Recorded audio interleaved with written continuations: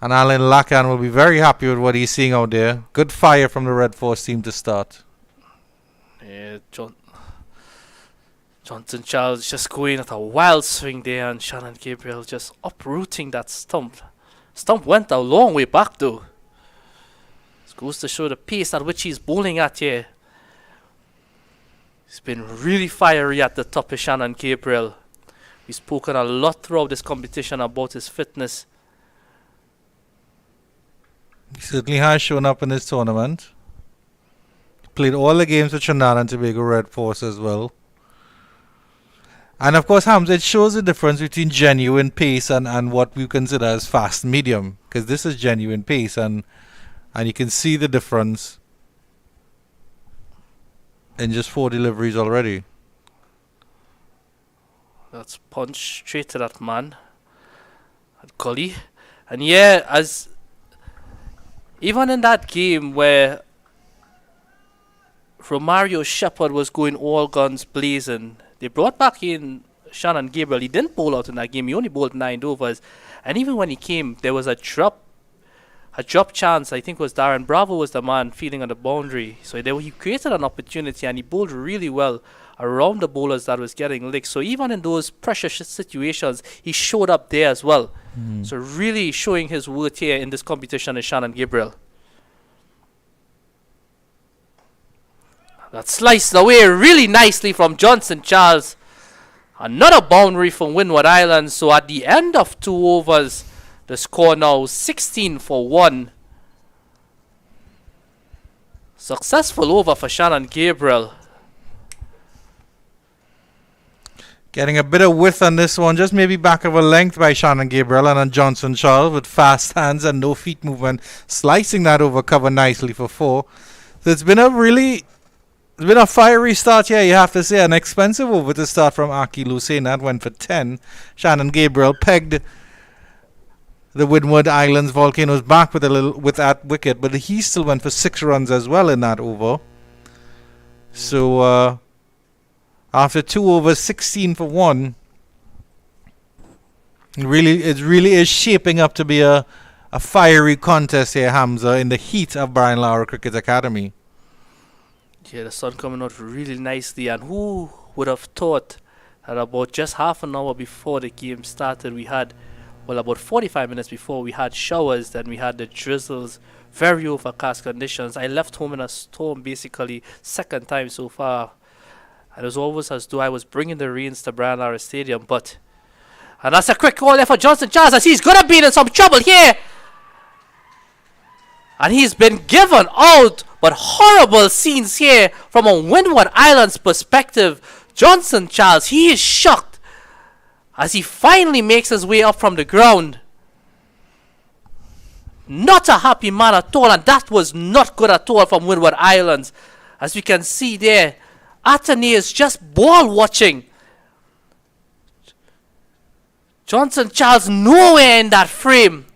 It was a good throw as well from that man at short square leg. Yeah, as we see this here, Athenaeus did the right thing, but you're quite right, he was ball watching. Johnson Charles not taking on his partner at all and careening down the pitch. And that's an unfortunate end for his very short stay. He's just gone for 8. And the Windward Volcanoes slip into further trouble here, 16 for 2. I really don't think that run was on at all. It might have been touch and go. But a good pickup by the fielder. And certainly good awareness, you have to say, from the fielder to throw to the bowler's end. Because he would have looked up and he could have gone to the keeper's end, where Athenaeus would have been quite safe. As Kavim Hodge comes out to join Alec Athenaeus.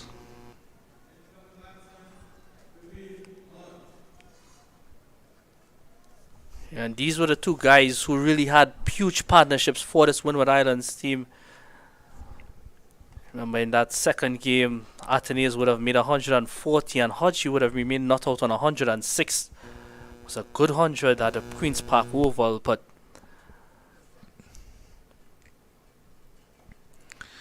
yeah, the Cricket Academy here in the Taruba in the Southlands has not been a happy hunting ground for the Windwards Volcanoes. And of course the Trinidad boys, Red Force, are on home turf still. And certainly they are in the ascendancy with that big wicket of Johnson Charles. That's a wide down the leg side, and that will run down to the fine leg boundary, and it should get there for 4. Freebie there from Akil Hussain. But he's done that on a few occasions so far in this competition, and I'm not sure if it's the left-right combinations at time, but just needs to get his reader correctly here, because it's been a really good start for Trinidad and Tobago. After Akil Hussain, we went for 10 in that first over, but yet they picked up 2 wickets here, Trinidad and Tobago team, so they wouldn't really mind that per se, but Akil Hussain will really need to be on point here. And that's a huge appeal. Umpire not interested at all, but was there a bit of inside edge there, Chang? Certainly a good stride forward by Athenaeus. May have been struck outside the line, or as it was going outside the line, that one certainly going on with the arm. But Hussain, when he slows on the deliveries, he's very, very good. That was a slow delivery, and certainly seems when he's trying to send in the faster ones that he may lose his trajectory a little bit. Another slow delivery. Just turn to the mid-wicket region there. And there is no run. Nicholas Puran there. Very bright orange shoes.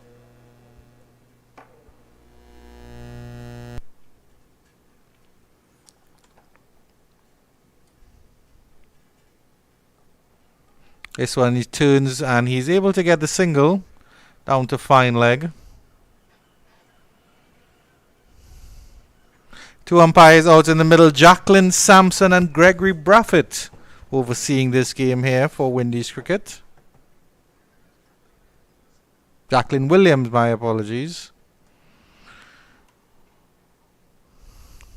So it's really good that we've seen a second slip come into play here for the right-handed Hodge. I'd love to see Akil Hussain just give that ball a bit of air and just pitch that wrong middle and off. Certainly with the left-handers, they'll get that natural delivery coming back into the right hand, and if he gets it to spin away, that's when he's in business. Puran crouching very low there. Hodge riding the bounce on that one and finishing the over quite nicely. It's a Nelson at the end of 3, 22 for 2.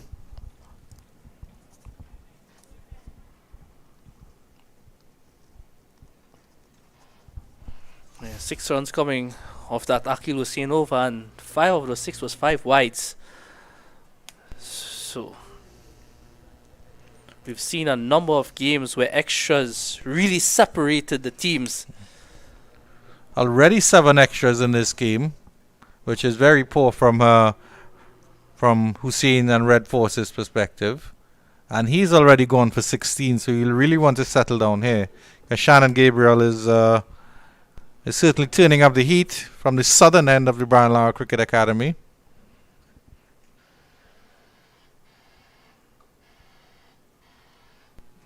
Full delivery just outside the off stump there, so a line that we've seen Shannon Gabriel be very consistent with in his first spell. Even though the shorter deliveries was just still outside, on and above outside that off stump. Hasn't really seen a lot of short ball into the body, but he started with one here today. All know he has an excellent shorter delivery because of that fiery pace of him. Really brilliant bowling here by Shannon Gabriel. And you could see in the warm-ups, Hamza, he was doing the sort of sidestep hip rotation as he was running up and down with the football, and you could see that he was moving very, very freely, and you can see that he's definitely getting into his work here, because Shannon, more than anybody else, is really a rhythm bowler, and if he doesn't get his rhythm right, he really looks very, very scratchy. as he did at the beginning of this tournament. The raw pace was still there, but now we're seeing the raw pace with excellent control. That's driven handsomely there from Athenes. So another boundary for the Windward Islands Volcano. First for Athenes. That was a beautiful shot. Certainly by Athenes there. Getting a bit of width there, and he didn't try to overhit it, just use the pace and drive it through that extra cover region. And we see the replay on it here. He certainly got into position. Maybe didn't move his feet as much as he would have liked.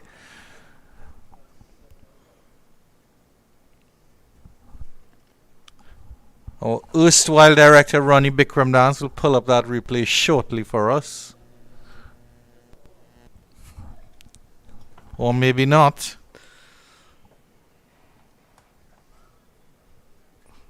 Certainly it's good to have Nisha Mohammed back in the scoring position and doing the other work as necessary. And our two cameramen, Aldwin Borneo and Matthew Rajaram, picking up all the views for you. That's much better there by Shannon Gabriel.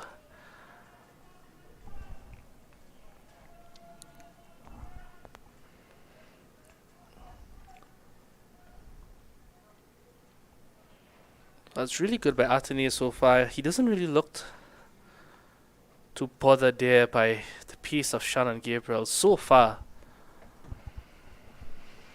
And that's good, knowing that he's a man who was in form at the beginning, led away a bit, and he's trying to just get back that form, especially in this stage of the competition. They're both very good compact players, Athenes and Kevin Hodge. That's good again, just not timing it on this occasion. It's a good piece of feeling there as well to back that up.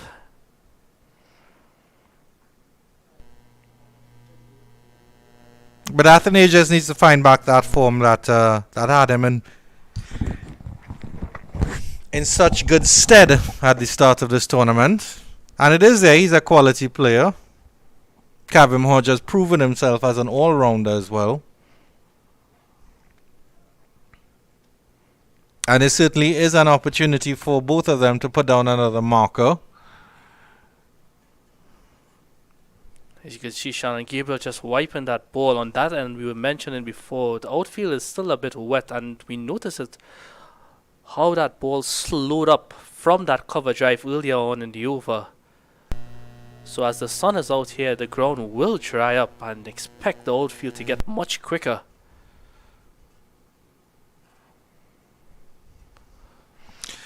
As to let all the fans know, at the end of this over, 26 for 2 here at the Brian Lara Cricket Academy, after the Red Force won the toss and elected to bowl against the Windward Islands Volcanoes.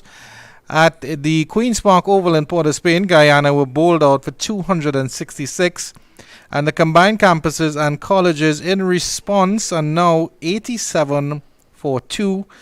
In the 18th over, they need a further 180 runs for victory.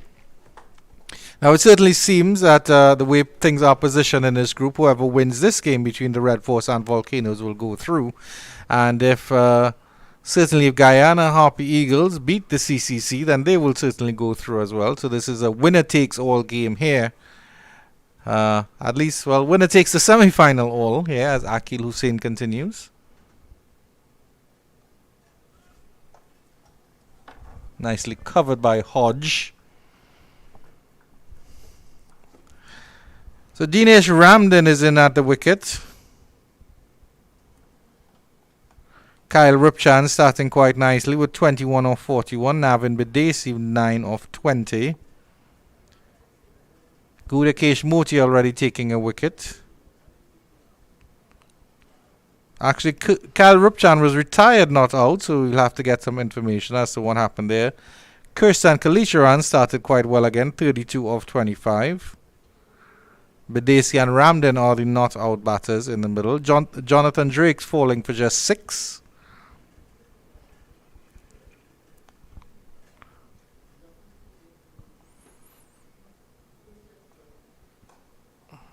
Nice push down by Hodge down to long off. Yeah, you spoke about Guyana winning that game. If CCC was to win that game, these two teams here would go through. It would certainly be an upset if CCC were to win that game, the way how things have been for them in this competition. Just not clicking at all. Have that man Dinesh Ramdin, he's been captaining that team. So they'll definitely need to go back to the drawing boards for the next competition. I certainly think that team is lacking experience other than the former Ramdin, and I think that's the problem with that squad. Ramdin is the only one with experience, and while he does have a wealth of experience, turned nicely by Athenaeus down to fine leg, and that will run away for another 4. So Akil Hussein, really expensive here, and his line is just not right, Hamza. Yeah, not for the first time we've seen this in this competition from Hussein. He's had a couple good games, but he's really not shown that consistency throughout. So he'll really want to be working on that here. He's played a lot of shorter versions lately, is Akil Hussein. Could that be a factor? Certainly something we'd love to hear from Mr. Anil Lakan when he comes on. So you see there, that's nicely turning that on. They only got one, though. A good piece of work there for the man on the boundary. It looks like that's Shannon Gabriel actually on the boundary there. Certainly looks like a different Shannon Gabriel than what we've known and seen these past couple of years. So kudos to him. But yet, yeah, we'll really love to get a word in from Mr. Anil Lakan more on that. See Hussein continuing much better. All know the capabilities of this young man. So after 5 overs, he scored 32 for 2.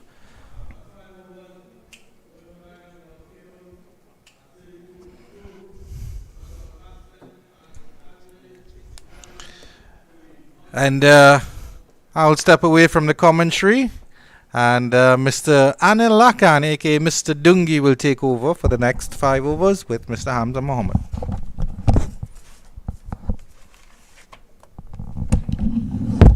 Yeah, and as Mr. Anil Lakan makes his way into the commentary box, we're also seeing a change in bowling. We have Mr. Jid Cooley. He's going to be coming from that far end. Welcome, Mr. Lakan. Yeah, pleasant good afternoon to you, Hamza.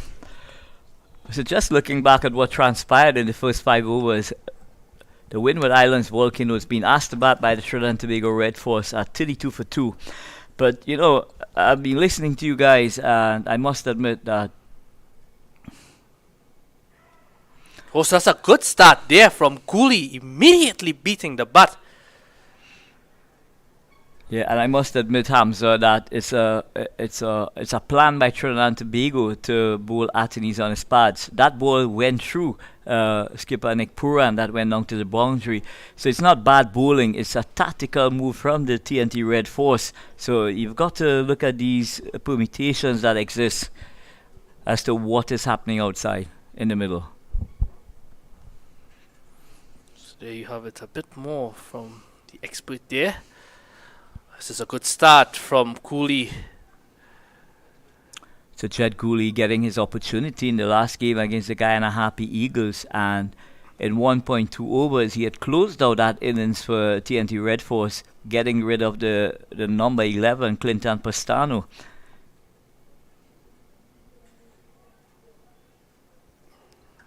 Cooley has really been one of those young guys coming through the ranks, really working hard, trying to make a breakthrough in this team. He already has a couple centuries, the longer versions.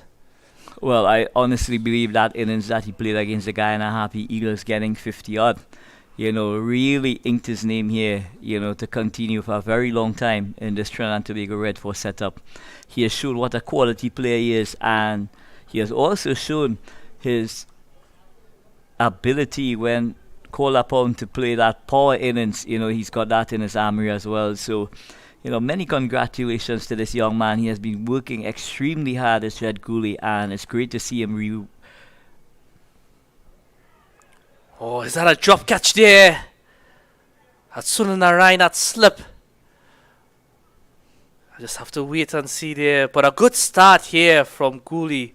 But is that a chance going down? So you see there, yeah, Narayan not expecting that at all. He got up really fast. Well, to all outside there, he was sweeping from outside the line of the leg stump. That ball took the bat of the bat. That's how it ended up past Sunil Narayan at first slip. So he must have been blinded, Sunil Narayan. But excellent work here from Red Gooley, getting into his work very, very early indeed. So, we can't, there's not enough adjectives to describe what a wonderful cricketer Red Gooley is. And I really want to wish him well in terms of his continuation where his development is as a player. But more so, love to see him playing more regularly and really establishing himself in this Trinidad and Tobago Red Force setup. Yeah, the score now after 6 overs, 35 for 2.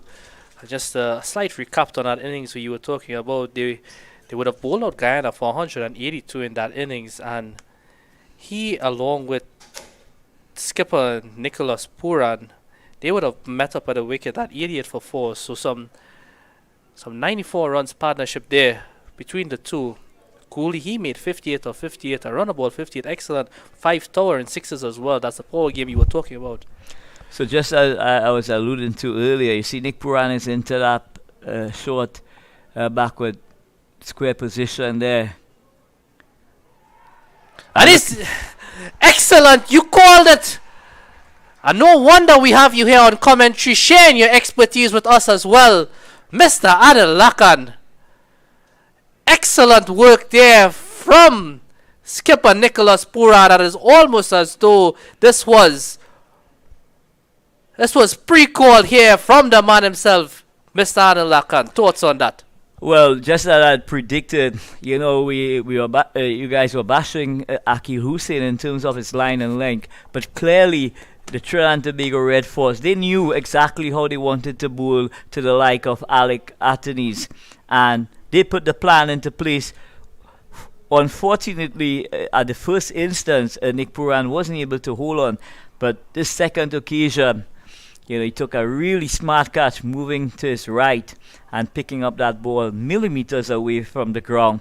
So Windward Islands definitely under the skids here at the Brian Lara Cricket Academy, losing their 3rd wicket. And what an important scout, is Alec Atenes. He has been very prolific at the inception of this year's tournament, scoring 3 consecutive hundreds, one against the Red Force, 120, and he had 2 other consecutive hundreds. But here it is that, having played in the tournament, the think tank and all the people affiliated with the setup, those guys have come up with a plan as to how they want to dismiss him. And, it's really wonderful from a bowling perspective to see that when you put a bowling plan into place and it's come to fruition. So excellent work again from, skipper Nick Puran, really setting it up nicely for Trinidad and Tobago Red Force at this early stage. Yeah, the new man strolling out to the middle there. Another man with a lot of experience, a lot of international experience as well. And Sunil Ambris. Saw him out there in the training session. He wasn't feeling too well initially, but it's good to see he was out there training with the team, and he's out here playing today, so that's good signs for Windward Islands. So Sunil Ambris and Captain Hodge, they have a lot of work to do to resurrect this Windward Islands Volcanoes innings. See Puran now, he's coming to a second slip here. And immediately a big swipe from Sunil Ambris. Some unconventional stroke played here. But he gets off the mark, it's only 1. So we see in Sunil Ambris trying to make a statement, very, very early with this first ball he had received. He's showing a lot of intent. But what is required at this stage is situational cricket from both these batters, and it's important that both these batters really sit down, and make valuable contributions to this team. Oh, and that's gone! Another wicket for Akil Hussain, just getting a bit of bounce on that occasion. So the two players we were hoping to rebuild there has gone in quick succession. This time, it's Kaveem Hodge. He goes for 2 of 7 deliveries. This is excellent comeback from Akil Hussain. So what a wonderful delivery from Akil Hussain. It was the arm ball, the quicker ball that went onto the arm. Kaveem Hodge was trying to punch that ball through the offside. Sunil Narayan punched it on the second occasion. And I tell you what, Trinidad and Tobago Red Force, they're smelling blood here at the Brownlow Cricket Academy. They're running riot against this Windward Island Volcanoes batting lineup. Yeah, but this is good. This is going to bring out the skipper, Andrew Fletcher.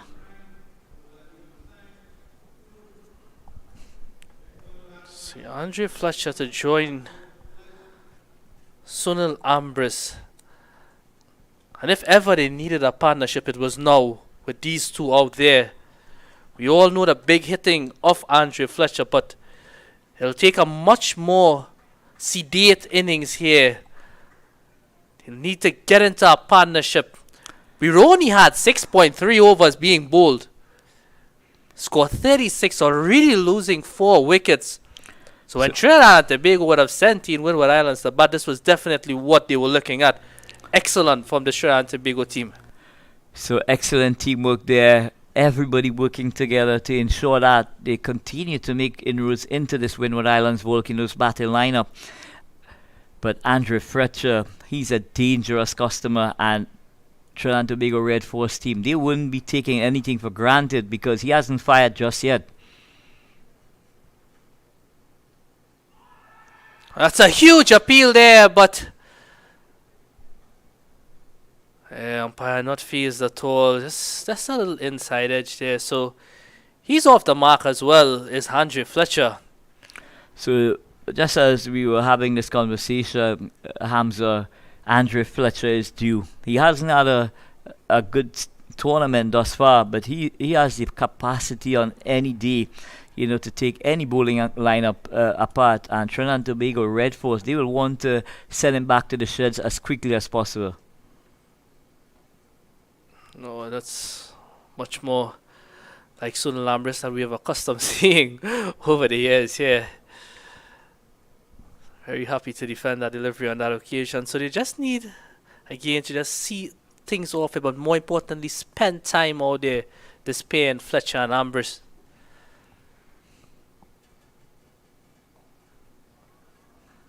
So this is good work here from Akil Hussain at the end of 7 overs now. The score 37 for 4.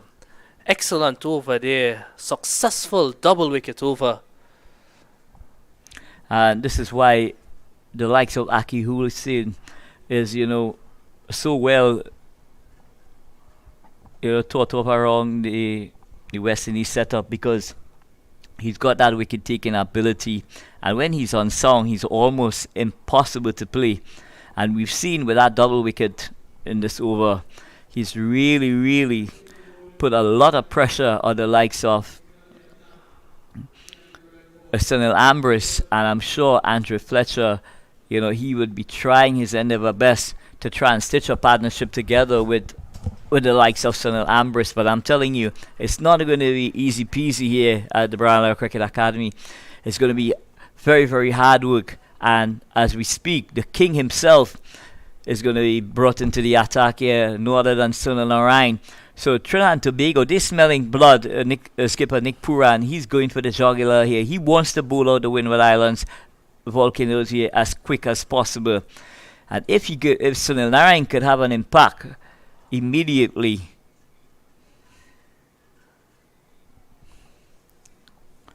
yeah, he's talking about going for the kill, and who better to do it than this man on your screen who is bowling number 24 himself. Yeah, a man who has done it around the globe successfully, may I admit. I was just stuck in that there.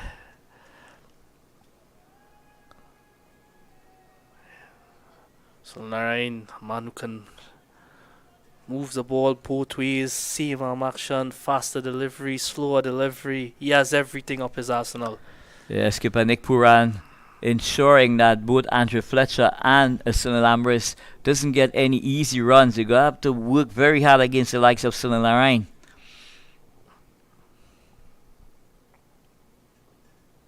Oh, this is good from Narayan. So Keeping it a bit flatter. So excellent leadership here from skipper Nick Puran. Really reading the game expertly here at the Brownlow Cricket Academy.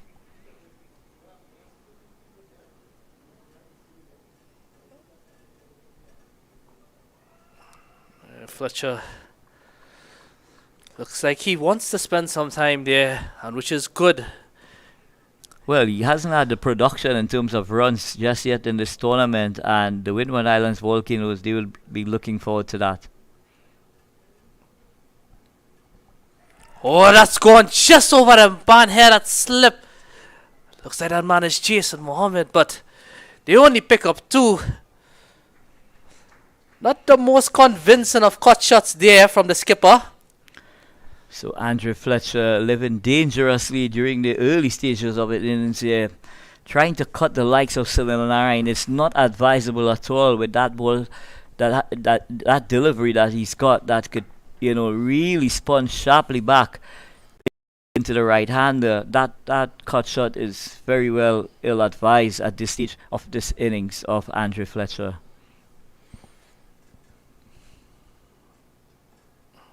That's much better there. At the end of 8 overs, the score now 41 for 4.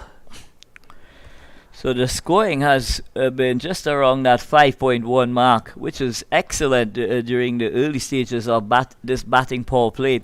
But when you look at 4 wickets already back in the shed, that's a huge setback for the likes of the Windward Islands Volcano batting lineup. And both Sunil Ambris and Andrew Fletcher, the captain of the Windward Islands Volcanoes, they have a really huge task on their hands to bring Windward Islands back into this contest here at the Brownlow Cricket Academy. I'd like to say a pleasant good afternoon to the South Young Warriors family.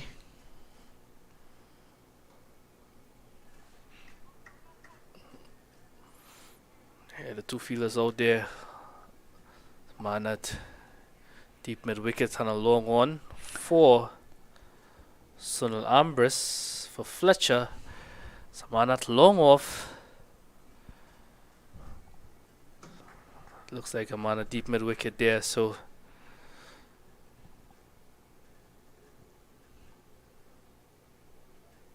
that's excellent from Hussein. He's really come back well after that first over. And that's just the quality of the young man. Yeah, Akil Hussein has been doing extremely well in this white ball format, representing both West Indies and Trinidad and Tobago Red Force team, and he just continues to develop.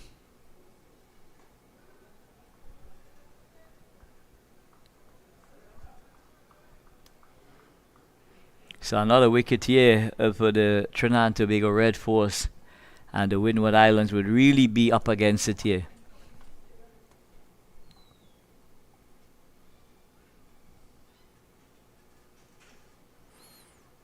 This is really good here, and the thing about it is he's getting through his overs so quickly, not leaving the batsman to settle at all. So I'm predicting the likes of Yannick Karaya should be coming on very shortly as well, to add that pressure to this Windward Islands batting lineup.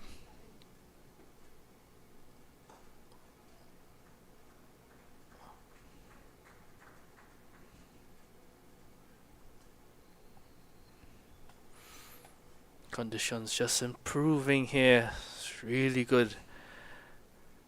Nice sunny weather out there now. Hope it remains so for the remainder of this. Oh, that's cut away again. So Fletcher has been trying to cut those deliveries very close to his body. At the end of 9 overs, 42 for 4. It looks like he's done a bit of damage to his left leg there. So we're going to see the reintroduction of Shannon Gabriel. So skipper Nick Puran is asking his one of his main strikers here to come back and try and pry out another wicket inside the batting power play. So excellent aggressive leadership here from skipper Nick Puran. Really ringing the changes here, and they won't allow any of these Windward Island batters to get acquainted with any bowler, should I say. What he'll try to do is rotate his bowlers and try and mix it up as much as possible to get the desired results. Yeah, Shannon Gabriel, he's bowled 2 overs so far, 10 runs, 1 wicket. Chid Cooley just that solitary over, going for 3 runs. Narayan, same as well. Akil Hussain, he's bowled 5 overs, 26 runs, 2 wickets. So 4 bowlers already being used. We just had 9 overs here. So Shannon Gabriel bowling with a slipper, gully, a backward point, cover, mid-off, mid-on, short fine leg, and a deep backward square on the boundary.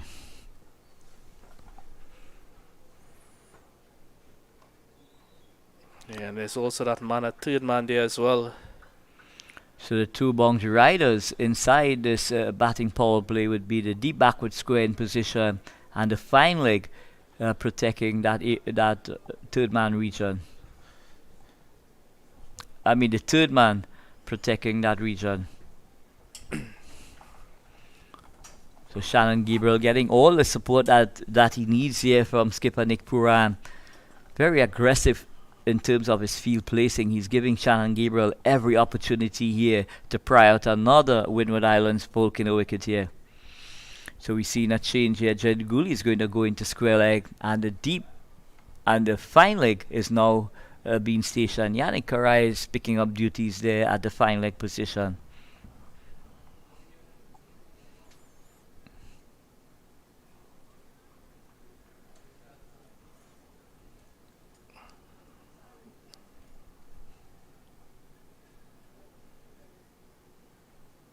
Oh, that's really fiery again. So Shannon Gabriel continues to prove to all his detractors, in terms of, is he fit? When will he get fit? I'm telling you, Shannon Gabriel now is really pelting down. He's really let going some thunderbolts here at the Brian Lara Cricket Academy. Now we've spoken of past of senior men trying to gain form here and help their team and through those crucial moments, and we've seen it earlier on. Leon Johnson getting that 50 odd that last couple games Guyana would have played, so they'll be hoping from a Windward Islands perspective that these 2 guys could go on to make a big score. And that's cut away really nicely. The outfielders a bit slow due to the rain that fell, so good piece of work there. Pick up 2 runs. So Kean Otley there doing chasing there at that cover boundary. They're making an excellent start, just inches away from the boundary and saving his team a valuable 2 runs. But that takes the likes of Sunil Ambris on to 6. So Shannon Gabriel just short and wide. And that was cut away through that cover point region.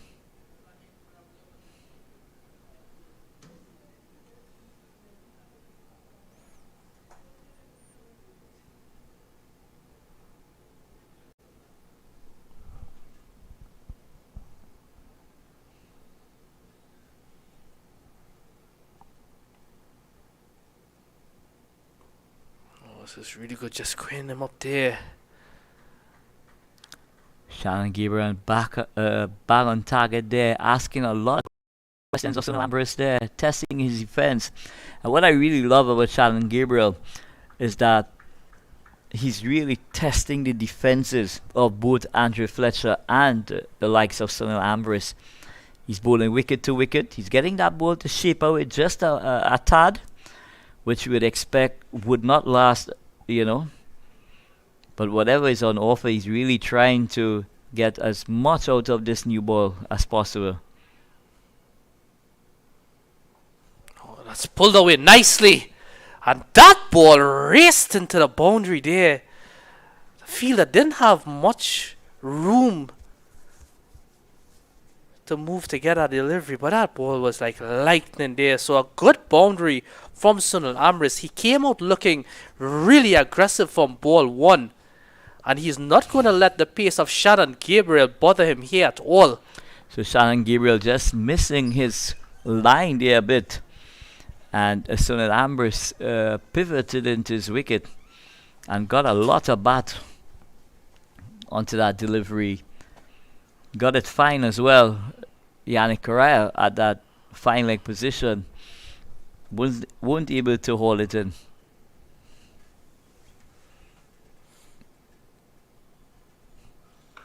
Oh, that's played really nicely.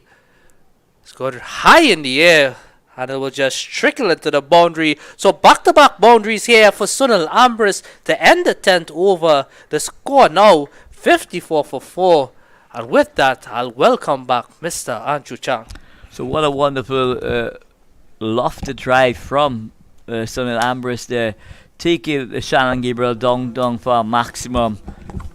So at the end of the power play, Windward Islands Volcanoes being asked to bat by the TNT Red Force. They are 54 for 4. Out in the middle is Sunil Ambris on 16, and Andrew Fletcher, the captain of the Windward Islands Volcanoes, he's on 3. So welcome back, Mr. Andrew Chan. Good afternoon once again, viewers. Good afternoon, Mr. Lakan. And it seems like you are the good luck charm for the Trinidad and Tobago Red Force, because as soon as you started your commentary stint, the boys started taking up wickets and really put in a stop to whatever progress the Windward Volcanoes were making. Good little rebuild here by Ambris and Fletcher. Just 18 runs into this partnership as Akil Hussain continues. Still 2 slips in operation. Beaten all ends up by that one.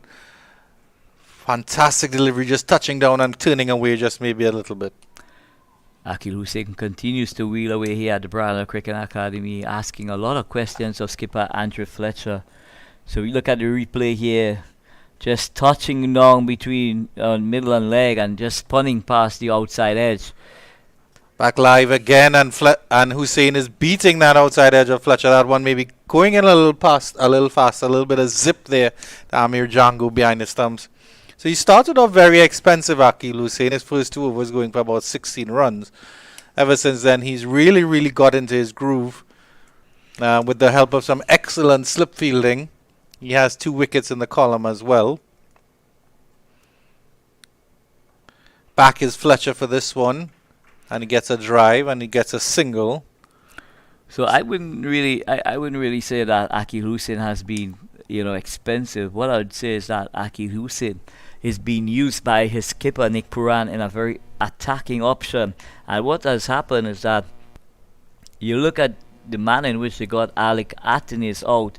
It was clear, a very clear plan that went into work, and it brought fruition. So it's just Akil Hussain being. Good drive there by Ambris this time. Yeah, so the cricket is being played with a plan here, Andrew Chan. So sometimes you see things are happening outside, and you've got to be a bit careful to analyze what's taking place. Certainly, thank you very much for your thoughts there, Anil, as Hussain continues. Good delivery.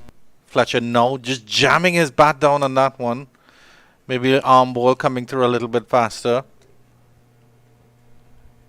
And as you'd expect, the spinners go through the overs very quickly.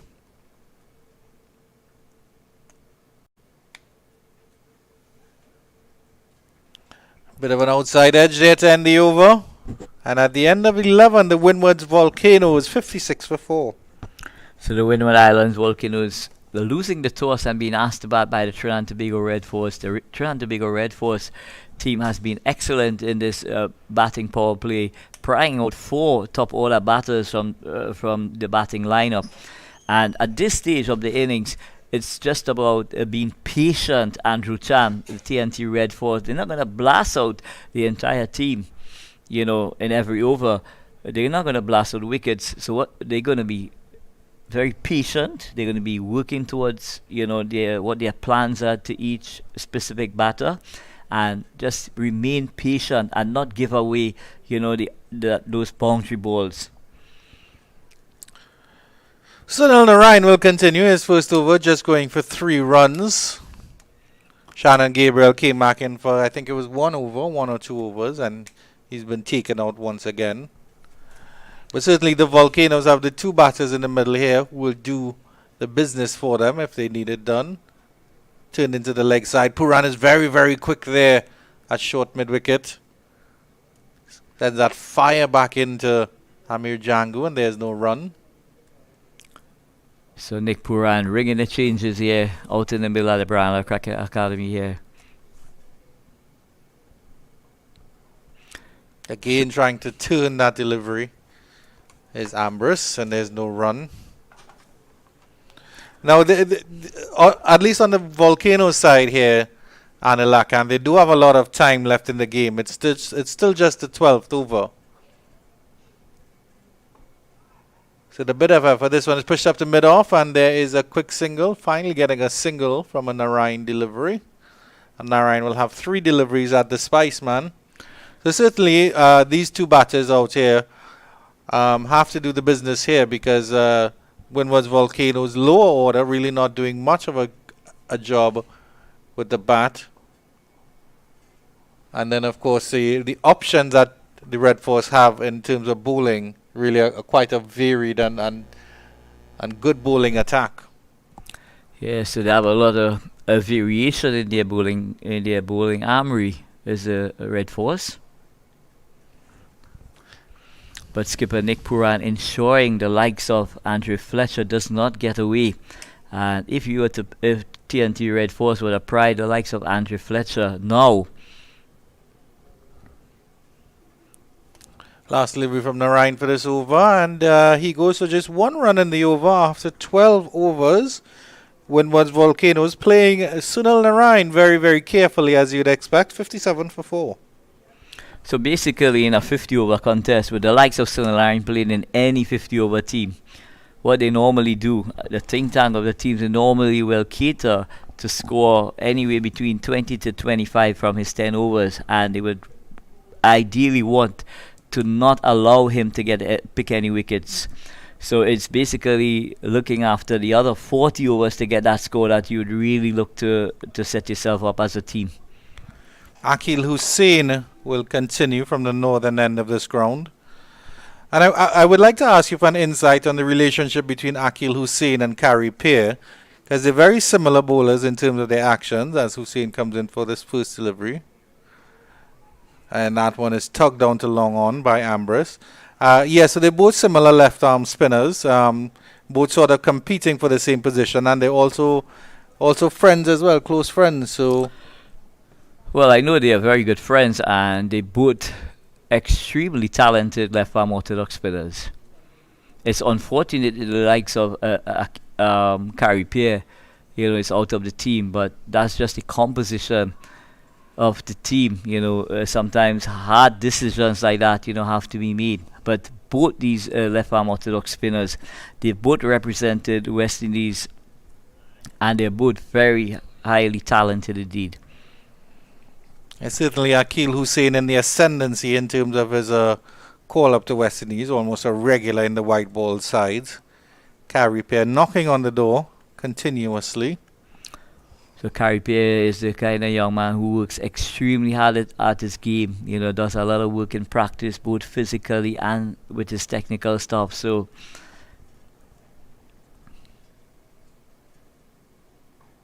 good delivery by Hussain. And Hussain has also, I think Hussain always had some skill with the bat, but he's certainly showing that he has a little bit more than skill, and certainly bordering on prowess with the bat. Well, history would have shown that the likes of Kari Peer, he does have a a regional 100 at the 40 level. So he's no mug with the bat as well. Turn down to the short third man, and they'll get a single here.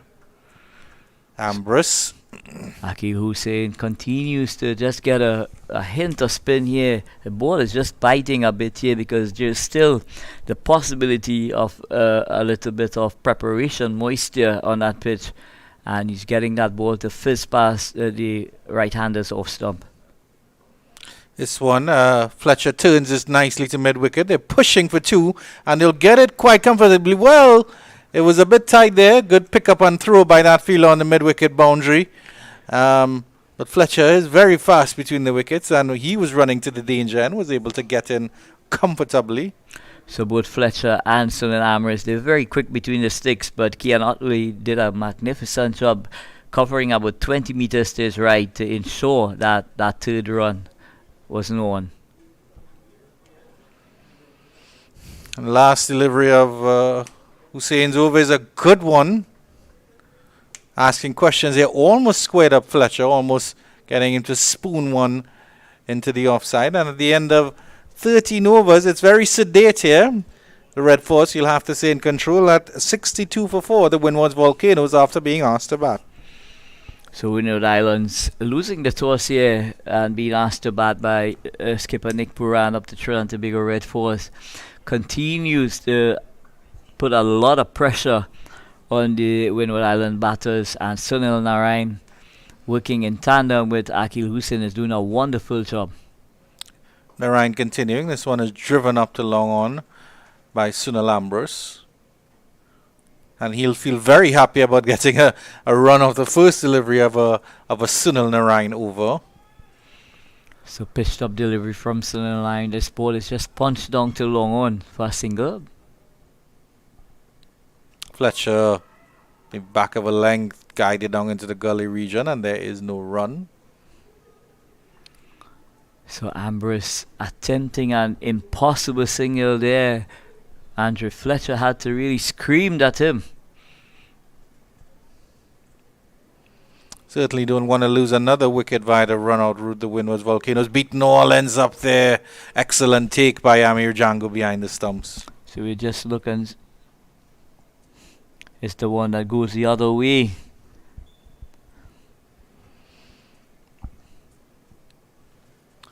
And the Red Force, of course, have lost 3 major players off the Western duty as Narayan comes into this one. Fletcher turns it into the leg side, and there's no run.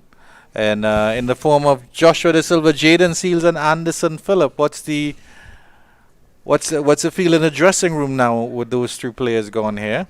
Well, this dressing room continues to be in high spirits because the replacements are just as good as the players who left our shores to go down under to play into that 2-test series against Australia. So, the likes of Ami Django, Jed Gooley, and these guys, and them, they are very able indeed. The strength of the Trinidad Tobago Red Force team, is very good indeed. Trying to cut in that over Andrew Fletcher, nothing doing there. Another wonderful over by the champion spinner Sunil Narayan, just 1 run again off that. Windward Islands Volcanoes 63 for 4 after 14. So Trinidad Tobago Red Force continues to dominate here at the Brian Lara Cricket Academy, but they wouldn't want to become complacent at no time or any stage of this game, Andrew Chan, because the winner of this game guarantees themselves a place in the semi-finals, traveling to Antigua. So a lot to play for here between both these teams here. A winner will take themselves into the semi-finals. So just having a look at what transpired thus far, we just missed it there, the scorecard. But after 14 overs, the Windward Island Volcanoes being asked to bat by the TNT Red Force. They are 63 for 4. So it's going to be Yannick Karaya to bowl his leg spin. Yeah, Nicholas Puran exercising his bowling bench strength. And there was a bit of an issue with Yannick Karaya. He seemed to have twisted his ankle in the football warm-up. And there was a question as to whether he would play today. But it's good to see that he is out there. And he has his first delivery. Ambris is forward and just stabbing that down there into the offside. And there's no run. Yannick Correa just recently came back from the World Cup with the West Indies senior team.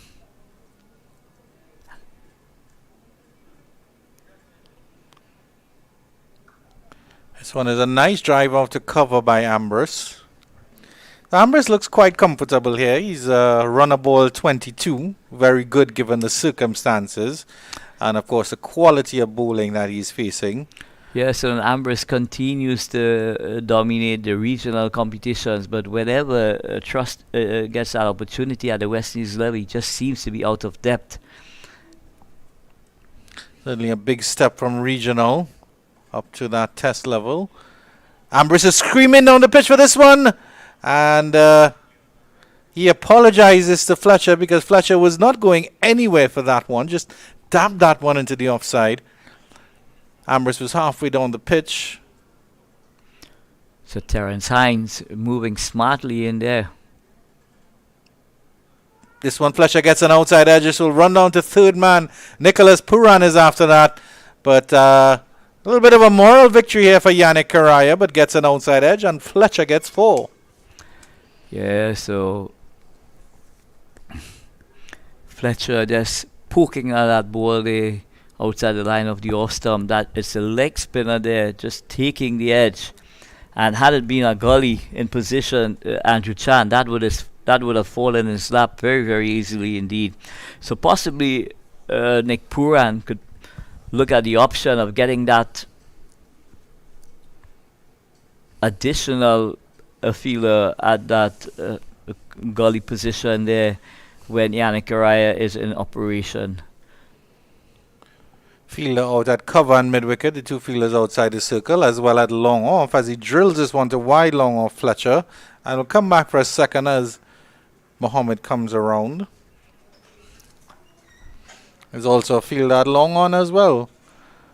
So Andrew Fletcher just leaning on that delivery there, caressing that through extra cover, and he was able to pick up 2 easy runs here. That takes the score into 68 for 4. Andrew Fletcher is into double figures. He's on 11.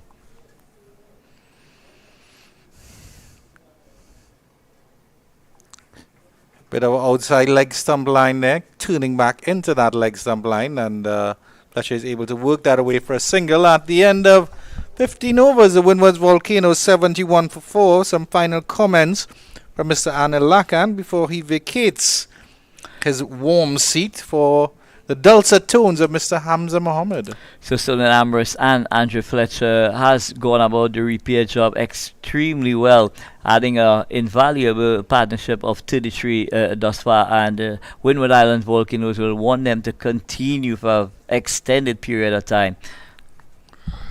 Thank you very much for your stint, Mr. Anil Lakan. Sunil Narayan continues from the southern end of the ground to Andrew Fletcher. Gets a delivery that is played up into the gully region, just to the right of the gully, and he is able to get a single. Mr. Hamza Mohammed settles in next to me. Sunil Narayan wearing number 24 on his back. He usually goes with the number 74.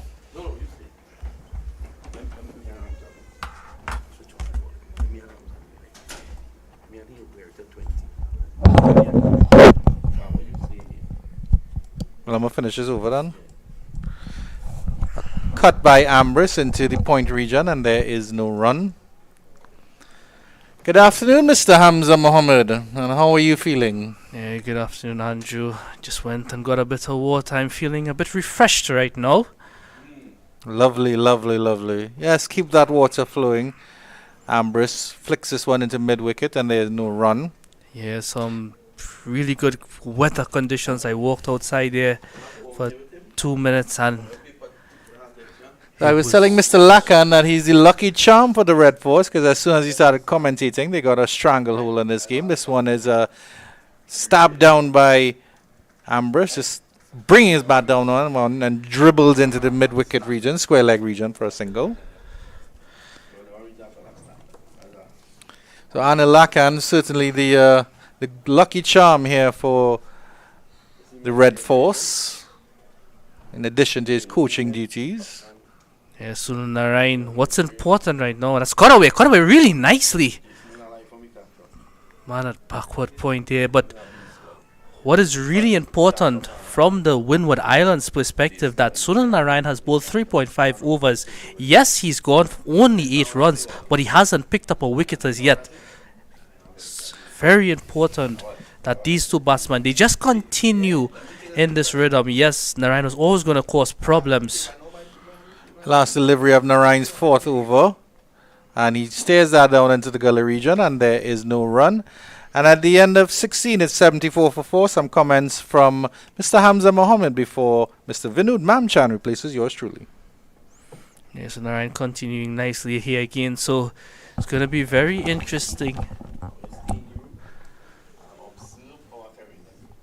Very, very interesting to see how they use Narayan here. And so at the end of 16 overs, we have a bit of a water break here. So we'll be back in a couple moments to continue coverage here at the Brian Lara Cricket Academy.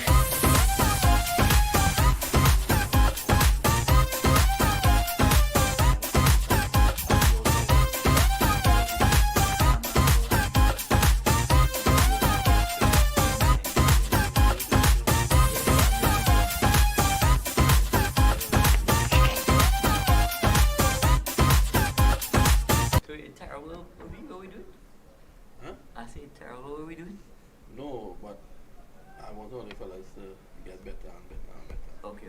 So when I have the opportunity, Yeah. I will come on with the just observe. Right. Okay. Just observe. Okay. Right? Yeah. How to do like so this is TV commentary, this is not radio. Although CWI taking a radio feed.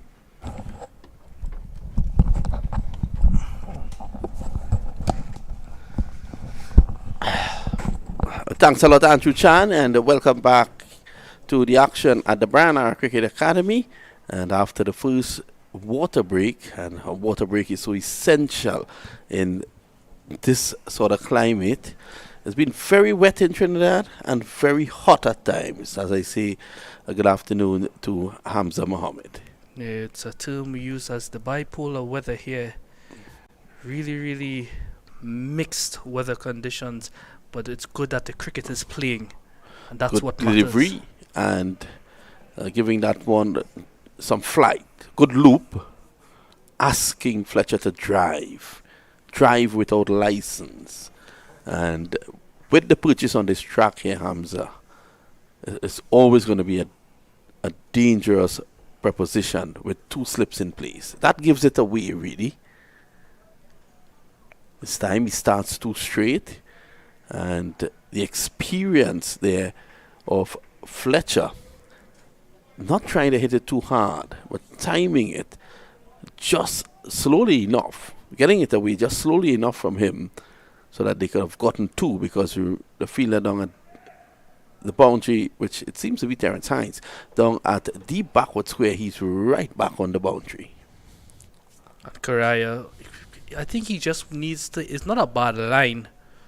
See that ball turning again. It's not a bad line on that leg stumps, judging that he has those fielders back on the boundary. But rather than bowl flat, I would love to see a bit more air being given, especially we know Fletcher, he tends to play those tenacious shots out of the blue. Yeah, but that last delivery was a better line. He adopted a better line, and that's a line. Probably it was a bit too short. Fletcher was able to read him off the track. This is it. This is better, but again, the line too straight. And you can see Fletcher just easing the pressure a bit by getting a single. Strike rotation eases pressure. And I think these 2 guys here, they again guys who have some international experience under their belt, have been around the regional circuit for a really long time, especially that skipper. They'll want to use this experience, especially these guys who hasn't had the best of tournaments at all. We're basically the last game of the group stage here at the Brown Cricket Academy. So if there was ever a time you need to build form, it's now, heading into that semi-final stage. Well, this is basically a quarter-final. Who wins here goes through. That's an ugly, ungainly shot there by Ambris, losing his shape altogether. Head in the air. Yeah, one has to figure out how fit is Ambris out there. He wasn't too well. He went out to the training, still didn't look too well walking back in. And since he's came out, he's looked to play some very ugly shots at uncanny times right now. Still too short, and it goes back to him on the bounce. Luckily for Correa, he got away with that. It's the end of the over. And at the end of over number 17, the latest score at the Puran Cricket Academy, the Windward Volcanoes asked to take first strike. They're 77 for 4. Yeah, playing on this pitch immediately. The first game that played on this pitch here, we saw a swing, we saw a lot of turn as compared to that first pitch. So having these spinners in their lineup, it's no surprise at all from the Trinidad and Tobago team. And we've already seen that they've gotten some purchase. Shannon Gabriel has done lovely using the swing of that new ball on this pitch, those few games that he's played. So that's really good signs from the Trinidad and Tobago bowling attack. Obviously, the ball would have been hard. Pitch fresh, he would have gotten that assistance. It will not be the same when he comes back for his second spell, though. Narayan going down the leg side. Narayan has been almost unplayable in this tournament so far. He continues to be. He's in his 5th over, none for 8. What Shannon Gabriel has done really well in that second spell, he uses his bounce. So I'll continue. Yeah, I was saying he uses his bounce really well in that second spell, particularly getting that ball to kick on a short of a length, which just goes to show the hard work that these groundsmen are doing to try and get these pitches ready and well for this entire competition, well, at least for this leg here in Trinidad and Tobago. So this is the final round here in Trinidad and Tobago before the teams, well, not all the teams, they'll have 2 teams heading to Antigua. Good running. Fletcher, that's delaying the shot, getting it to backward point. Gets 2. And Sunil Lorraine leaks a red double. And number 24 on his back, Anil Lakan. One of our commentators likes to call him the king. But 24 in playway here in Trinidad is really queen. Have you noticed that, Hamza? To be honest with you, no, I don't really know much about playway system, but I mean, we learn every day, so it's going to be very interesting to see how that number adapts to his play here. Now, Fletcher has not grabbed the headlines in this tournament so far. If he does it today and could lead his team to a score that they can fight with and possibly win, all will be forgotten. So he has all right before him to play for. Narayan.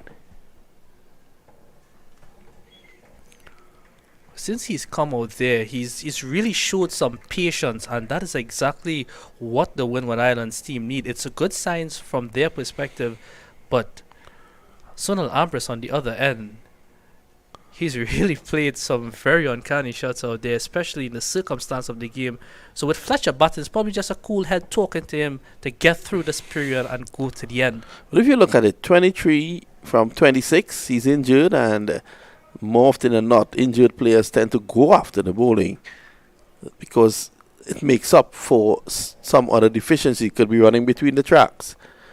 If you're nursing, let's say, an ankle injury, a leg injury, Narayan bowls a no ball, by the way, so a free hit is coming up. And he's able to change the field because there's a new batsman on strike, and that's Andrew Fletcher. So you can judge that from his run rate. 23 of the strike rate, 23 of 28. Fletcher has been more measured, 22 of 41. But I think this ball gives him the opportunity to get it away. He does. It's caught by Gully, but of course it's a free hit. So at the end of over number 18, the score now 83 for 4. And just to add to that point about teams qualifying for that second round, Guyana at the Queen's Park Oval, they were bowled out earlier for 266 and 47.3 overs. CCC, after being at one stage 96 for 3 after 22.4 overs, they're currently at 127 for 8 after 32.4 overs. Just goes to show how their season has been. So should Guyana win there, they will be going to Antigua. And the winner of this team Will will join them. Yes. So as you said before, and rightfully said, practically a final for both teams here. Well, it's a quarter final. If you want to look at it like that, whoever wins this will get into the semi-finals.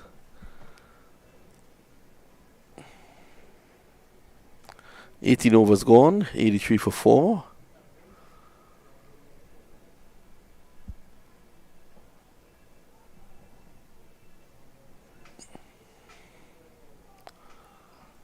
Ken Purchase helping on that occasion. A real loose drive there from Andrew Fletcher. But what's a bit of concern currently is the running between the wickets of these two. Since they've been out there, there have been a lot of miscommunication.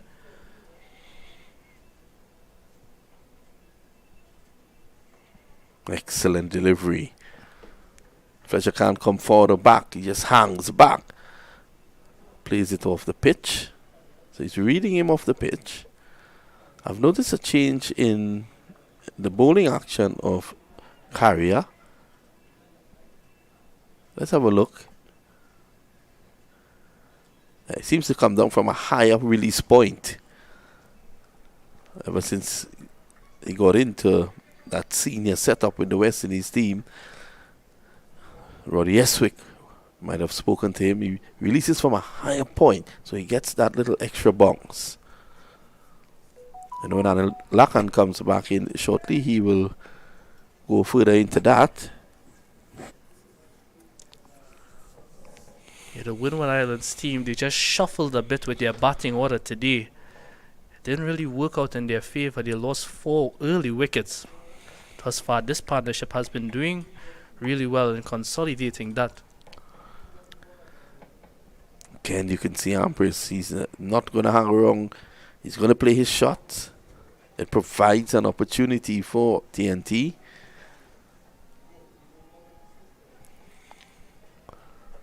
Looking a bit flat out there now. You can see Darren Bravo just trying to G them up.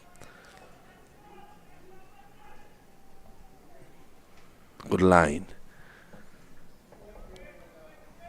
So Trinidad Tobago throughout this competition, I think that's probably what they need to work on a little more. Just keep that energy levels high in the field. They've had instances where they've picked up a few wickets quickly and then the energy level drops. Teams build partnership and then that wicket comes, it gets back high again. almost premeditated that shot. Gets Ambris off strike. You can see Ambris is nursing his injury. He's not himself.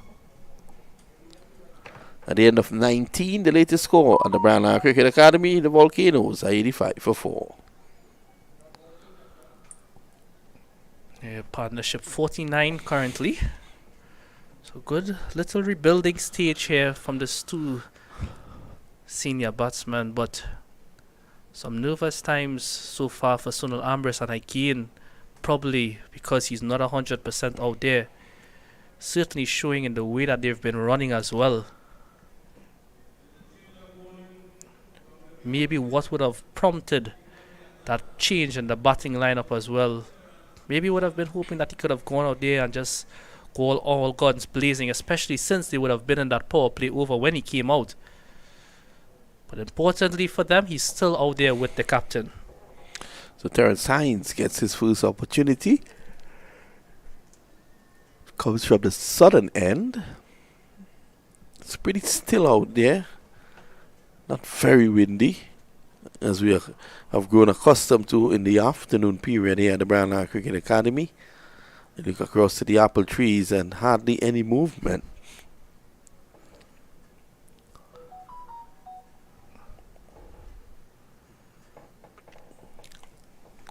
Here's Hines.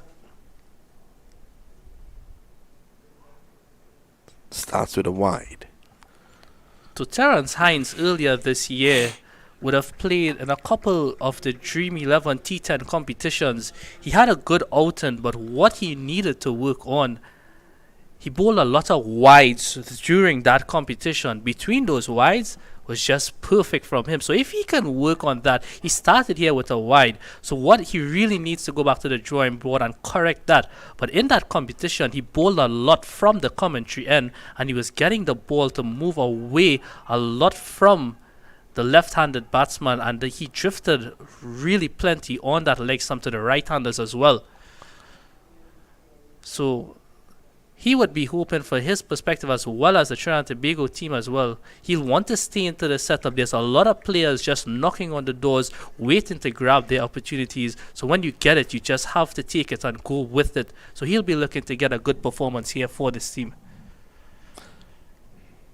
Hines has served Trinidad and Tobago well, especially in the 4-day format. So 86 for 4. This is a worrying partnership now. It's actually 50.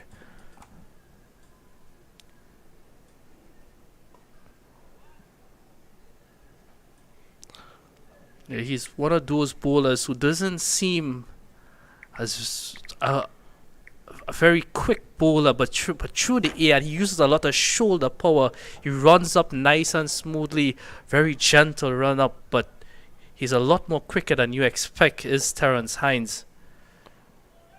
He got a lot of swing as well from this end when he bowled earlier on this year. So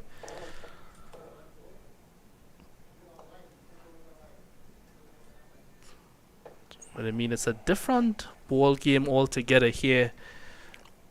A longer version in this day and age, Mr. Mamchan.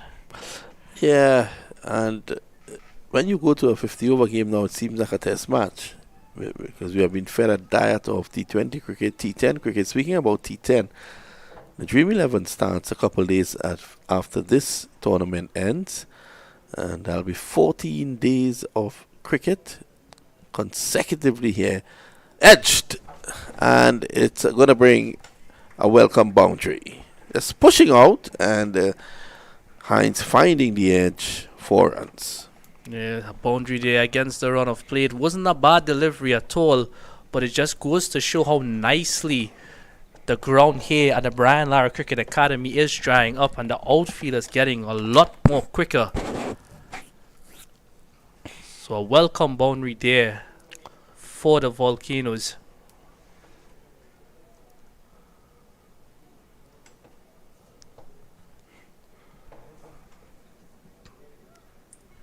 Partnership really going along nicely now. Some 55 runs.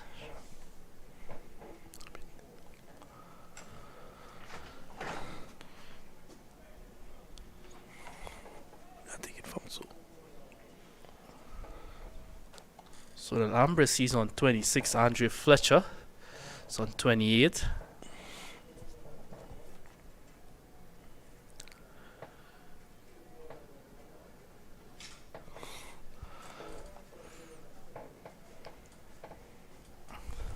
Just one delivery to go, and the run rate at the moment is not bad at all.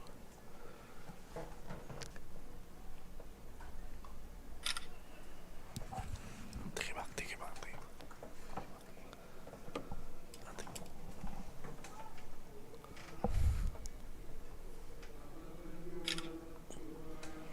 So at the end of 20 overs, the Volcanoes, they're 91 for 4. We're going to have a double change in the commentary position with Anil Lakan coming back with Andrew Chan. Of course, Anil Lakan will feature in the Dream 11. He's decked off today in a red 4-stop and pants. Always a sharp dresser. It's Anil Lakan. And he brings with him Andrew Chan, the man from the West.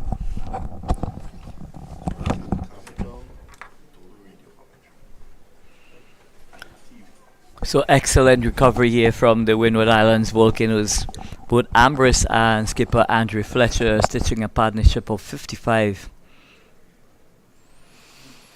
Yes, certainly. Good afternoon again, Mr. Lakan.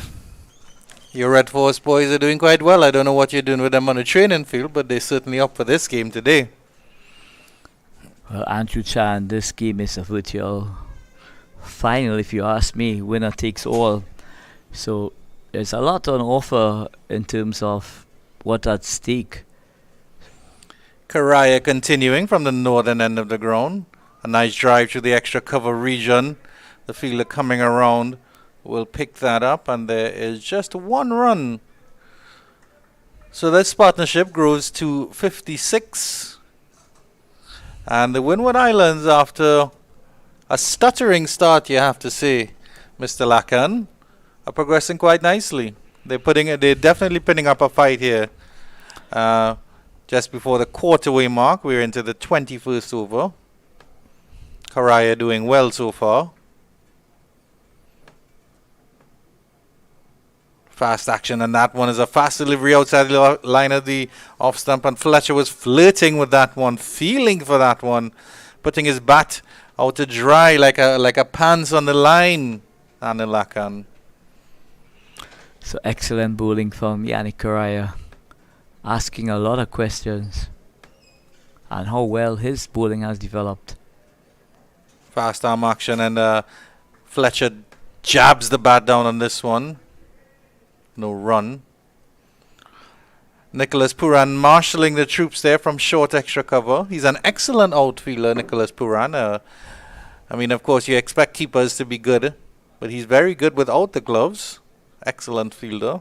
Took a wonderful catch at leg slip earlier. And here he is again in the frame with those resplendent orange boots. So excellent recovery from the Windward Islands Volcanoes here. Stitching a partnership of 56 between Ambris and skipper Andre Fletcher, and it has been a difference in this innings thus far. It's been a measured innings from both Andre Fletcher and the likes of Sunil Ambris. So one turn down to short third man, and there is no run. And that will complete the 21st over with the Windwards Volcanoes 92 for 4. Sunil Ambris started quite briskly, slowed down a little bit with the spinners of Trinidad and Tobago Red Force doing the business in the middle order. And Andre Fletcher has been very sedate. It's not your typical Andre Fletcher innings, but certainly playing according to what his team needs. Well, skipper Andre Fletcher playing what we'll call situational cricket, reading, assessing what's happening out in the middle, and trying to measure his innings, but he's been excellent thus far, mixing aggression with very good song defense as well. So Andrew Fletcher and Sunil Ambris, the Windward Islands Volcanoes, they need both of these batters to take them deep into this 50 over contest in order to put up a total that they believe that they could defend. in the second half of this encounter against Trinidad and Tobago Red Force. Terence Hines to continue here from the southern end of the ground. I'll ask Anna Lacan to give us an insight into the preparation of this game because, as he mentioned, it's a winner-takes-all trip to Antigua for the semi-finals of the CG United Super 50. So there would have been, of course, special preparations for this game as Hines comes in to Ambris, played into the cover region, and there's no run. So there's absolutely no special practice. It's normal practice with the level of intensity and purpose. You know, these players are professionals and they know themselves better than anyone else. So it's more about, the players preparing themselves, and putting together that formula that they believe could bring the results of Trinidad and Tobago collectively as a team. Hines to continue with this delivery. Plays up to the long on region for Ambris, and there's a single. But certainly, in terms of the plans for specific players, who would that come from? Would that come from management, or would that come from the players themselves? How do you approach Sunil Ambris? How do you approach Andrew Fletcher? How do you approach Athenaeus and Hodge? Well, we do have a analyst on board with the Trinidad and Tobago Red Force team, so he would be doing a lot of background checks, marrying the stats with the technical aspects of the game as well. So he will be providing some useful information to the think tank of the Trinidad and Tobago Red Force team. Flicked nicely there by Fletcher, although it may have struck him a little bit on the inside of the leg. Maybe ball onto leg. He's just feeling his left leg there. So when you look at someone like the analyst and what he does, like let's just use Aki Lucin for instance, he will pull up his pitch map, and show him exactly, in the previous game where he's possibly aired in terms of his length or line. And Akil Hussein being the ultimate professional that he is, I'm sure he would have worked out exactly what he needs to do in order to come back stronger in terms of his groupings where his deliveries has been pitched. So it's not just turning up and playing. There's a lot that takes place behind the scenes in terms of the prep. Certainly good insight from Lacan here. Fletcher is set to continue at the non-striker's end. Hines comes in to Ambris. Flicked to the mid-wicket region. There is no run yet again. So Terence Hines do have a huge responsibility as well as part of this bowling armory of the Trinidad and Tobago Red Force team. His role is to come on here, keep things quiet, but as well, try and chip away at the wickets. Aborting his run there, didn't feel comfortable with that. And of course, as you mentioned, Arnold, the players are professional. So I want to ask you, how do they approach, let's say, constructive criticism or working on their skills? For example, we know Sunil Narayan wasn't one of the best fielders around, and he certainly worked on that and certainly become a very good fielder. So how do these players, even though they're professionals, approach constructive criticism as Hines continues here? Again, the push into the cover region. Well, I would say... I wouldn't want to refer it as constructive criticism, Andrew Chan. What I would say is that, once it's brought to the attention that, improvements can be made, and of course, every player ambition, is to become a better player. So when information are provided, they go back and put in the hard miles, that we would say, to try and be the best version of themselves. Terence Hines, not the fastest run-up in the world, but certainly uses that shoulder, almost a sling as he delivers that one. Again, another push into the cover region by Fletcher, and there is no run at the end of 22. It's 95 for 4. The Windward Islands staging a bit of a recovery, but the Trinidad and Tobago Red Force spinners really holding firm here in the middle overs. So the TNT Red Force spinners have been doing a fantastic job for skipper Nick Puran and the entire Trinidad and Tobago Red Force team. They've really put the skids on all the teams that they've played thus far. But what is required now is for the likes of Yannick Carrier, to continue to make further inroads into this Windward Island Volcanoes batting lineup.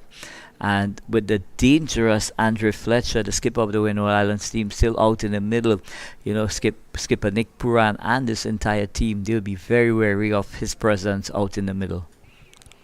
Karaya to continue. Of course, we just saw the St. Lucia batting scorecard.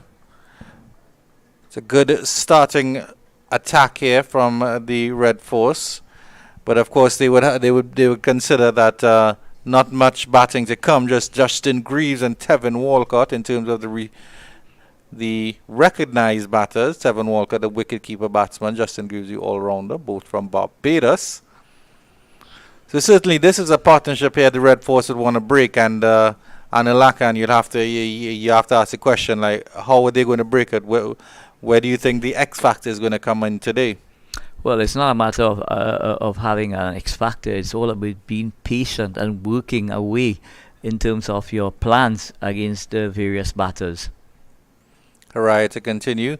Big sweep here, and that will just over the fielder at backward square leg. A valiant dive there by Shannon Gabriel, the big man getting down. He was a bit hesitant, slow moving in that one.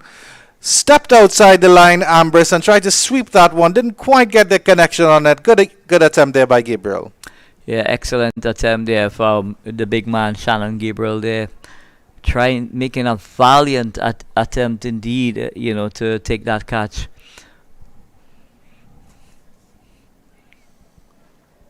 So looking at the Sunil Ambris getting outside the line of the off stump, trying to hoik that ball in that backward square region, only succeeding in getting a top edge. Playing a more conventional forward defensive shot here to cover, the short extra cover, and there's no run. So based on what we've seen thus far, the likes of Karaya, they've really kept the screws on the batters, and the pressure is starting to tell on the likes of Sunil Ambris. He's trying to break the shackles here as we speak. 31 or 45 is Ambris. Touched into the cover region, and he'll get a single here. Karaya, none for 17 or 4.5 overs. So Ambris just coming onto the front foot there, breaking his wrist and bisecting the fielder between cover and backward point there for an easy single. But you're quite right, Ambris has slowed down. I think he was runner ball 22, and he's gone to 32 or 46. Being put under some pressure by the spinners here. Karaya making adjustment in his field, bringing Nicholas Puran in short cover. A little bit more of a V position there. Ambris flicks this one into mid-wicket. Came across his stumps quite a lot. Really a horizontal bat position to get that single. And at the end of 23, the Windward Islands Volcanoes recovering quite nicely, 99 for 4. So the partnership continues to grow between Sunil Ambris and skipper Andre Fletcher. And based on what we've witnessed thus far, from the likes of Andrew Fletcher in this tournament, it has been his best innings thus far. But if Trinidad and Tobago Red Force were to make some further inroads, it would really expose the middle and lower order of this Windward Islands team. And I'm sure if Trinidad and Tobago Red Force were to pry out a wicket or two now, they would fancy themselves of bowling out the Windward Islands Volcanoes inside that 50 over mark. Hines to continue. Slingy arm action. He gets some width there, Fletcher. Guides that down to the back point for a single. So short and wide from Terence Hines, but Akil Hussain getting that ball quickly back into the mid of Amir Django. Amir Django coming into the team, having replaced Joshua De Silva, who is on his way to play in a 2-test series against the mighty Australians down under. Mighty Australians were reeling after being knocked out of the T20 World Cup in their own backyard. Ambris turns his one into leg. There is no run. So certainly best wishes to Josh De Silva, Jaden Seals and Anderson Phillip, the Trinidad and Tobago trio. Yeah, so a big tour for the likes of Anderson Phillip. in terms of trying to establish himself into that West Indies setup. Trade and Seals, as we know, he continues to do extremely well at the Test level. Another sling there, and this one again turned into the square leg region, and there's no run. Good fielding there by Jason Mohammed. That ball came to him very, very quickly off Ambris's bat. So Terence Hines mixing up his pace really nicely here, using the cutter delivery, to his advantage. But the TNT Red Force, they've been ruthless in this game thus far, really ticking the boxes in all the areas, and they just want to continue for as long as possible.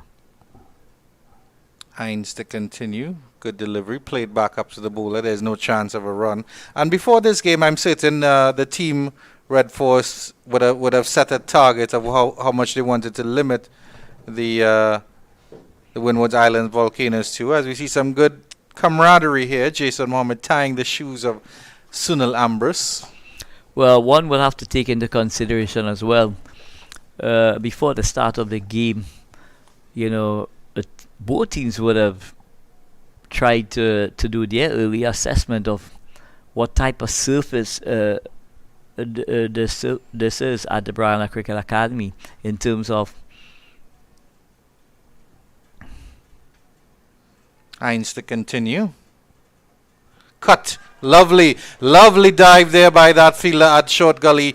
Lovely attempt there again by Shannon Gabriel, but just getting enough width on it, Sunil Ambris, and it gets away for 4. Yeah, so the big man Shannon Gabriel into the thick of things, and the ball just seems to be following the likes of Shannon Gabriel, but a valiant attempt indeed at that short third man position, really throwing his frame to the right, but unable to hold in that catch. But Terence Hines would really feel aggrieved there, having brought a full shot from the likes of Sunil Ambris, but it still cost the team a boundary. Ambris was actually advancing on Hines in that shot. Let's see if he does it again. And here he is advancing a little bit. He plays this one down into the cover region and gets a quick single. And that's the 100 up for the Volcanoes at the end of 24 overs. They have 105 for 4. So just at the halfway stage, the Windward Islands Volcanoes recovering really well, having been 36 for 4 when the TNT bowlers were really, running ragged this Windward Islands batting lineup. But it's been a very mature partnership between the likes of Sunil Ambris and Andre Fletcher, really reading and assessing the situation nicely and stitching together an invaluable partnership of 69 runs, and they continue this vigil. Nicholas Puran continues to rotate his bowlers. We see Hussain coming back in. He's taken 2 wickets for 33 runs in 7 overs.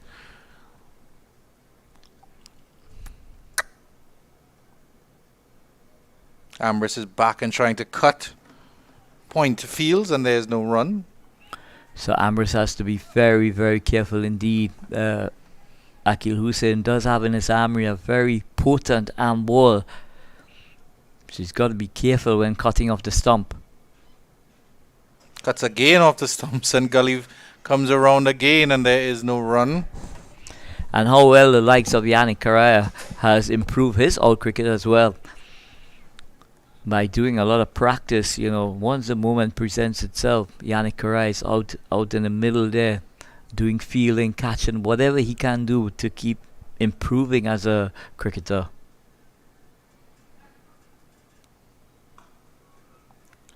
Good fielding there by Akil Hussain running across the pitch, and there's no run. So he starts with 3 dot balls, building that pressure on Sunil Ambris, and I think Ambris just needs to be aware that there's a lot of time in this game left still, and he needs to be batting very, very low until the 50th over.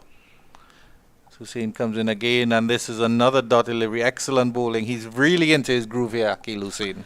Yeah, they're creating a lot of pressure, both himself and Terence Hines, bowling in partnership here at the Brian Cricket Academy. And I'm hoping that the likes of Sunil Ambris do not lose his cool at this stage, and go hell for leather. This one he pushes just wide of the gully region, and he will get that invaluable single to get him off a strike. So Ambris pushing that ball to the left of extra cover and to the right of backward point, and getting that rotation of the strike, which is very important indeed to keep the partnership ticking, and also the scoreboard as well. Last delivery of this Hussein over, and Fletcher is forward, plays that into the offside. Is contemplation of a single, but that certainly isn't on. After 25 overs, it's the quarter-way mark of this game. The Windwards Volcanoes are 106 for 4. So at the halfway stage, with 25 overs completed, if we were to double that score, the Windward Islands Volcanoes.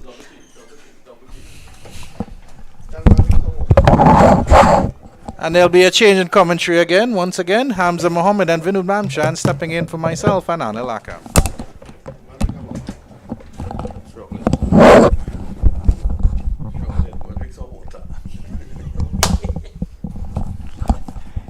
Thank you, Mr. Anil Lakan and Mr. Andrew Chang.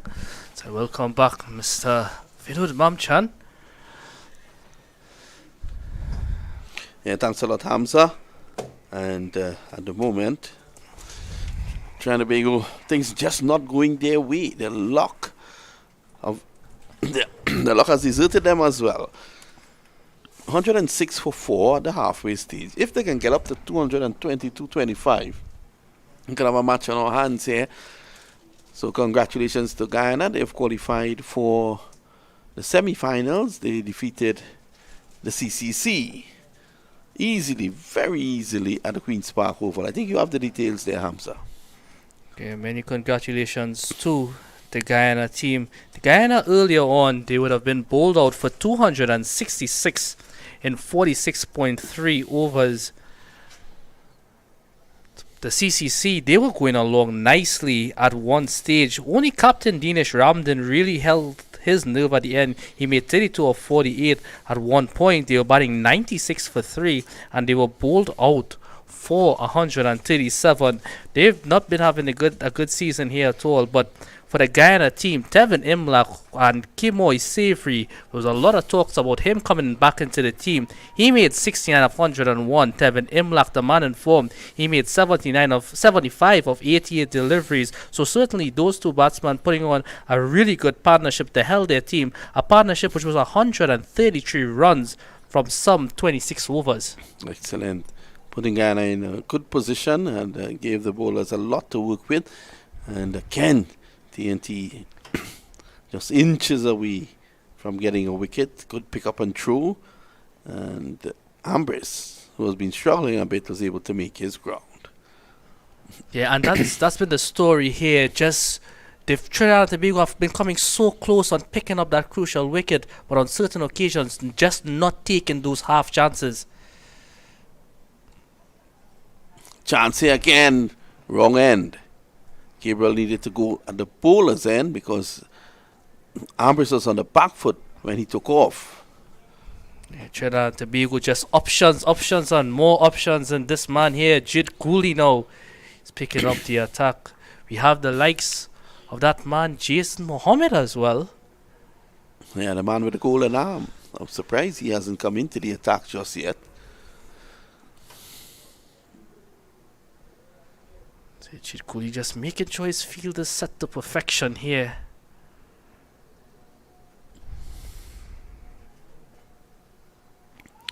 Well, I don't know what Fletcher was trying to do. He was trying to be cheeky, trying to play a lap shot. But that one was too full and too much outside the off stump to play the shot.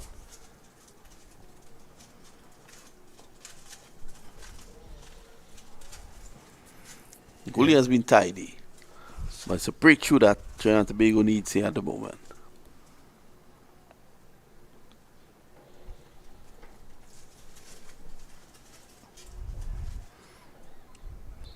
So remember, these two would have met up at a score of 36 for 4 in 6.3 overs.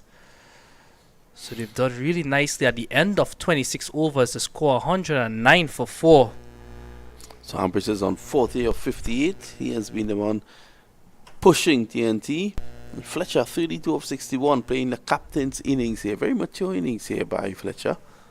Just on the doctor order, we have been speaking over and over in this series about thinking on your feet.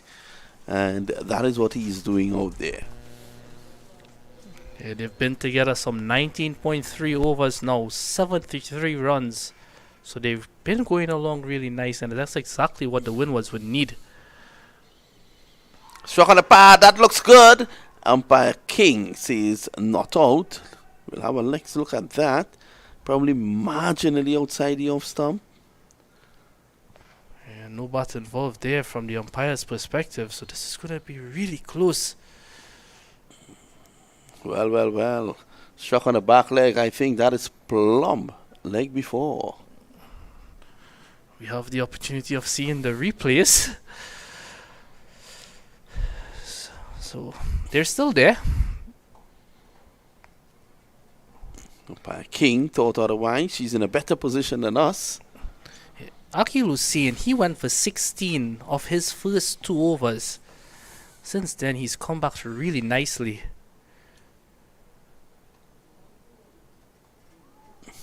Too short, cut away nicely. Sliding stop. Bravo. Draws applause from the dugout. Hasn't been a fan favorite in recent times, Darren Bravo. He'll want to produce something special for them today. Yes, he's came up, he had a really nice half century early on in the inning in the tournament. He'll want to produce some match winning knocks here for his team. He's another one of those guys full of experience out there. Oh, beauty. Going on with the arm. Fletcher didn't know too much about that. He smiles. But again, the luck is with the Islanders. Honestly, good day to Anil Lakan, his good friend Omar Khan has come up to look for him. This time there's an appeal for caught behind, not out, says umpire King. Fletcher has been looking to cut a lot of deliveries in this innings, and so far he's not connecting at all with them. Well, it was too close to him to play the shot. So Khan and Lakan will be involved in the Dream 11 that comes up at the end of the month, 21st of November, I think. Khan being the manager of the Samp Army Kokiko Cavaliers, and Anil Lakan, the assistant coach to Burish Duki. And those guys are promising to win the title there, Hamza. At the end of 27, it's 112 for 4. Yeah, the defending champions, the Devils, they were captained by Riyad Emrit. And they had the likes of the speedster himself, Mr. Shannon Gabriel, in that lineup. He did very well in that tournament. The ball seems to be following him today.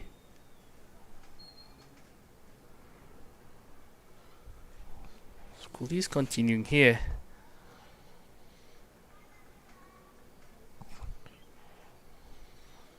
Nicholas Puran is probably a happy campaigner out there, knowing that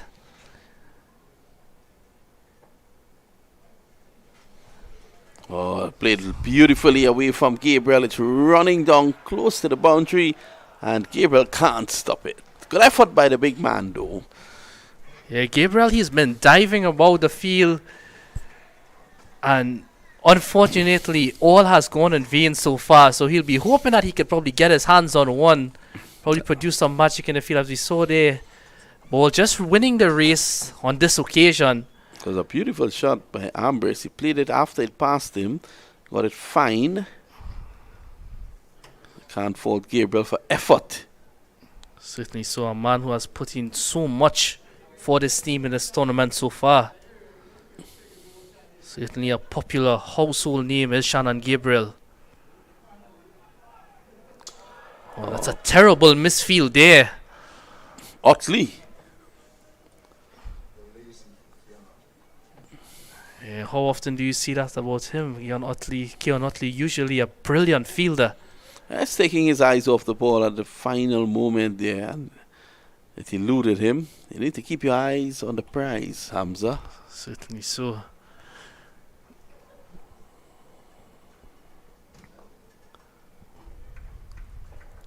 So these two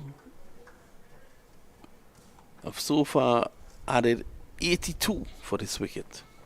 Yeah, certainly, this is exactly what Windward Isle Volcano needed, especially being in a spot of bother earlier on. Again, 36 for 4 after being sent into bat. Trinidad and Tobago would have certainly felt that they did justice to that toss at that point in time. Fletcher and Ambris they were had vindicated at 36 for 4.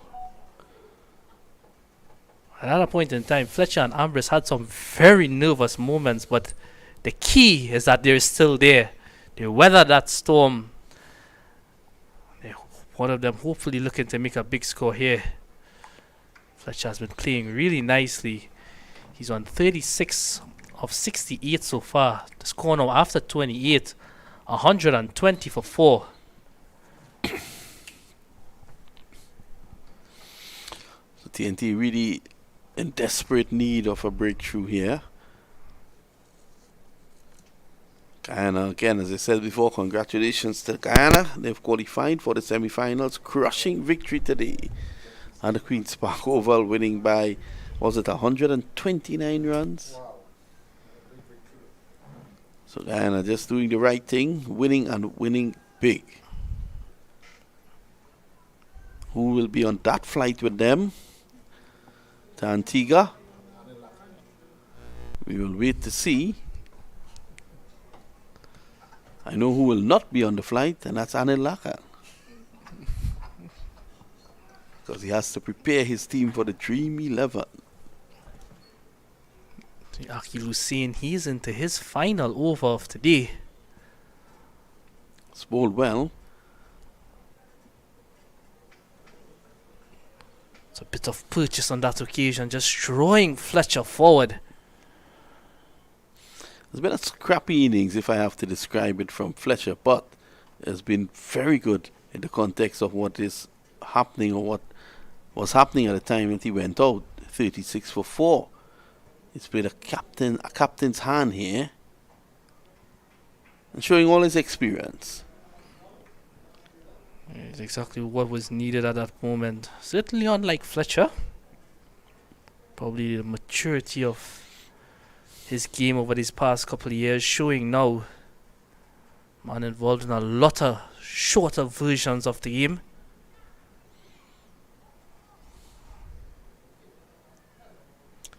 A lot of T20s, a lot of T10s around the world. Loves to get it on. Different circumstances here.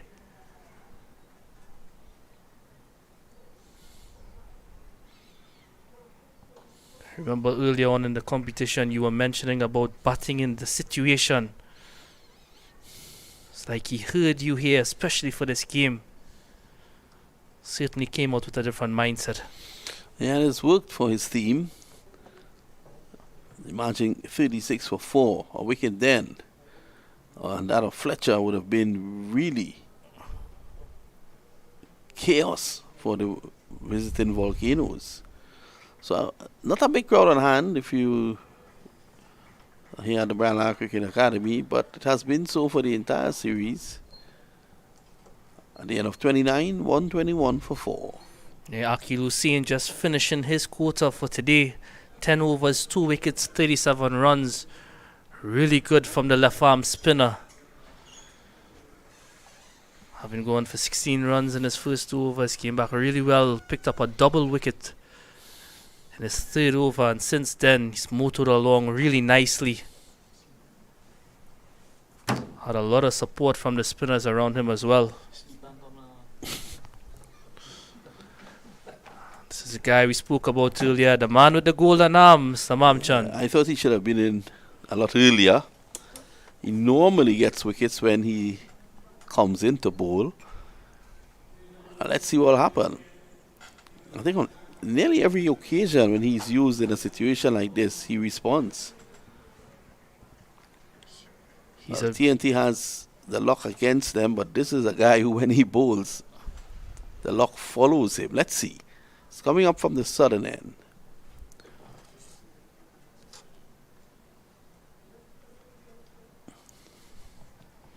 And again, Fletcher just continuing to do what he knows is required here at the moment. Jason Mohammed is one of those guys in the space of no time gets through 4-5 overs very economically as well.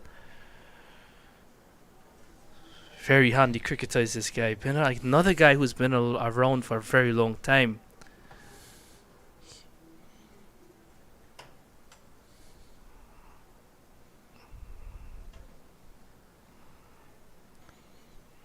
Start and stop. Puran making good ground. Where's Mohammed? He's a businessman now. He's recently opened a facility in South Trinidad where you can, I think it's close to you, Hamza. It's called Ciara's Cottage. I was about to say earlier you spoke about the weather. A guy who knows about the weather here in South Trinidad is this man. Jason Mohammed hails from Parakpo area. Is it always rainy there? Rainy, and the sad thing about it is the flooded situation there as well. I'm sure he knows all the back routes to reach to this game. So are you telling me, Hamza, if Trinidad was a house, Parakpo would have been the bathroom? Would have been the river right next, probably the beach as well. The amount of water is over there, but it's really a rich cricketing area in the country, is the Parakpo area.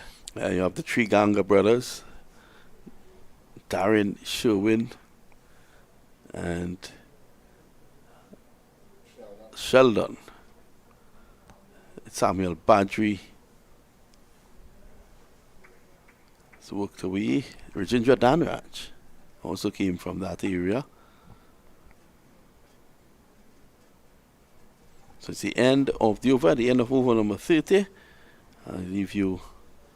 There's going to be a double change as Anil Lakan and Andrew Chan comes a calling.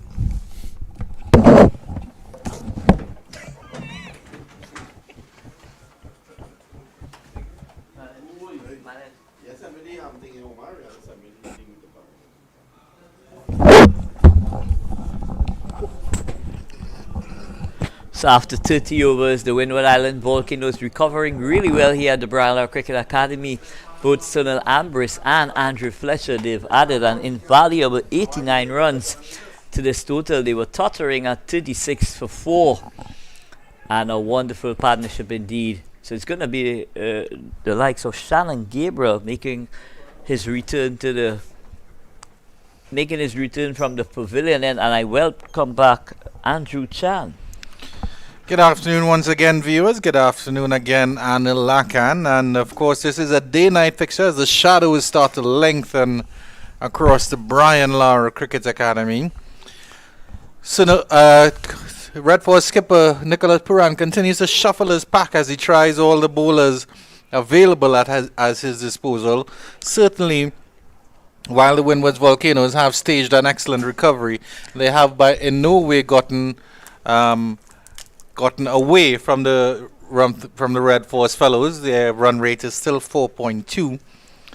So the changes that Nicholas Puran is making definitely not allowing the Volcanoes batters to settle. Sunil Ambris, that should be approaching a 50, just 2 runs away.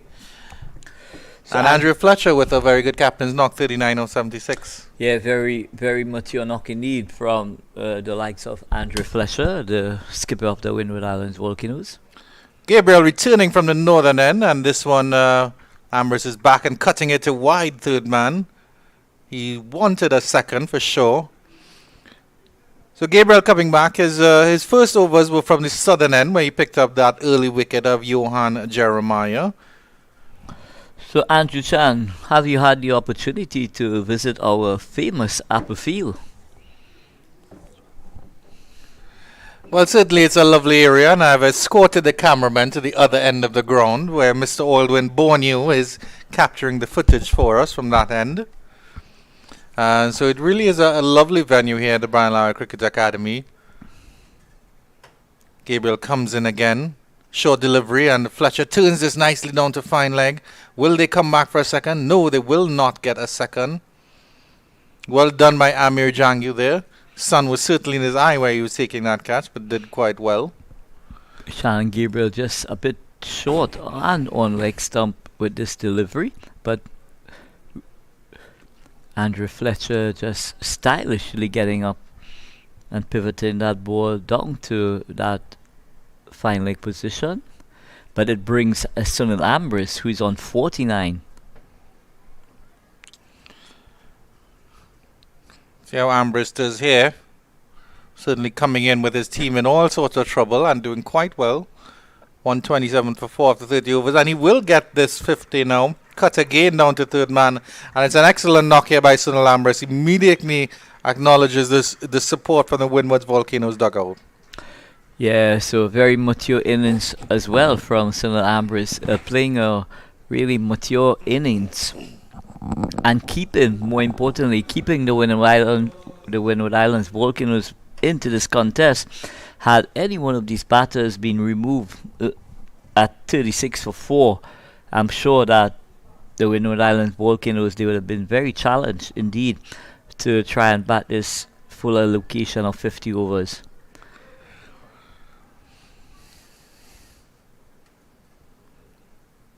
Gabriel comes in once again. Squared up a little bit there as Fletcher gets it down to third man.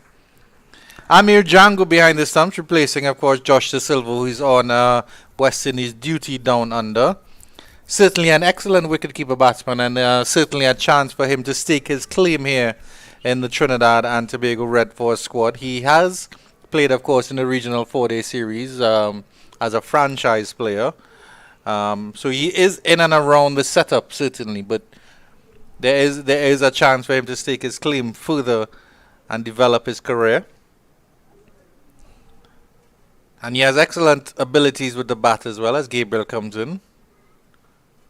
Fletcher, Ambris, I should say, turn this into the leg side. Mid-wicket picks up, and there is a single. So Amri Jangu being a winner this year of the CPL tournament.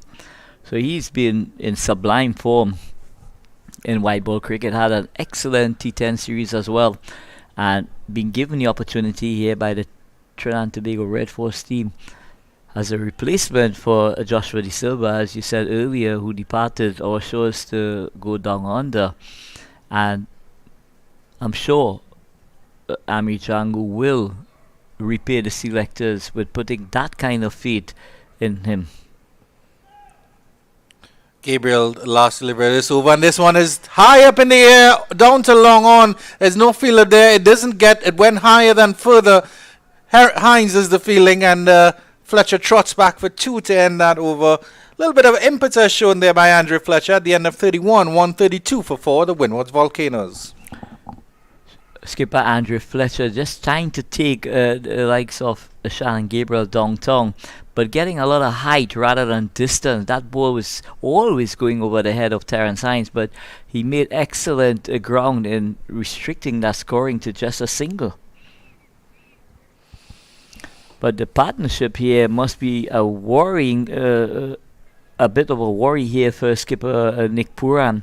It's now 96 runs. So excellent partnership from both Ambris and skipper Andrew Fletcher. Jason Mohammed will continue, the south man from the southern end of the ground.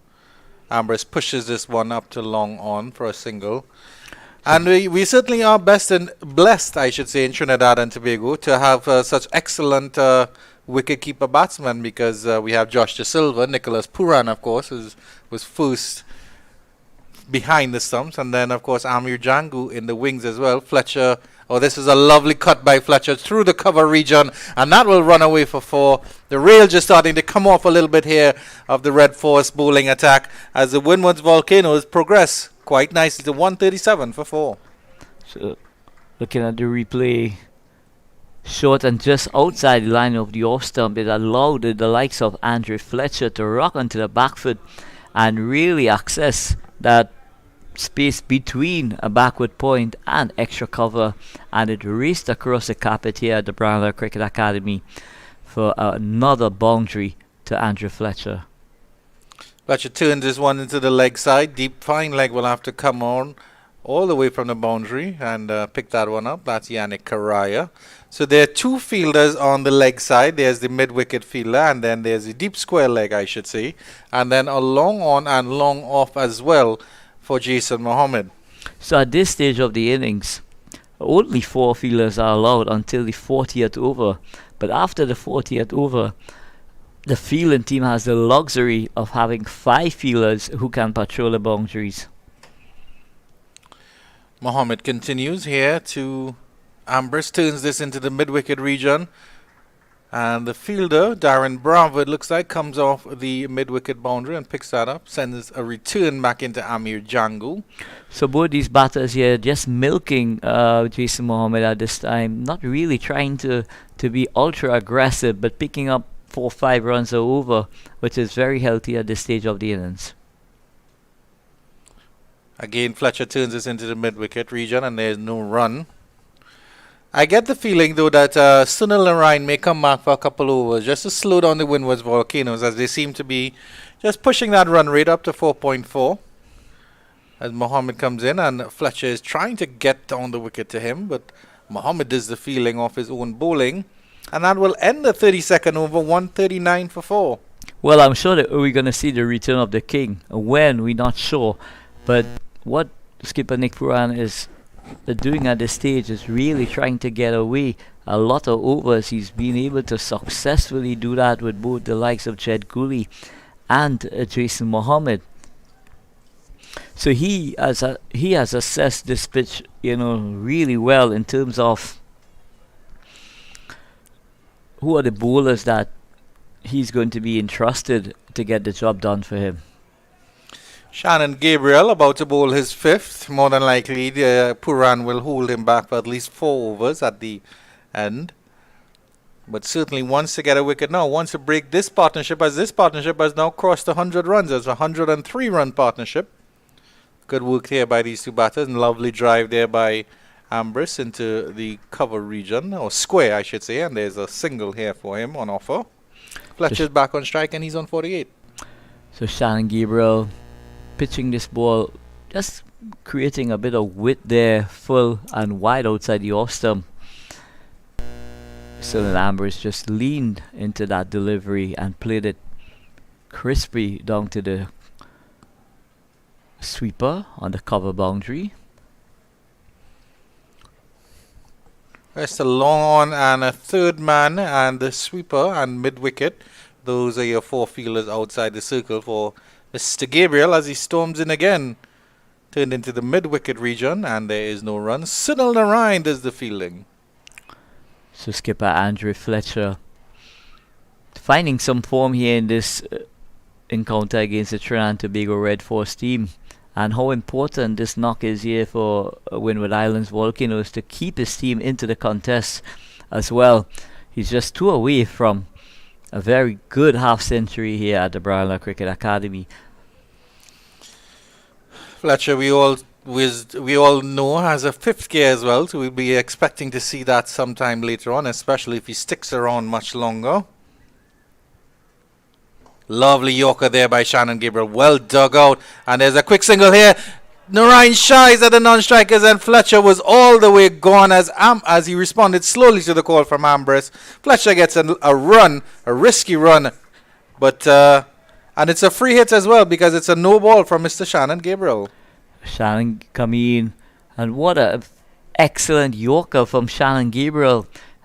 Just inquiring gently from the umpire exactly what had transpired, and she's indicating that he's just violated that front line. Not a very happy camper indeed is Shannon Gabriel.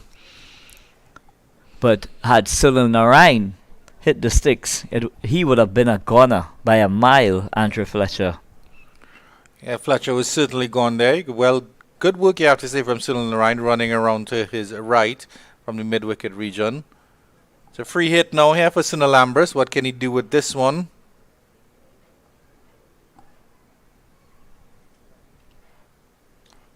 Gabriel storms in. It's a full toss and he pulls that down to cow corner for 4. Full toss by Gabriel and wasted away to cow corner. That's a wonderful shot by Ambris, taking full advantage of that free hit. So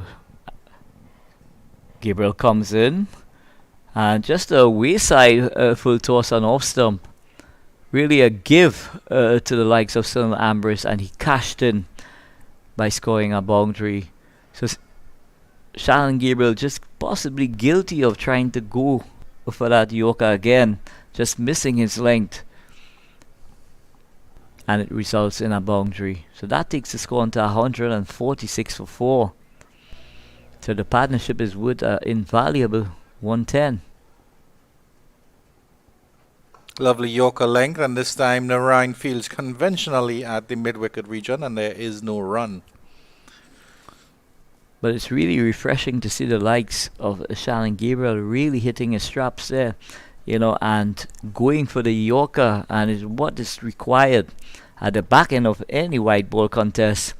He's executing those Yorkers, with consummate ease, may I say. Nicholas Puran there at mid-off, having very close words with his pacer. Certainly wants Gabriel to be the enforcer and just mash some breaks here in the Volcanoes innings. Again, a lovely little slow. It looked like maybe a little slower ball there from Gabriel. Drilled nicely to Puran at mid-off, and there's no run. Shannon Gabriel really showing us what a great exponent of the slower ball he's got in his armory.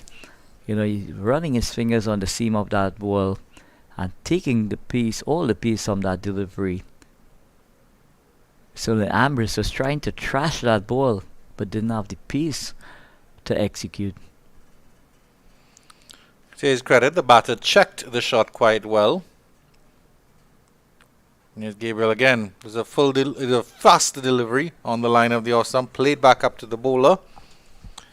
And at the end of 33, the Windwards Volcanoes progressing nicely.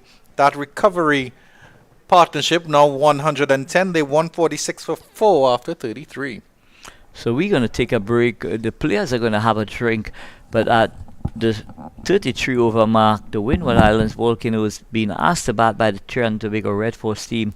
They are 146 for 4, making a really great recovery from the likes of Sunil Ambris and Fletcher. But we're going to take a break. We're going to have a drink as well, and we're going to come back as soon as the action continues here at the Brownlow Cricket Academy. But just to give you a he's batting on 58 not out from 77 deliveries. Skipper Fletcher, he's on 45, just one away from an impressive half century from 85 deliveries. Alec Athenes, he didn't stay long enough. He perished for 13.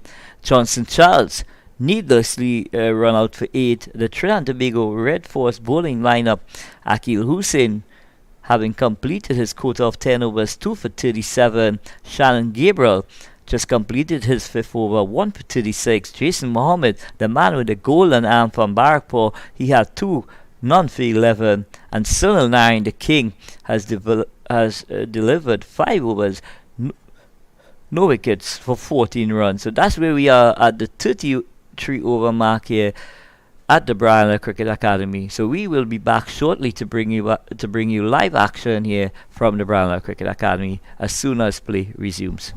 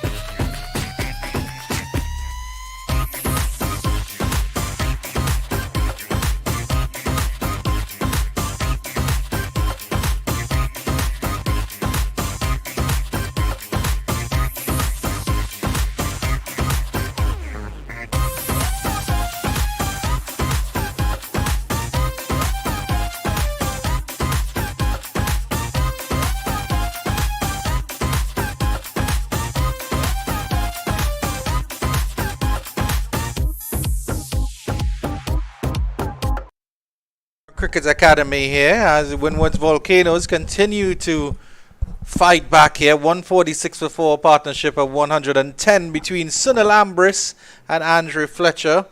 Rails coming off a little bit for Trinidad and Tobago Red Force, and as expected, the man Anil Lakan calls the king is back on to give Nicholas Puran some control over this Volcanoes response.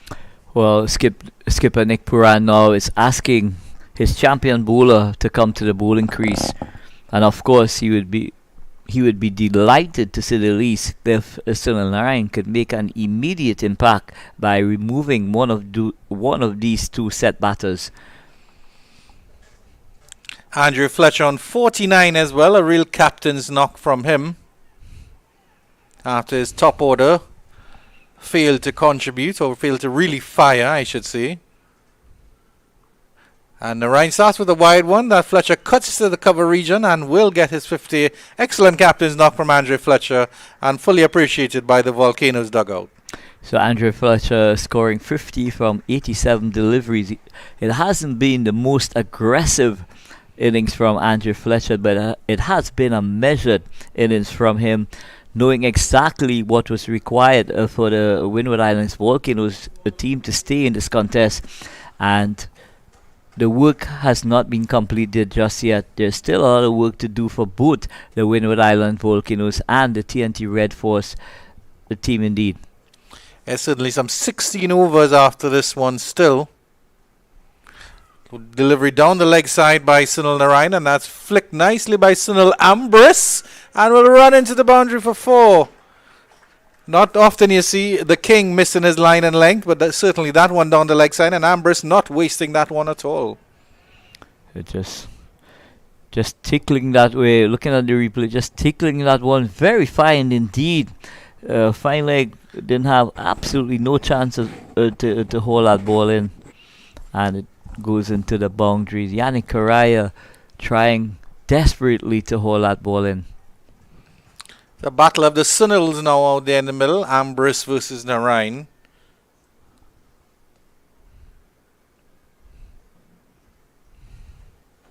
Darren Bravo coming up to have a word with Sunil Narayan.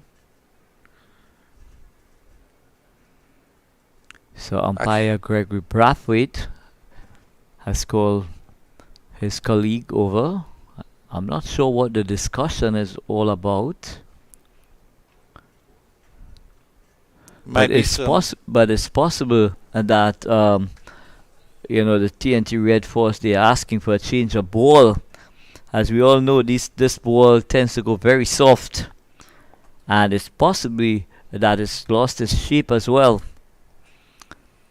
Yes, certainly. The umpires are looking very, very closely at it. Gregory Breffett and Jacqueline Williams, and the third umpire is now out there with a box of balls. Good camera work there by Mr. Matthew Rajaram to pick that one up for us.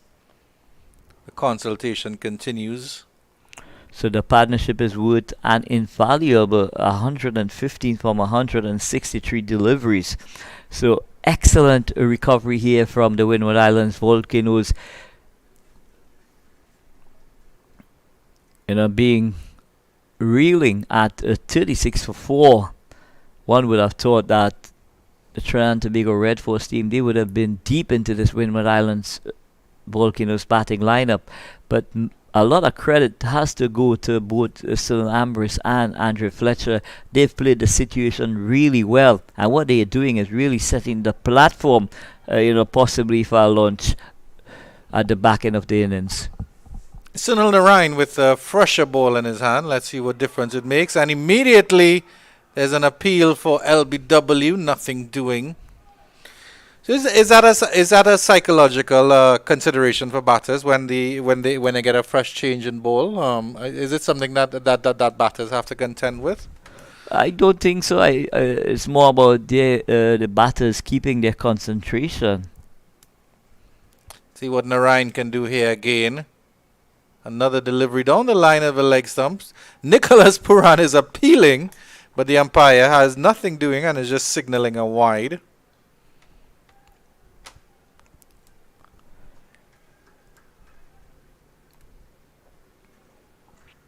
Unique bowling run up here for Sunil Narayan, holding the ball behind his back at the very last minute. And this one again down the leg side.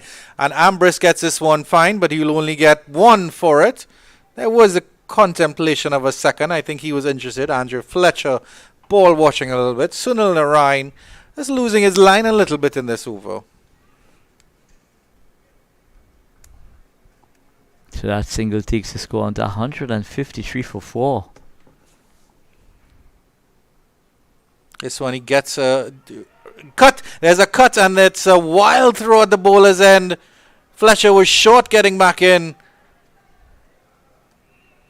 And excellent running from both Ambris and Andrew Fletcher. From the moment Andrew Fletcher played that ball to Shannon Gabriel, he was off and running. But had that ball hit the sticks, it could have been very, very close indeed. This one again cut, and this one is past Gabriel, and this will run down to third man boundary. Will Gabriel haul it in? And he does not. The footwork is very, very lame from the tall fast bowler. That one runs into the boundary for 4. And that's 4 more to Ambris at the end of 34. The Windwards Volcanoes 158 for 4. Yeah, so the big man struggling at this stage here to hold that one in, trying to get that size 13 boot to make that stop. Unfortunately for him, it goes into the boundary, but that takes the Windward Islands onto 158 for 4, and 16 overs still available to the Windward Islands Volcanoes batting lineup. It's certainly not often you see for Narayan go for double figure runs in an over. He went for at least 11 in that over, including the wide, with the 2 4s, one that maybe Shannon Gabriel could have done a bit better at.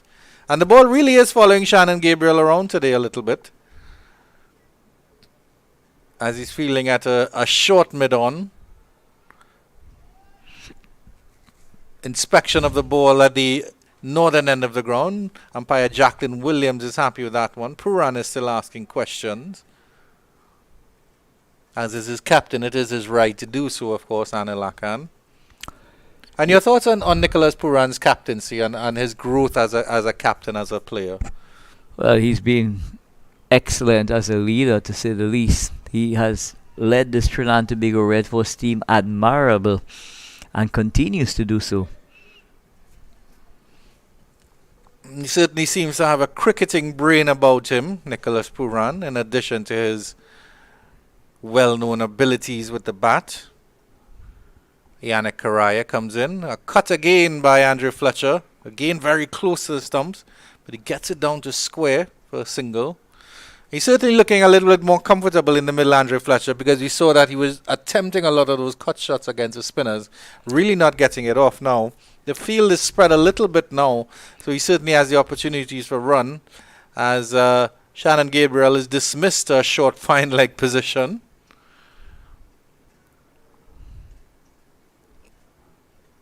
Ambris on 67, a well-played 67 here. And he goes for the sweep this time. And that one is gone to deep square leg. And that's the 4. He tried that sweep a couple times. Didn't make connection with it. Ambris starting to open up. The Windwards Volcanoes 163 for 4.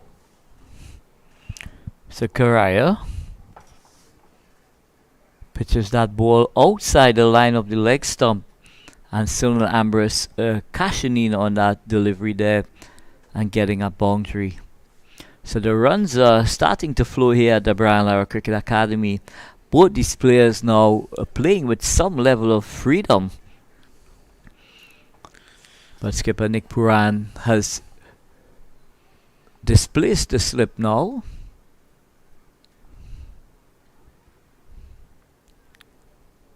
Karaya to continue. And he is cutting this one, and that one is to gully, and that's good fielding by that fielder. I think that's Terence Hines in that gully fielding position. Yes, it is Terence Hines. And yes, the run rate is going up to 4.7. The current run rate 4.75. I think the exact figures, when it was hovering at about 4.1, 4.2. So certainly the Volcano just starting to press on the gas a little bit. Good response here by Karaya.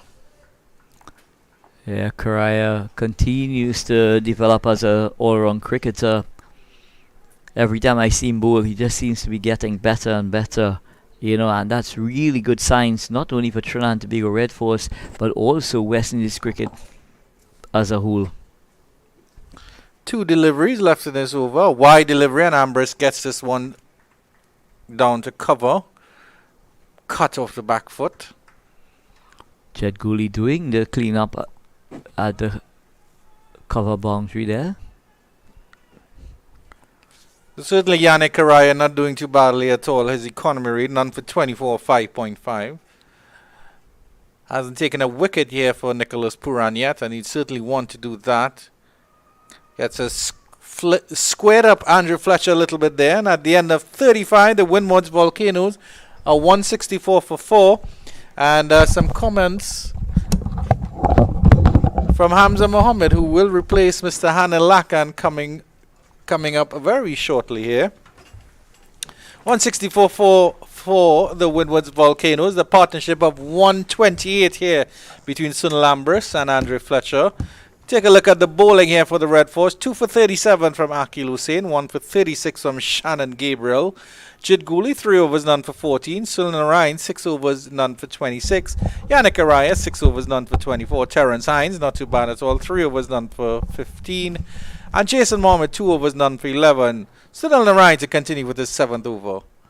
And as I welcome back Hamza Mohammed, the Windwards Volcanoes are racing for 2 from a flick to the leg by Sunil Ambris. Excellent piece of running there from these two. They've been outside there for a very long time.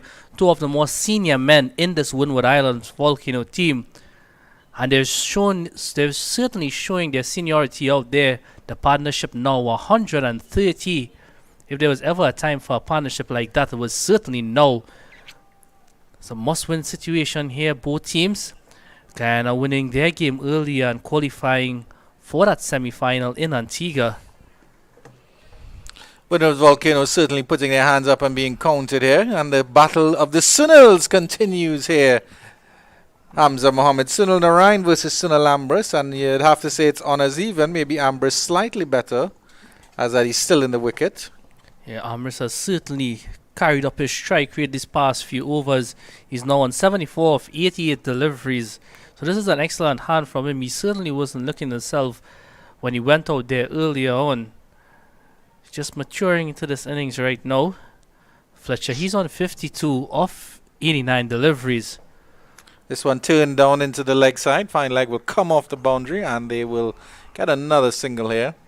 So it's very easy, you'd have to say, at this stage for the Volcanoes. They've ridden the crest of the middle overs when the Trinidad and Tobago spinners were really on top of their game. And sort of making hay while the sun shines, you have to say. And the sun is still shining at the Barnlow Cricket Academy. Fletcher touches this one thing into the offside and they get a single. A wild throw from Puran at the bowler's end. But there is no overthrow. So they continue to manipulate the strike quite well. A lot of times we've been speaking about the runs in the middle overs, and so far the Windward Islands Volcano, they're doing a pretty decent job here, just getting that strike over. They're getting that scoreboard continuously ticking. This last couple overs they've got a few boundaries against the run of play, Andrew, and certainly a couple of those boundaries you felt as though the Trinidad and Tobago players should have done a bit better. But at the end of 36 overs, the score 168 for 4. Are we being set up here for an eruption at the end of the innings? Certainly here. And we look at the Windwards Volcanoes scorecard here, and the top order, very hard work for them. Johan Jeremiah coming in for this game, bowled early by Shannon Gabriel. Johnson Charles unfortunately run out from some good work from Yannick Karaya, who will continue bowling. Alec Athanase, well caught by Nicholas Puran at leg slip off the bowling of Hussain. And then Kavim Hodge also caught by Narayan off the bowling of Hussain. Ambris steps across the pitch and sweeps square of the wicket. Good fielding down the boundary. And he will get 2. As Karaya continues, excellent work on that boundary there. I think that's the man, Keon Otley. Certainly covered a lot of ground really quickly as well. That ball was swept really hard from Ambris. Just freeing his arms here a bit. He's reached up to 75. Fletcher just really playing a captain's knock here. An excellent supporting hand so far. I'm sure these two will be looking to at least carry this up to the 40th, 41st over and get that tempo up a bit. If one of these could go straight till the 50th over, I'm sure they'll have a competitive total on the board. Driven straight back to the bowler on the bounce by Andrew Fletcher. He's certainly trying to step out of his crease there, try to create some havoc. And I'm sort of wondering what score the Windwards Volcanoes will be hoping to post there. And I'm thinking at this stage they would be wanting more than 250, especially with the platform that these two have set. But of course it remains to be seen how long they can bat for. This one he goes big over long on, and that's a towering 6 from Andrew Fletcher. Releases his hands and gets and tugs Karaya over long on for 6. Fletcher has been known to playing this shot over the years, and he does so quite nicely again. And that's the danger of having him out there. If you're a Trinidad and Tobago supporter and player, this guy could just turn up the heat in no time.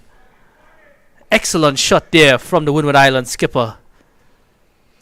Yeah, the Red Force team will be very wary and very concerned about Andrew Fletcher, because we all know he has a 5th gear, Hamza.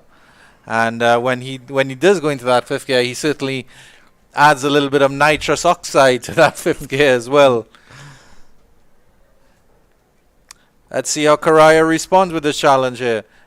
Another delivery outside the line of the leg stump, and good cricket here by Fletcher, just turning it down to Shannon Gabriel and a short fine leg. And what's really good from the Windward Islands as well is that two senior men, short of runs in this competition so far, are the men who put up their hands here today and ensuring that their team gains some sort of respectability to that total. So we're into the last ball of over number 37. And Ambris sweeps flat into cow corner. That's another 6 off the over. It's an expensive over here by Yannick Karaya. He's going for a bit. He's feeling the pain, as is all of the Red Force. Windwards Volcanoes 183 for 4 after 37. Hamza, this shot, wonderful one. That's excellent again from Sunil Ambris. We've spoken about how quickly he got that strike rate up, and immediately he's moved on to 81 off 91 deliveries so far. Really playing a hand here are both of these batsmen. Again, they've had some nervy times out there, but that's now long gone. What was really interesting a few overs ago after that drinks break is that they came out rejuvenated. They started running really quickly between the wickets. The King Sunil Narayan from the southern end. And Fletcher will turn this one into short fine leg, and there's no single. So he will certainly be hoping to slow down the whatever the Volcanoes have accomplished so far. But he just has 3 overs left, 2 overs and 5 balls. So certainly a challenge for Nicholas Puran to see who close out this innings for him. Appeal for caught behind. Fletcher flirting with that one. Certainly no leg movement there from him, just hanging the bat out to dry. Hamza, let's have a look at the replay on this one.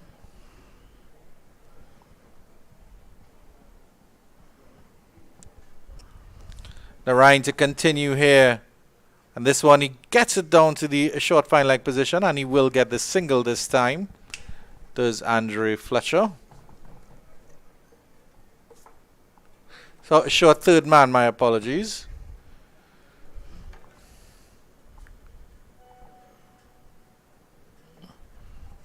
Jason Mohammed, he has 8 overs up his sleeve still, and we all know what he can do as well. And he's bowled a lot of overs into that as well too, so certainly an option. An edge here by Sunil Ambris, and this is going to run down very fine. Otley is not going to pull that one back up. That's 4 more for Ambris, and he moves on swiftly to 85.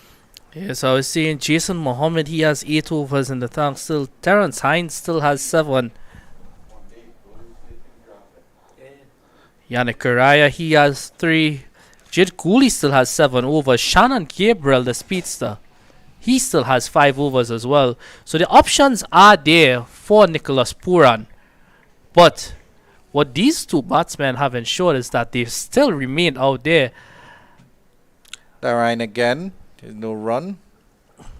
And after that double wicket from Akil Hussain, Trinidad Tobago, they've had a lot of half chances, I must say. Some run out opportunities, some catches that could have gone either way. This one turned just behind square, and they will get a single there as square leg comes around. And that is a leg by, I believe. And at the end of 38 overs, it's 189 for 4, the Windwards Volcanoes. And of course, Hamza, while Puran does have those bowling options, he isn't getting the kind of control that he would have liked to see from his bowlers. Even Narine is going for a few runs. And when Sunil Narine goes for a few runs, you always know that everybody else might have to step up their game just a little bit more. I think there's going to be adjustment in the bowling here. Terence Hines is going to come and try his luck from the northern end of the ground. So very interesting. Both pace bowlers started from the southern end of the ground, but they're having to close off the innings from the northern end of the ground here. And certainly the Windwards Volcanoes putting themselves in a very good platform for these last 10 overs. Again, you would have mentioned we would have heard from Mr. Anil Lakan about the tactics from this team. I wonder if this is just a tactical ploy here to have Terence Hines comes from this end of the ground. This is the end that you would usually see Terence Hines bowling in the T10 overs. So he would come from this end and he would get a lot of swing throughout the game. But I mean, the ball is still pretty new in that circumstance. But is it just a ploy to have him bowl from this end and especially get Shannon Gabriel from that far end? And as I'm seeing that, the rain is coming and it's drizzling really heavily out there. So we're going to have to wait and see what's going to happen, because it's a bit of a delay with Nicholas Puran trying to get his field correct. And as he's doing that, the ground staff, they're trying to get themselves correct as well. Yeah, so there is a slight drizzle across the ground. The umpires haven't made any indication as yet. They're hoping it's just a passing cloud. So there is a bit of a dark cloud coming from the western side of the ground and sort of hanging over a little bit. Seems very light though. It seems a very, very light sprinkle. The ground staff are ready on the eastern side of the ground. The umpire has not called for a pause in play yet. Terence Hines is still getting ready to bowl. Third man has gone out to the boundary, as well as a deep point fielder. It's a wide delivery, and that one is cut to the cover fielder. Loosener from Terence Hines. The ground staff still waiting for a signal from the umpire. There's nothing doing yet from the umpire. Miss Jacqueline Williams from the northern end of the ground. He's just checking the run up there from Terence Hines to see if the extra moisture is causing some damage to the run up. So Andrew, if they were to go at a run up ball from here, they'll reach at 261 at the end of the innings. I'm sure they'll want to be crossing that 280 mark if that's the case, especially with 6 wickets still in hand and the platform they've gotten so far.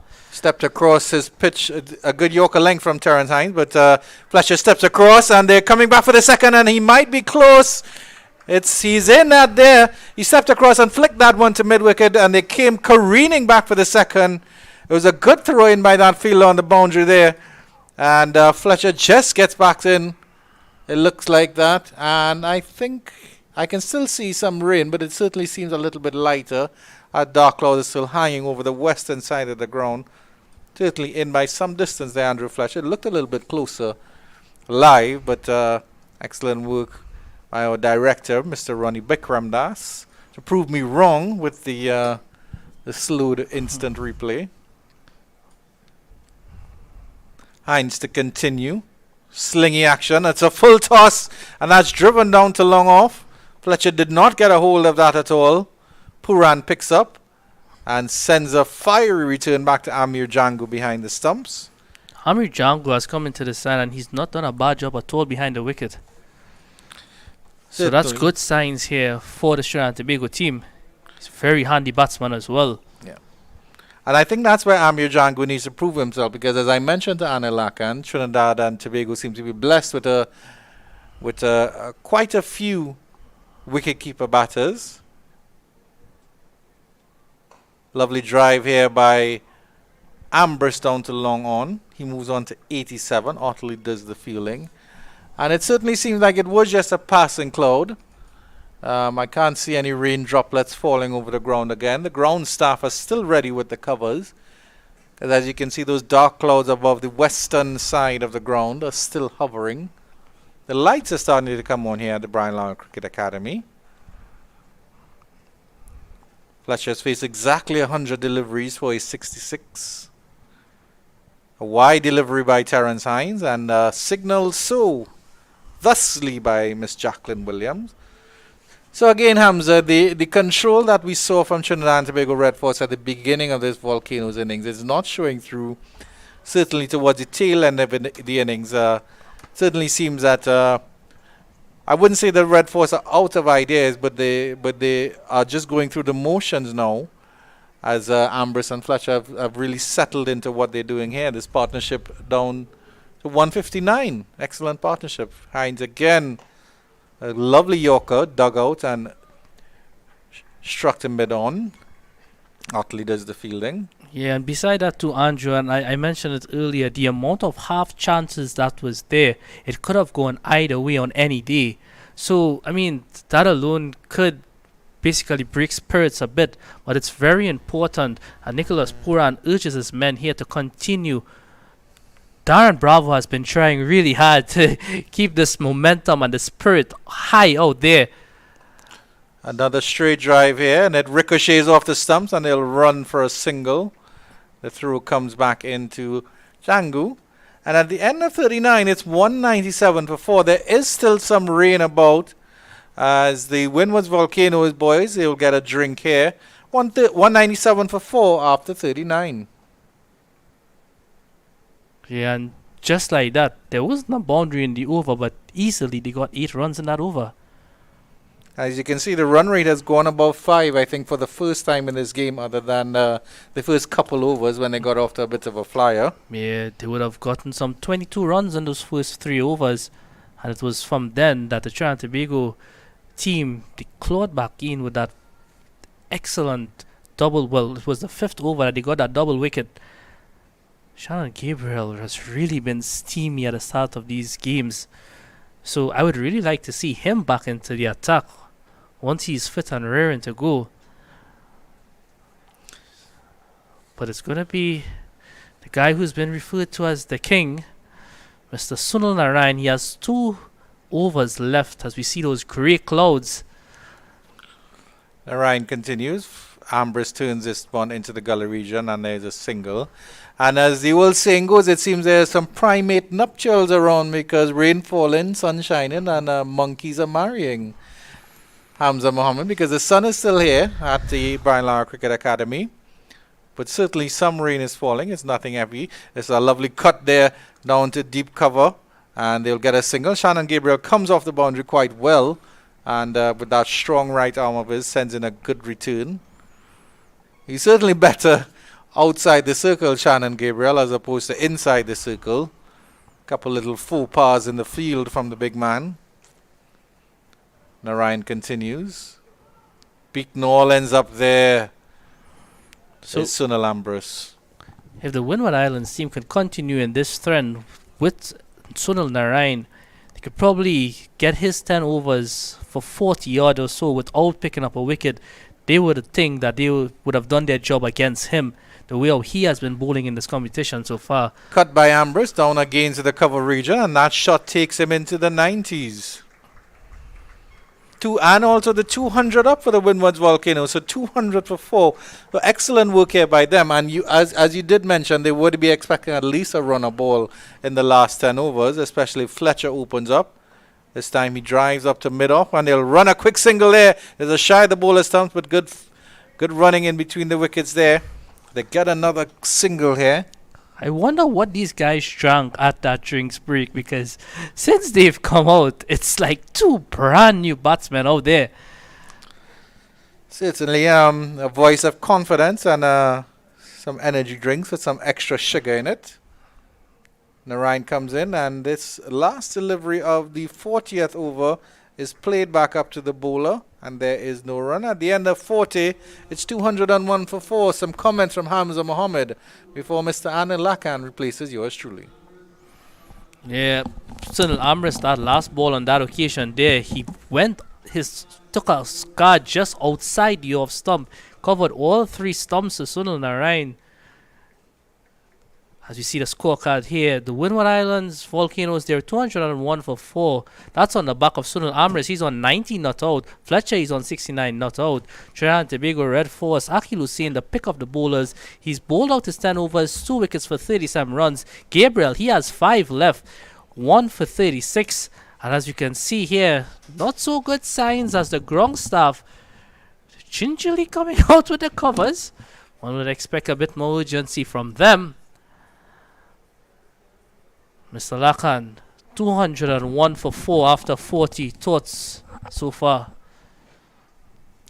Well, the Windward Islands, having been asked to bat here by the Trinidad Tobago Red Force, they were struggling at 34 for 4, but they've made an excellent recovery with a unbeaten partnership of 165, and how well the likes of Sunil Ambris together with the skipper Andrew Fletcher has played, to keep their team into contention in this contest. And with that partnership, they've really, really established themselves.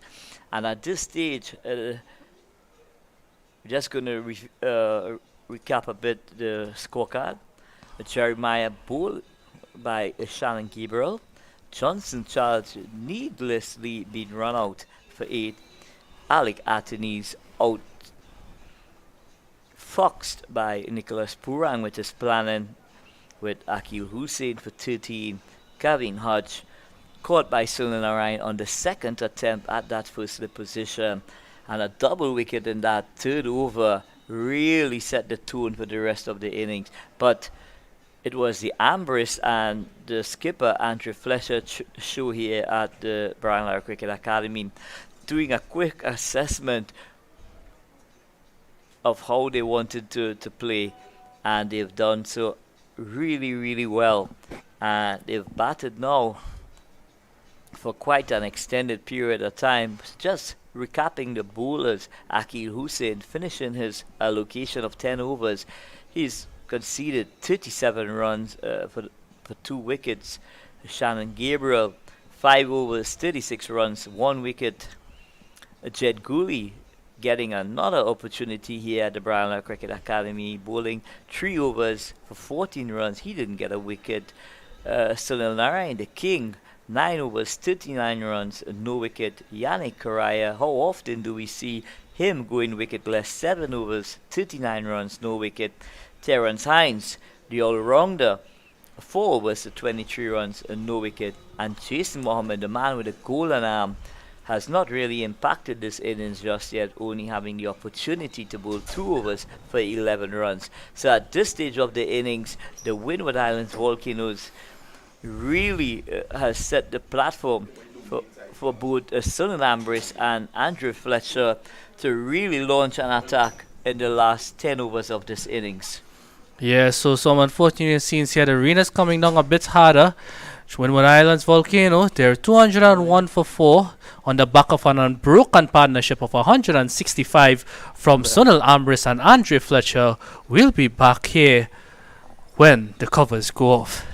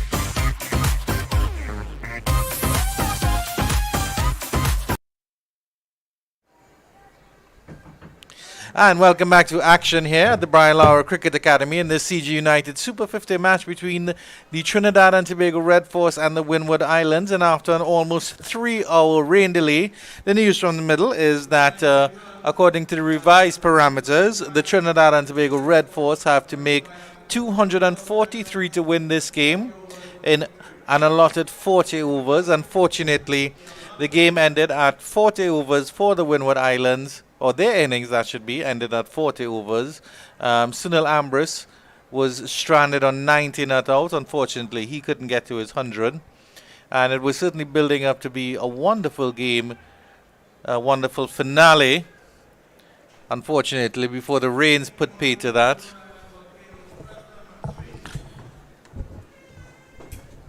And we're here with the first delivery, and it's a good bouncing delivery from Preston McSween, and Keon Otley has to leave that past the off stump, as I am joined in the commentary booth by Mr. Hamza Mohammed. Hey, good evening. Good night, Hamza. Good evening to all of yours locked on. We're glad you're here still. Cricket is playing here at the Brian Lara Cricket Academy. Trinidad Tobago looking to get their runs flowing immediately.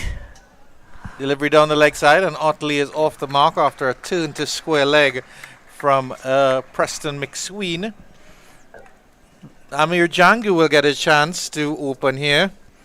Yeah, Jangu is into the side for Joshua De Silva, who's on international duties. Remember, the overs has been reduced to 40 overs for the Trinidad and Tobago run chase. 8 overs per bowler. The power play is overs number 1 to 8, then 8, number 9 to 24.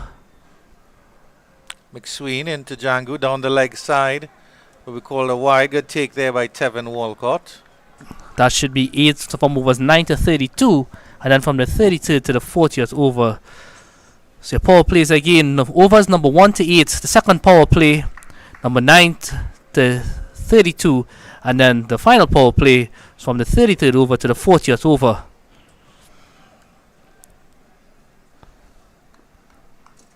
Gonna see how this wet outfield impacts this run chase here. Here's McSween, another delivery on the middle and leg stump. Well turned by Django to mid-wicket, contemplating a second. And yes, certainly that dew factor and moisture factor will be a consideration for the Windward Island Volcanoes bowlers. Yes, certainly so. And I must say, for Amir Django though, he would be happy to get off the mark immediately there.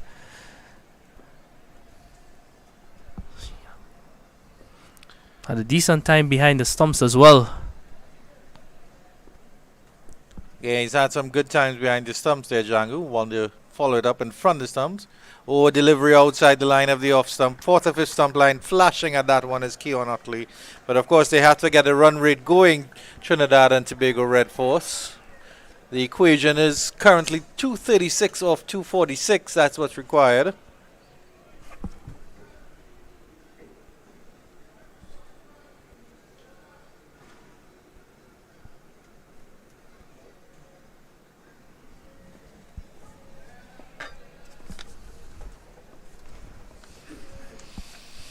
McSween comes in again. 50 delivery of this over. And this one is over cover, and he should get 4 for this.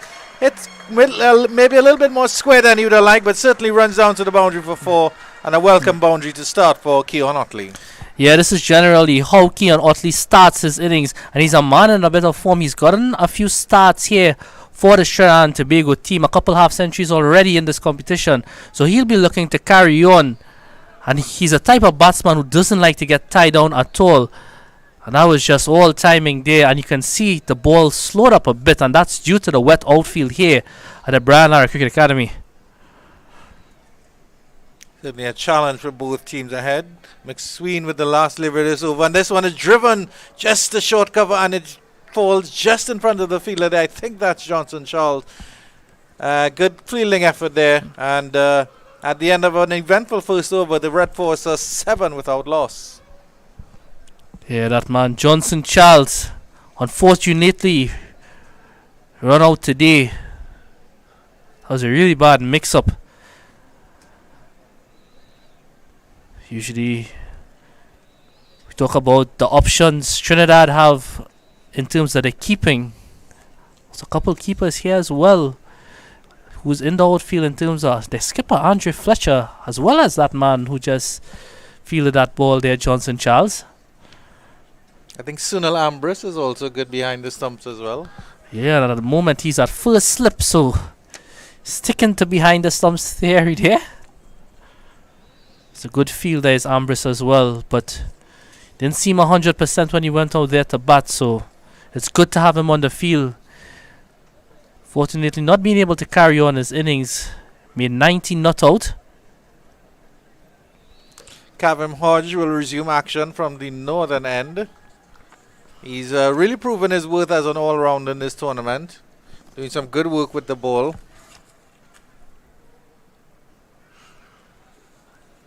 Hodge will be looking to extract whatever moisture he can here. Just get those kitty. He has a very, very good arm ball as well. So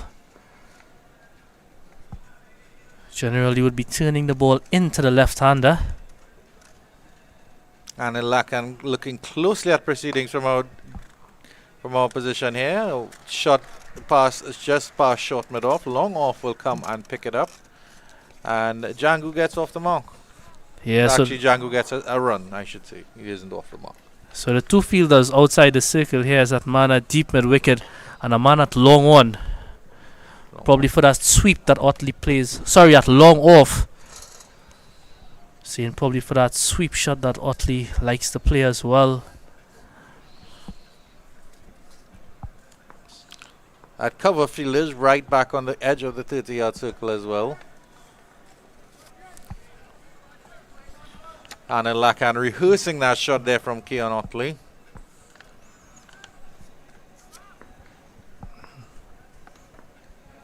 I'll just shine that ball. He has two towels.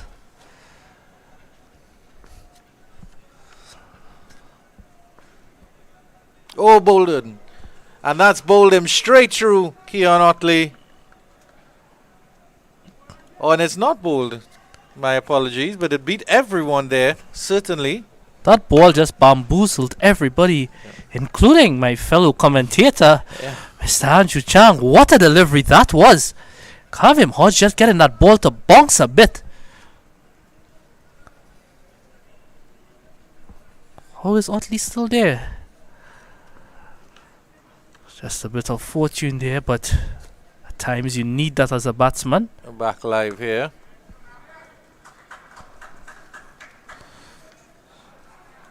So good start from Hodge so far. Usually you would see spinners having trouble to grip the ball. Kavim Hodge is just drying that ball mercilessly there in that towel. Yeah, he certainly has some challenges on his hand with the moisture in the outfield on that delivery, on that ball. It's one a bit straighter, maybe straight down the leg, turned into mid wicket by Otley. There's no run. A good start by Kavim Hodge here, really building that pressure.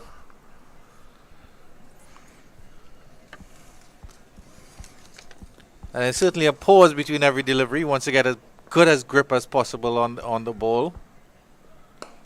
Nice drive there by Otley. It's pushed to mid-on and he will cheek a single. And at the end of 2 overs, a good over there from Hodge. Just 2 runs off it. 9 without loss after 2. Yeah, the batsman will be a little more comfortable taking those singles because when they push that ball is going to keep slowing up on that outfield before it reaches the fielders as well. So it would allow the batsman to get through their singles and twos easier. Would actually allow for a 2 instead of 1 as well in some instances. So the run in between the wickets here between these two is going to be very crucial for them. Otley, he's on 5 of 10 so far. Django just around a ball. Run a ball 2.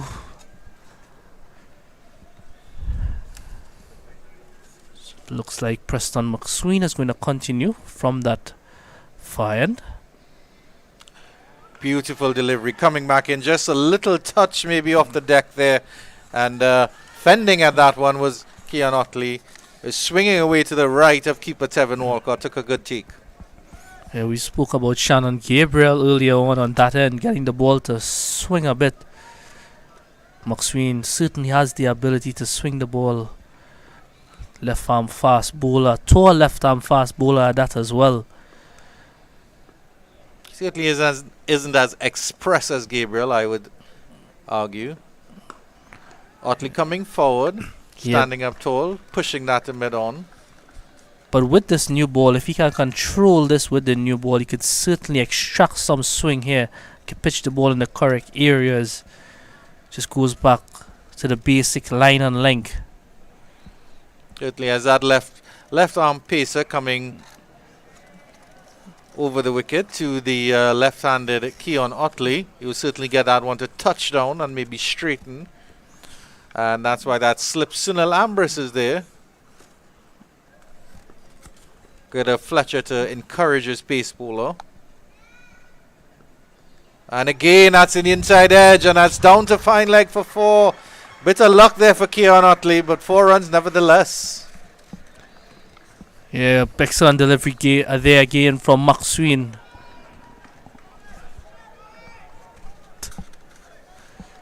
It's a bit of luck there, and sometimes as a batsman you just need that to kickstart your innings. But how many times in this competition have we said outside edge or inside edge racing away for 4? Certainly the edges in this competition, those bats really getting a working all round. Had some excellent swing bowling so far. McSween, this one is a good delivery on the line of the off stump, and it just shows the different sort of game that when luck really is your way, because it was a similar delivery to that got Johan Jeremiah out against Shannon Gabriel, just sort of hanging the bat out to dry, getting a bottom edge onto the stumps, or inside bottom edge onto the stump to Johan Jeremiah early in the Windwards Islands Volcanoes first innings. Instead, Keon Otley gets away with a little 4, a cheeky 4. Yeah, talk about Shannon Gabriel just having a little more pace than McSween. Again, using that swing earlier on with Shannon Gabriel. Adjustment in the field now with fine leg coming in and mid-wicket as well, and this delivery is turned down to fine leg, so it'll just be a single there for Otley.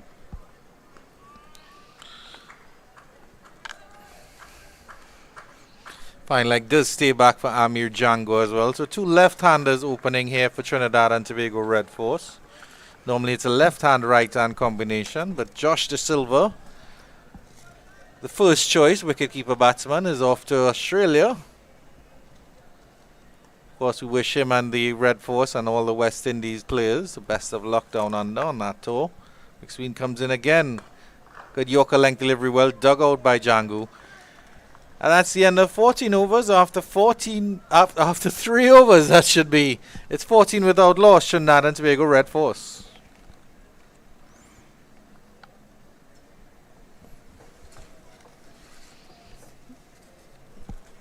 Certainly not the most explosive of starts, but they would be happy to not have lost a wicket. But of course, the challenge is now, Hamza, that they just have 5 overs left in this power play.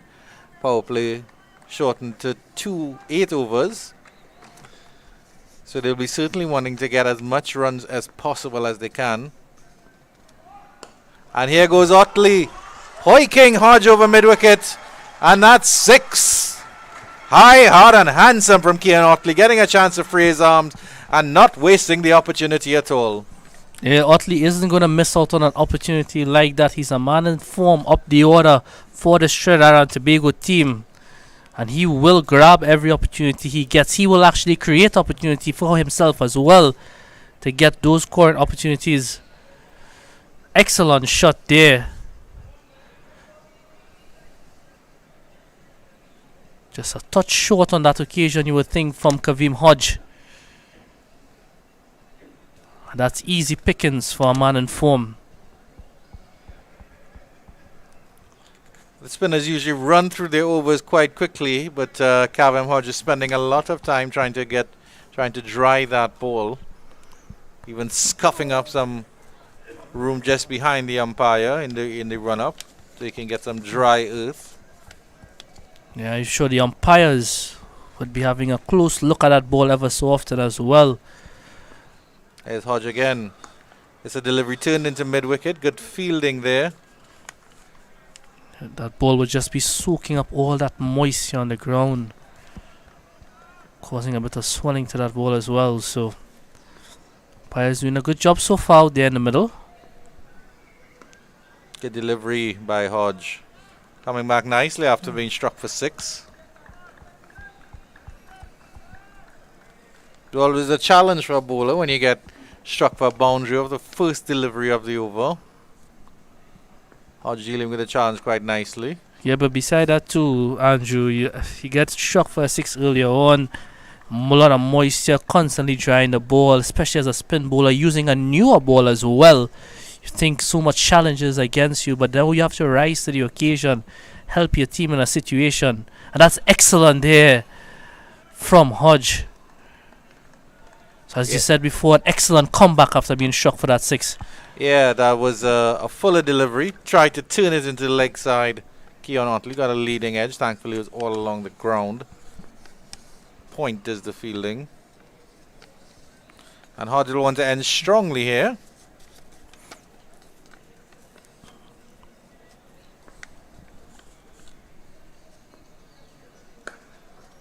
And he gets pushed down to... Oh, no, the field is very wide at long on, but they're coming back for the second. There's a bit of hesitancy. The throw comes in at the bowler's end. Hodge was saying go for the keeper's end, and they get 2 at the end of that. Good response from Hodge. Trinidad and Tobago Red Force 22 without loss after 4 overs. Yeah, Otley immediately called 2 after striking at to the fielder at long on. Django, he's always going to oblige. He's quick between the wickets, is Hamir Django.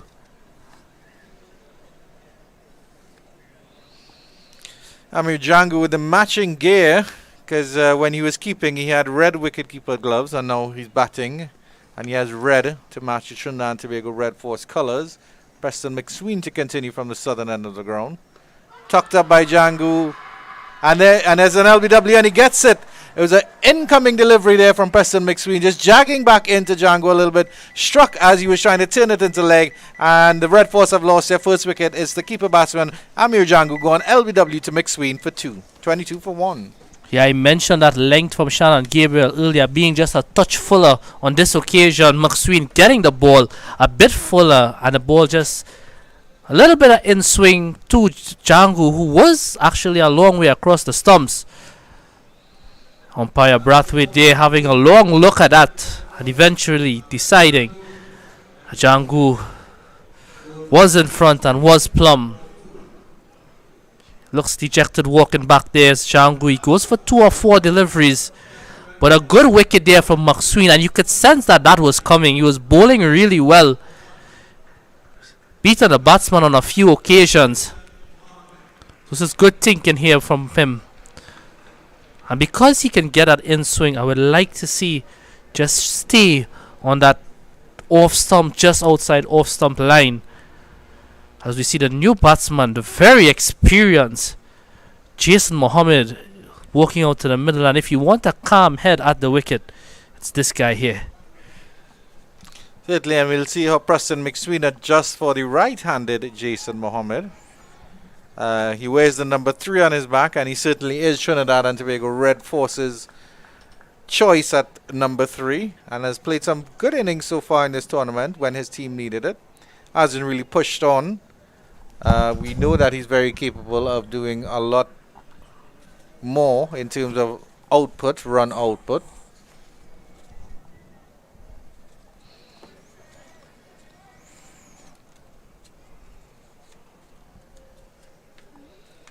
McSween comes in, adjusts the line well, play down into gully region, and there's no run for Jason Mohammed. Yeah, Jason Mohammed, he will take his time and go about his innings. He's a guy that doesn't get flustered out there too fast, but he can't play the big shot as well. Like I say, a guy who has a lot of experience in this format. Some international experience as well. Fielder coming in from cover off the boundary, or outside fielders, a third man and mid wicket. And this one is driven, and that fielder cover kind of slipped at there and was able to make a very good stop with a drop just in front of him. He couldn't come up with a catch, unfortunately for him. And Mohammed gets away with 2 through the cover region. And I love that they took off for that first one really hard. And that allowed them to come back for an easy 2 in the end. And that's what a lot of batsmen are lacking. They go through for that first run very gingerly. A bit of misfield there. So that's excellent batting from Jason Mohammed. And good call there from young Otley. Score now 24 for 1. Nice turn into mid wickets by Jason Mohammed, showing his experience here. But of course, the challenge is that the required run rate is 6.3 already, and the current run rate is 5.3. So they're already behind Trinidad and Tobago Red Force. It's a stiff total that they have to chase down.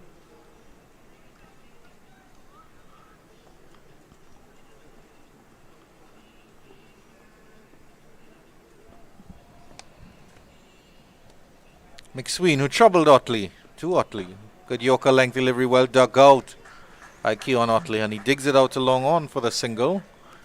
At the end of 5 overs, it's a 1 delivery left in the 5th over.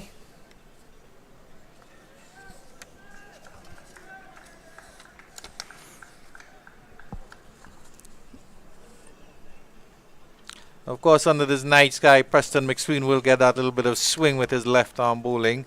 If he can get that line right to Jason Mohammed. Just get it right. But Jason Mohammed still pushes it up to mid-on for a single. They run that cheeky single. And it is the end of the 5th over now. After 5 overs, the Trinidad and Tobago Red Force 27 for 1. Some comments from Hamza Mohammed before Anil Lakan replaces yours truly. Yeah, so a good start here. Good even start, I should say, from both teams. McSween really bowling a tidy line and length here. So 1 for 16 off his 3 so far. Certainly extracting a bit of swing out there.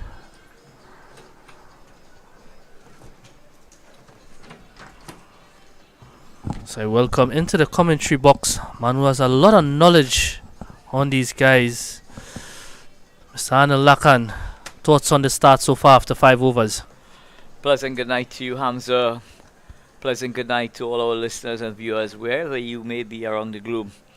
Trinidad and Tobago have been asked to score 243 for victory in 40 overs. They are 27 for 1, having just lost Amichangu LBW to a ball that was seaming back sharply into him.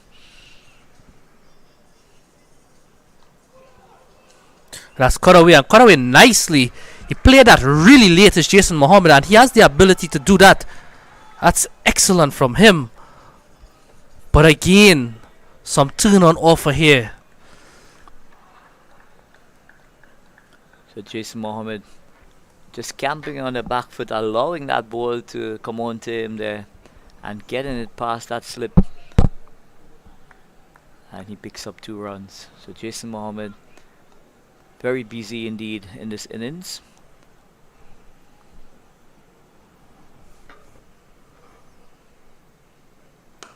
Oh, this ball is sounding lovely off Jason Mohammed's bat there, Anil. Yeah, he's in sublime touch thus far in the tournament. He hasn't really carried on, and tonight might be the night that we'll see the best of Jason Mohammed in this tournament.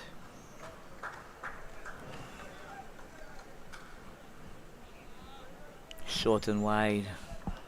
Just probably think that he missed out there, Jason Mohammed. Cutting that ball to backward point.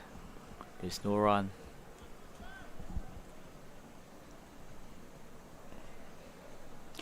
Trinidad and Tobago. They're staying just within striking distance of their asking run rate.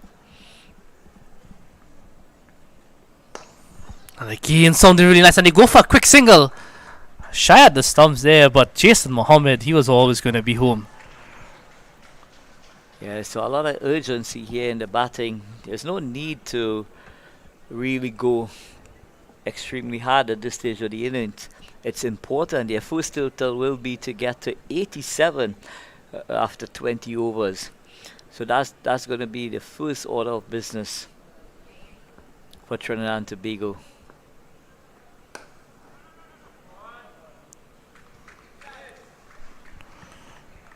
We talk about the way the ball is coming off Jason Mohammed's bat for this entire season. What about the bat of Keon Otley?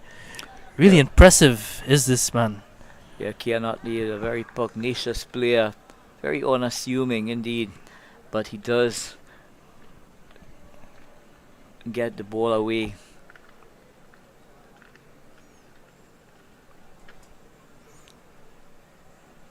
See Hodge continuing here. Again, played really late off the back foot.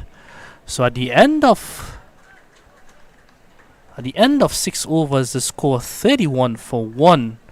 Hodge, he's bowled 3 overs for 14 runs. And Anil, we've spoken about guys and fitness.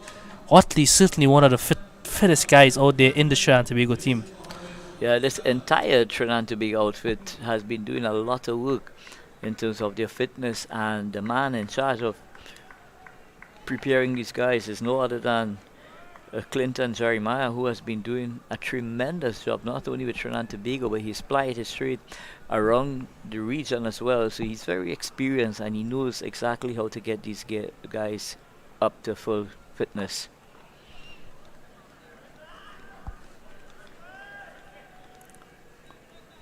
So McSween using the deck there, hitting the ball hard into the deck.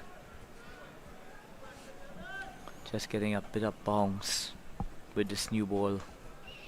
But it's not going to last very long, because this ball has a tendency to go very soft quickly, Hamza. Especially with all the moisture around as well. Moisture will be absorbed in that ball. Oh, that's an inside edge there. But a good piece of work there from the keeper. So McSween, he's causing a bit of trouble, but I'd still like to see just carry up that ball a little bit.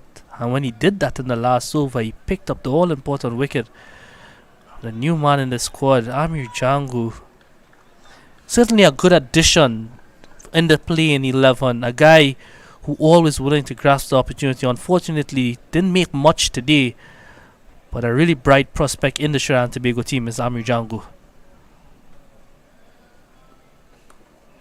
That's got away, and that's got away really nicely.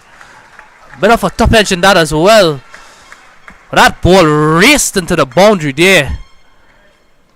So Preston McSween just going a bit short and wide there, allowing the likes of Keon Otley to extend his arms and cut that ball up. He did.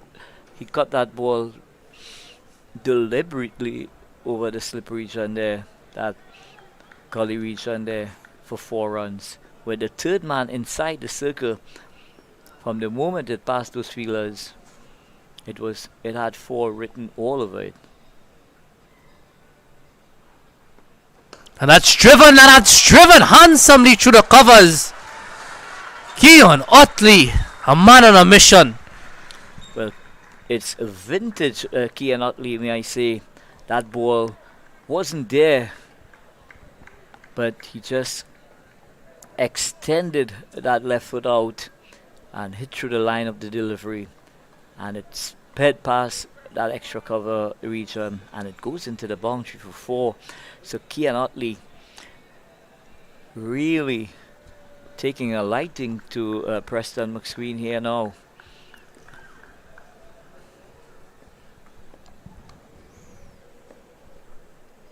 See McSween want to finish this over good. And that's a wide delivery there. Oh, probably just brushed something on the way because it wasn't called. Well, Keon Otley was just taking a stride down the pitch there, possibly just brushing the pads on the way to wicketkeeper.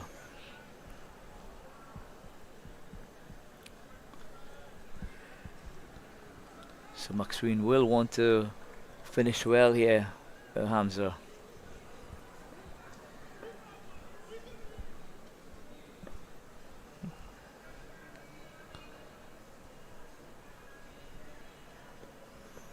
And that's a huge shout there, but not interested and told, and rightfully so. So that's the end of Maxwell's fourth over. He's going on a run of ball right now. 24 runs, 1 wicket. So after 7 overs, the score 39 for 1. Otley, he's on 28 of 29. Jason Mohammed, 7 of 9 deliveries. Partnership, probably the partnership was rebuilding the Trinidad Tobago innings after that early start. After the loss of that early wicket, I should say.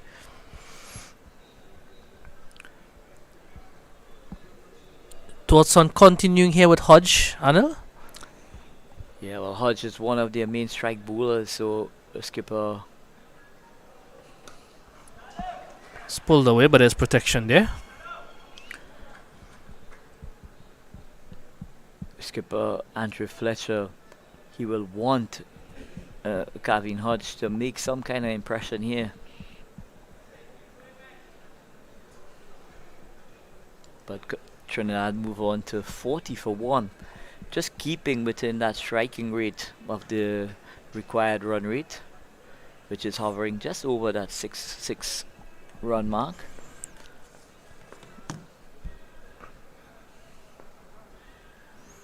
So it's important for the batters, especially when they get the opportunity with the bad balls, to hit it away to the boundary, and for the rest of the over they could just play normally.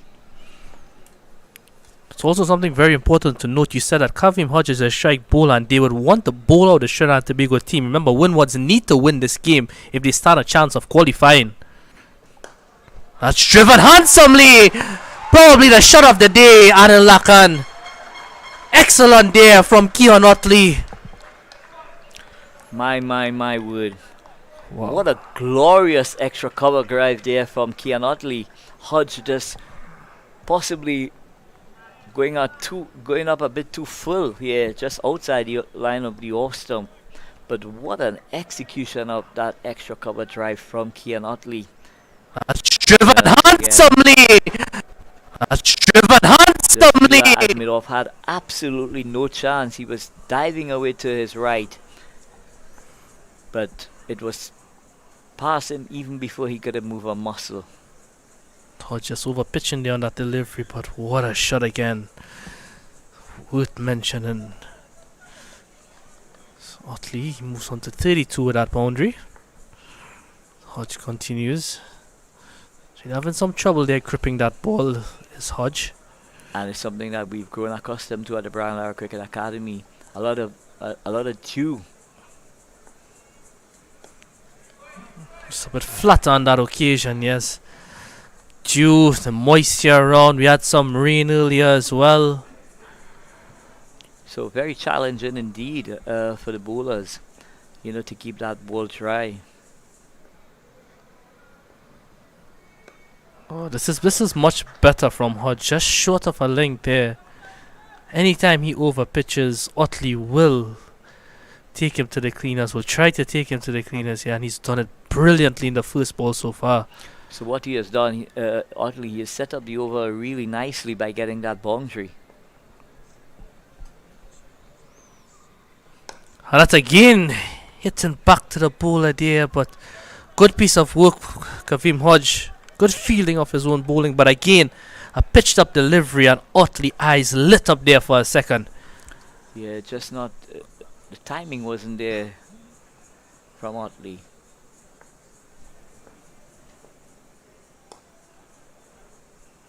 Good piece of fielding there.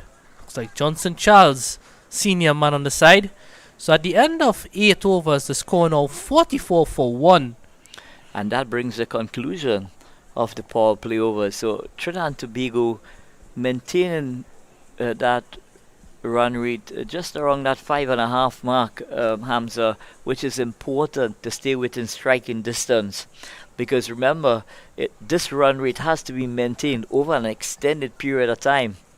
So once the batters are able to get that boundary ball early in the innings, they could more or less just work the rest of the deliveries and maintain that strike rate.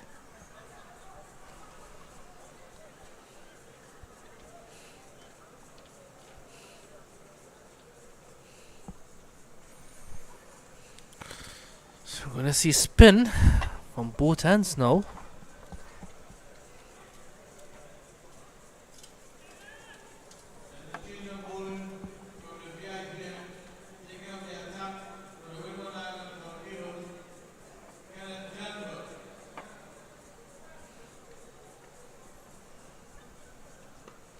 Let's cut away again nicely. And that's a quick single there. Oh, a better throw needed. New bowler Denver. So we've seen that level of aggression and intent from both Jason Mohammed and Kian Otley. It's important to put the fielders inside that 30-yard circle under a tremendous pressure.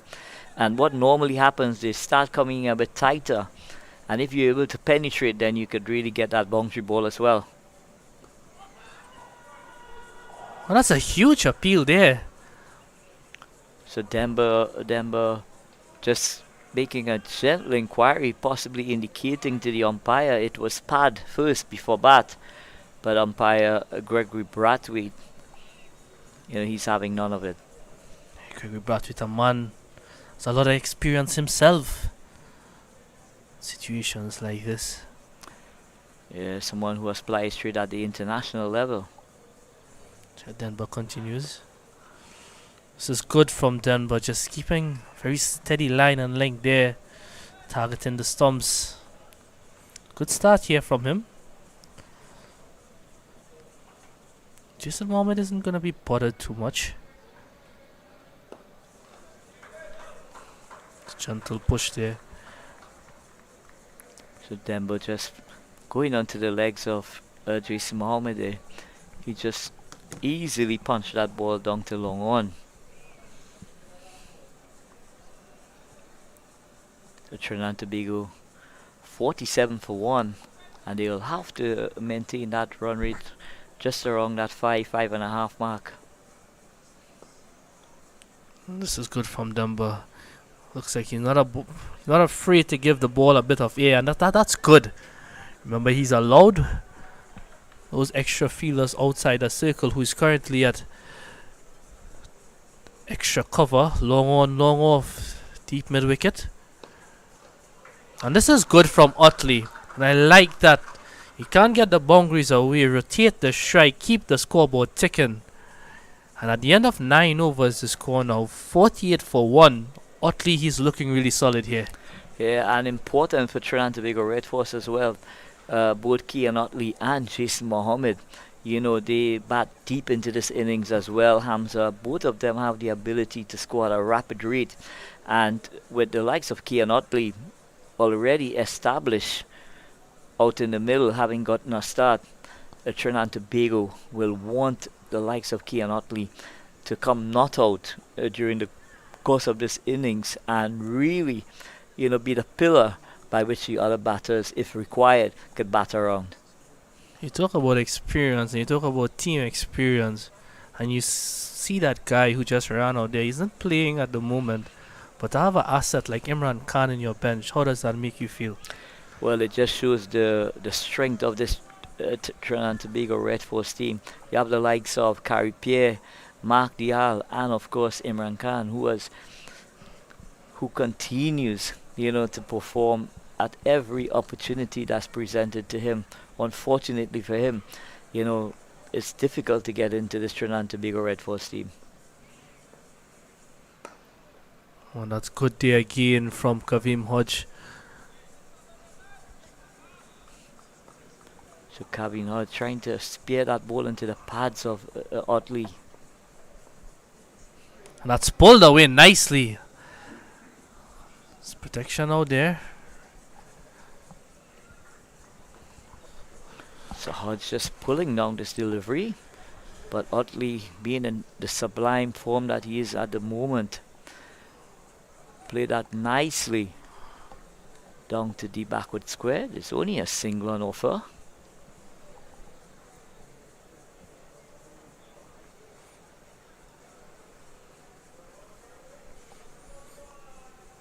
Windward Islands desperately looking for a breakthrough here. Jason Mohammed just trying to cut a delivery that's a bit too close to him, but he's a guy who loves playing spin late. It's brought him a lot of success in the past.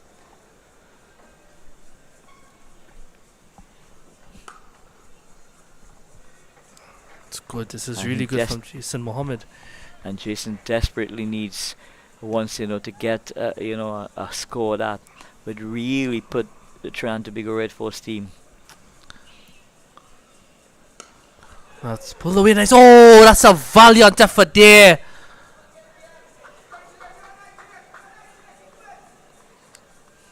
Excellent feeling there. Unfortunately, not being able to hold on to that. But that was travelling at a rate of knots on Jason Mohammed. He rocked it to the back foot and was pulling that ball through mid-wicket. And here we see it again. A lot of power went into that shot. Talking about having Imran Khan in your lineup, Jason Mohammed, the leading run scorer in last editions, 50 overs. So at the end of 10 overs now, as I take my leave, welcome Mr. Back and welcome back into the commentary section, Mr. Andrew Chan, to continue with Mr. Anil Lakan.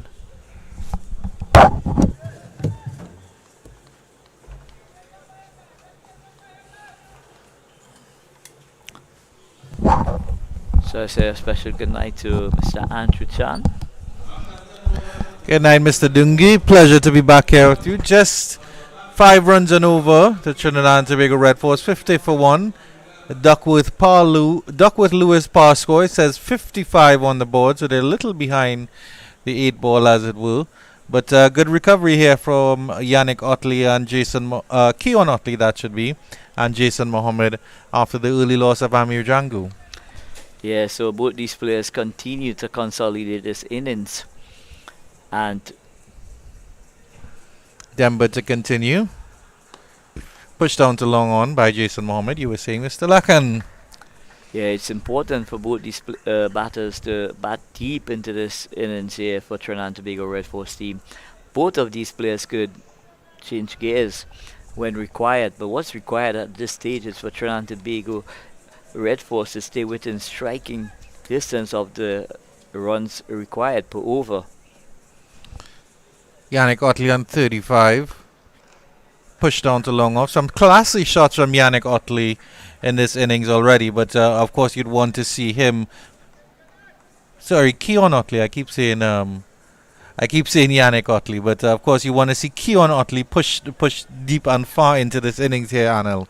Well, I think it's important with the likes of Keon Otley, who has a start, to continue and possibly take this team to victory. Demba. Well worked to wide long on by Jason Mohammed, and he continues to do well. His experience is really showing here, and he's I think he's calling for something from the dressing room. It looks like bats or gloves or something like that. Something yeah, he's unhappy with. It's pretty warm outside there, so you'd expect that the batters. Sweep by Keon Otley. It's down the leg side and it's wide. So an extra delivery and an extra run for the Red Force.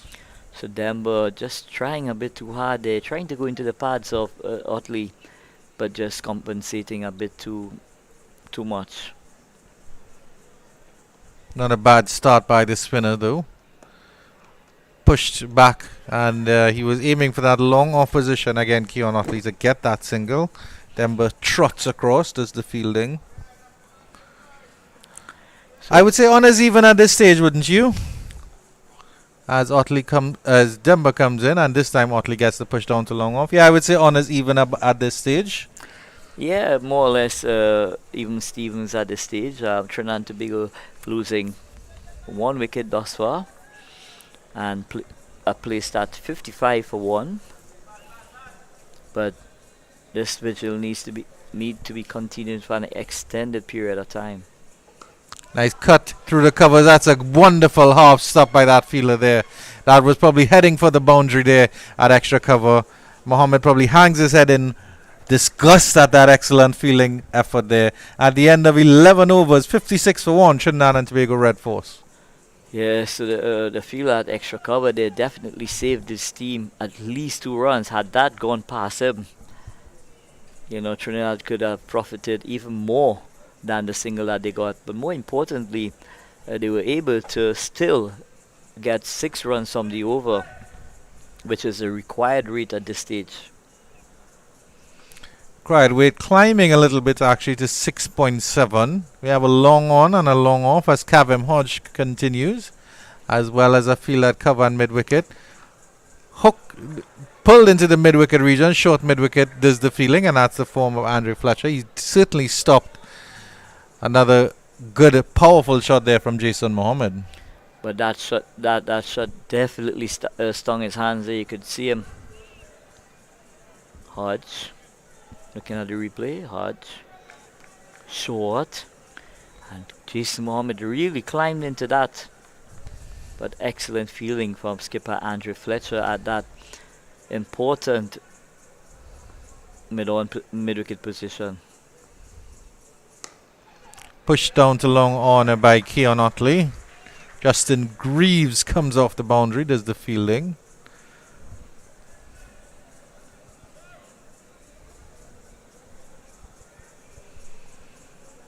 Of course, that run rate continues to climb. Trinidad and Tobago Red Force maybe a run and a half behind the required rate. Cavem Hodge into his 6th over. Of course, with the revisions here, no bowler can bowl more than 8 overs. Not bad bowling by Cavem Hodge. Wide delivery. Crack through the covers. Jason Mohammed has the fielder running around, and he'll come back for a lovely 2. Good shot by Jason Mohammed through that extra cover region. Hodge just pulling this delivery down short and wide outside the off stump. It allowed Jason Mohammed to crash that ball through that extra cover region, but excellent fielding from the cover boundary only resulted in 2 runs. Yeah, that's Johnson Charles on that cover boundary, and we all know he has a rocket of an arm. Very fast across the turf as well. Again, turned into square, trying to get that one behind square. Jason Mohammed didn't get any runs there. 1 delivery left in the 12th.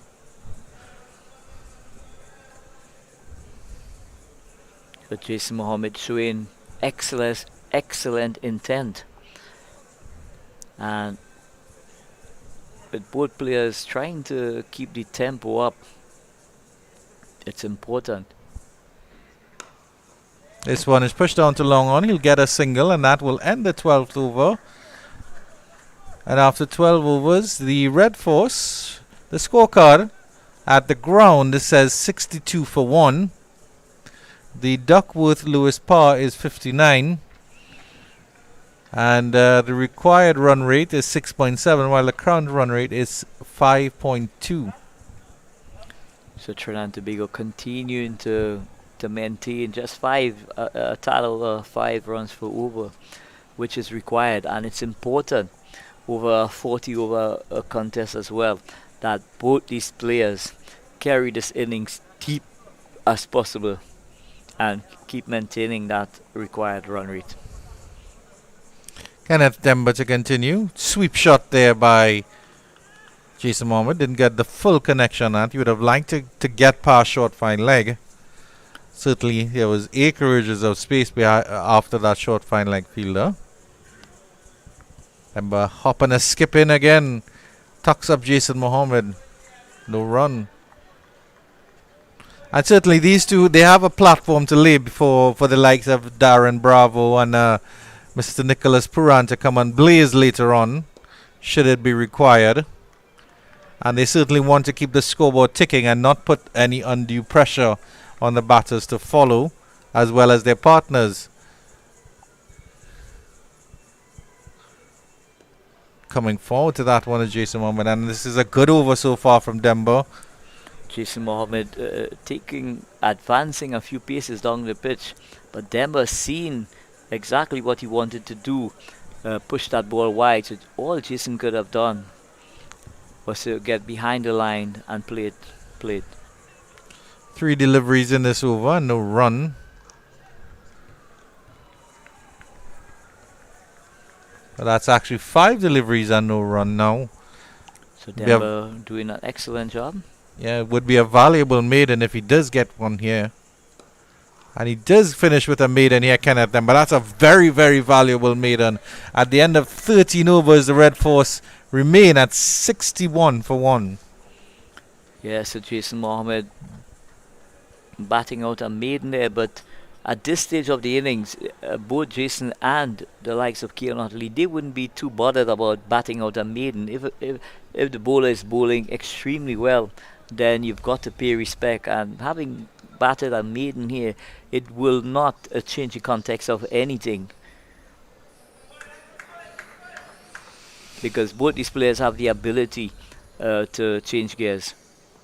Hodge to continue. Turned into the leg side, all the way down to square leg for a single by Keon Otley. So he looks a little bit more adept at getting those singles there. And give us an insight, Anna Lakan, as to the discussions, of course, prior to the Red Force coming out to bat, what would have been said in the dressing room in terms of this very stiff run chase. Well, I wasn't privy to that information, but what I could tell you is the batters are very well aware of what is required.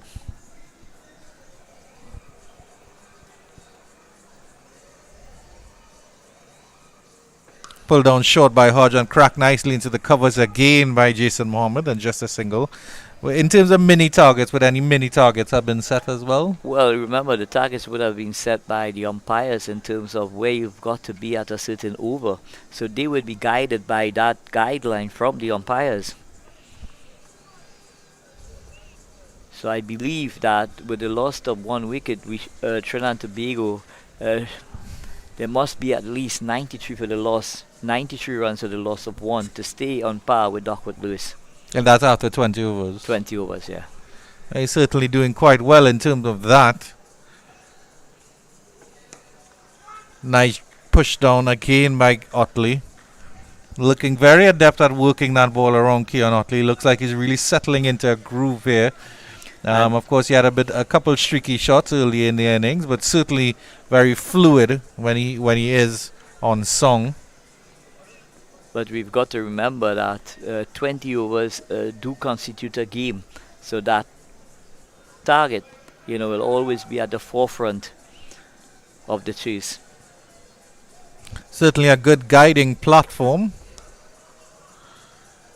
And I'm assuming the team analyst would be the one that works out those figures and announces it to the team as necessary. No, the umpires are charged with that responsibility, Andrew Chan. Okay. Because they are the custodians of the game. They will determine what the scenario is. Good delivery there by Hodge, keeping low, and Jason Mohammed little fishing at that one outside the off stump. Trying to damp it down to third man for a single, not getting anything on it.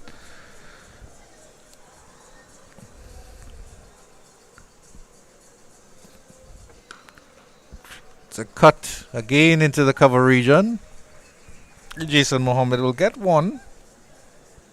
And he will retain the strike after 14 overs. The Red Force 65 for 1. So the run rate now has just gone up a bit over 7. So I'm sure that the TNT Red Force batters, they will be keeping a keen eye on the scoreboard as well. And I'm sure that they will discuss at some stage, who they would want to target in terms of bringing that run rate back down. So at some stage, they will determine which bowler or bowlers that they will want to take on, if it's required at any stage of their innings. Well, Kenneth Demba certainly seems to be a thorn in their side, and he continues 3 overs with 10 runs. One of those a maiden as well. And again, Jason Mohammed is trying to get down the pitch to him. Only play that one back to him. So I wouldn't be surprised to see the likes of Jason Mohammed trying to sweep Demba at some stage in this over. He goes down this one, heads it up to wide long on. Fielder slips a little bit, but still gets the throw in, and it's a streaky second there for Keon Otley, but he gets in at the non-strikers end. Two good runs to Jason Mohammed. Excellent running between the wickets between Jason and Keon there. He called immediately for 2. And the reason he was able to do that because that ball went over mid-wicket and not to that long on position.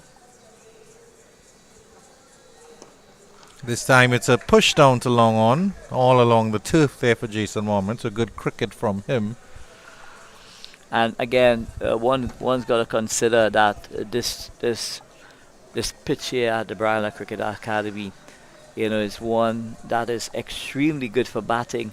So to pick up the scoring rate at the back end of the innings, it would not be much of a challenge, but they will want to continue to maintain 5-6 runs and over.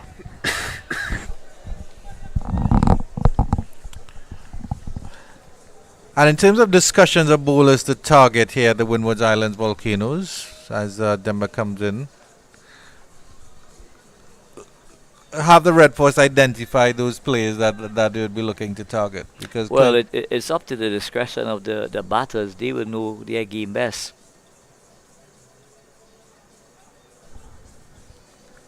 And at the end of 15 overs, Trinidad and Tobago Red Force 68 for 1. Please continue your point, Mr. Anilaka. Yeah, so they would be guided by what they are seeing and what is happening out in the middle, and of course the think tank from time to time they will be sending messages as well as to if they believe that they need to step it up, or one of these guys need to possibly take a bit more responsibility in terms of being a bit more aggressive and showing a lot more intent. So I'd like to make way for the likes of Hamza Mohammed, who's going to be joining Andrew Chan. Thank you very much for your very wise insights into. You can call Mr. Anil Lakan, Mr. Anil behind the scenes Lakan for this tournament, of course, doing his duty here with the Red Force. National duty, his civic duty, his public duty.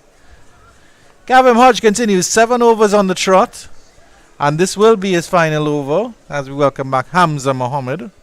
Salam alaikum, my friend. Alaikum assalam. Again pushed into the covers by Jason Mohammed, and there is no run. I just want to say thank you again to Mr. Anil Lakan. He's not done for the night as yet, so man with a lot of insight, a lot of knowledge in this game, and that's brilliantly driven there. A bit of a misfeel, but there's protection out there.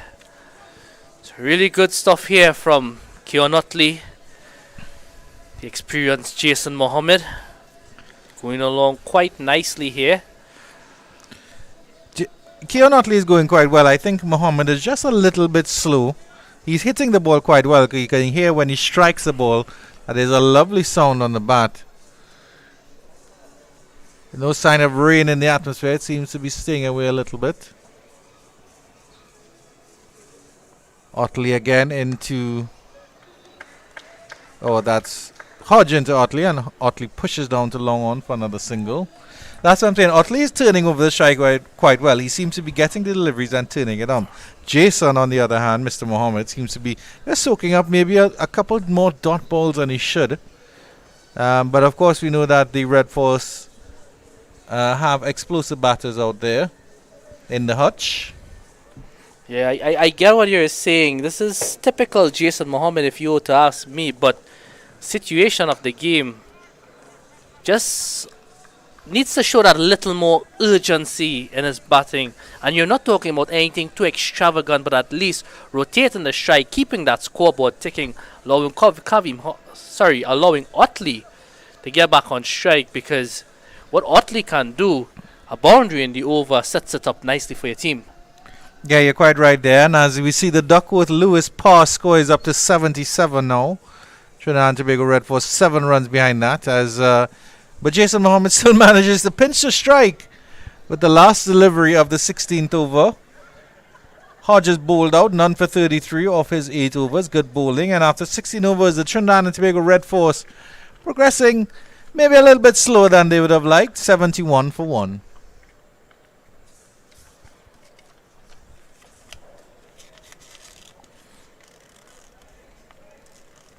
None for 33 off 8 overs. Kavim Hodge. As mentioned, genuine all-rounder in this Windward Islands team. We're going to see a changing bowling from the southern end now. Justin Greaves, the pacer, is going to replace Kenneth Demba.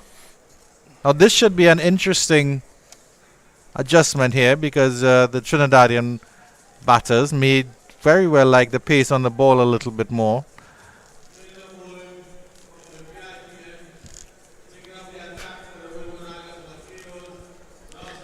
And the Windwards Volcanoes are immediately employing that third man, that fellow at deep cover. They have a fielder long on, and then that fielder at mid wicket as well. And all the circles, all the fielders on the inside of the 30-yard circle are just about right on the edge of the 30-yard circle. Here's Greaves coming in to Jason Mohammed. Jason Mohammed immediately hoiks that one to mid-wicket, and that's the end of Jason Mohammed. He's been struggling. Johnson Charles takes an easy, simple catch, and that's the end of Jason Mohammed, putting this Trinidad and Tobago Red Force team in further strife at 71 for 2. Yeah, Greaves immediately striking there. What a way to start your spell. And that's a huge wicket in Jason Mohammed. But I would tell you something though. From a Trinidad and Tobago's perspective, maybe that's not a bad thing as well. Because with that now, you have... So you see just a bit of hesitation there with the new batsman going out.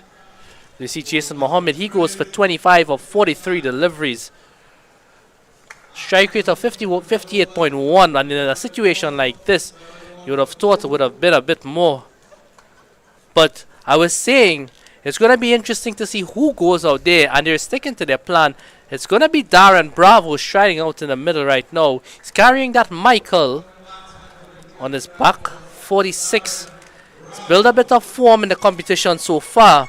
So it's going to be interesting to see how he goes about his innings here tonight. One would have thought maybe, just maybe, they were thinking of just a slight change. There's the firepower. Sunil Narayan, Akil Hussain could strike the ball as well. There's also Jit Cooley in the hutch as well. He could hit the ball a far distance. But they're sticking to their guns here. Darren Bravo is coming out. They require another 178 for victory of 143 deliveries. And the problem is, of course, while Jason Mohammed's wicket falling in the long term might be a good idea, in the short term, the Duckworth-Lewis par has jumped to 91 now. So it's a bit of a challenge here. I certainly would have put in maybe Nicholas Puran because he has the ability to knock the ball around and get the single. Darren Bravo takes a little bit of a time to get started. And sometimes he soaks up some good deliveries. We'll see how he starts here as Justin Greaves comes in. And it's a good delivery on the line and off stump, and the batter has no choice but to play it back up to the bowler. Not just that as well, Andrew Nicholas Puran can come out there and go into fifth gear immediately as well. And we've seen him done that in the past. So and he's done that on the international level as well. So I totally agree with your point, and I thought maybe with his experience as of lately as well, might have been the ideal candidate here, but we'll see how Darren Bravo goes. And that's a delivery down the leg side. Bravo may have gotten a tickle on it. We'll wait for the umpire signal. Yes, he does. And that's a very fine four to get Bravo started. So after picking up that wicket of the first ball, Greaves, as we see here on this occasion, just straying in line a bit. And Bravo, that's easy pickings for that man, Darren Bravo. The finest and cutest of tickles indeed from Darren Bravo to get him off and running. And he does get off and running with a boundary. Let's see how Greaves responds. So wide delivery outside the line of the off stump. Not called wide by the umpire. It started very wide and went even wider. But clearly within that red line, which is the guidance. It looked a bit slow as well, almost enticing Bravo to play the big drive there, but just let it go at the last second. Certainly that was a delivery that if Bravo flung his hands at that one, you wouldn't have blamed him at all. But Greaves is deceptive in pace as well. That's a better line delivery, just bouncing, passing about. It would have knocked. If there was a fourth and fifth stump, it would have certainly taken that fourth and fifth bail out. So let me ask you a question here. That shot that Darren Bravo shadowed after, do you think he could have played it and tried to get a single there? I think that last delivery, that was probably too good of a delivery for that one because it was bouncing as it passed him. Maybe rising a little bit and maybe a bit of swing in the night air as well. Maybe the delivery before that. And this one he goes over cover. And this one he smacks into the extra cover boundary for 4. Lovely shot, Darren Bravo. Good dive. Good attempt by Johnson Charles there. But Darren Bravo got enough connection on that. At the end of 17, Darren Bravo is on the chart. 79 for 2.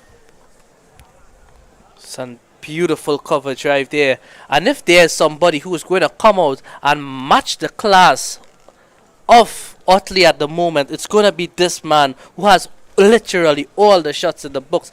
He drives beautifully on the offside and plays one of the best on drives as well.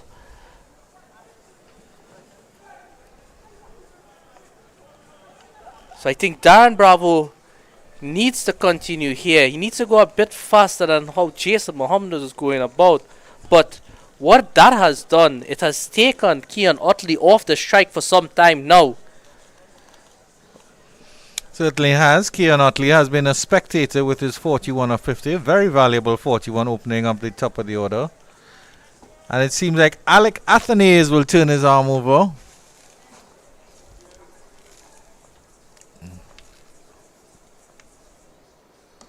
He starts on the leg side. He starts with a delivery down the leg side, and Otley is able to turn that into square leg for just a single.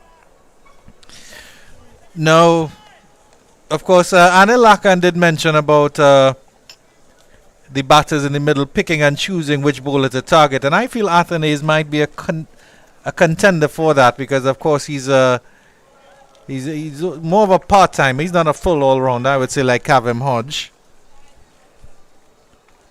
And while he can impart some spin on the ball, he's certainly a bowler that I think Red Force could target.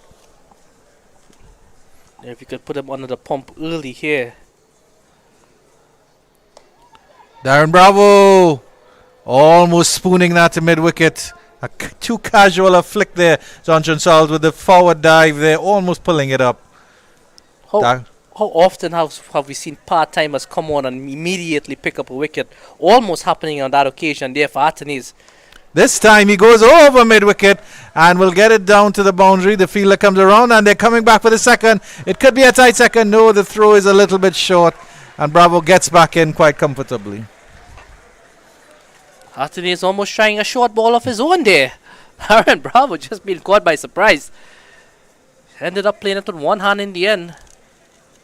I certainly didn't get that clean Darren Bravo connection we all know about.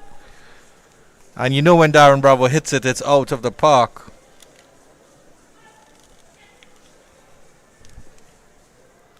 This time he's dragging this one past the bowler. Baseball style, flat batted down to long on. So Athanaze, he's just happy to just hit the ball into the deck there. Not really looking for too much spin. Probably just a ploy to just bring him on and just get through some overs really quickly. Just hustle this Trinidad and Tobago run chase a bit, and not a bad ploy at all. Lovely drive to the covers here by Otley, but there'll just be a single here. He hit that so well that fielder off the cover boundary just had to run in a little bit and collect that one. Otley going about his business quite nicely here, you have to say. 43 or 52. He's really provided the platform here for the other batters to just come out and maybe express themselves a little more. Otley certainly playing the long game. See what Darren Bravo does against Alec Athanaze, and it's a push into the cover region. Good running around there by that fielder. Prevents any thought of a single. 5 runs off the over after 18. The Red Force 84 for 2. Yeah, that fielder looks like the skipper himself, Mr. Andre Fletcher.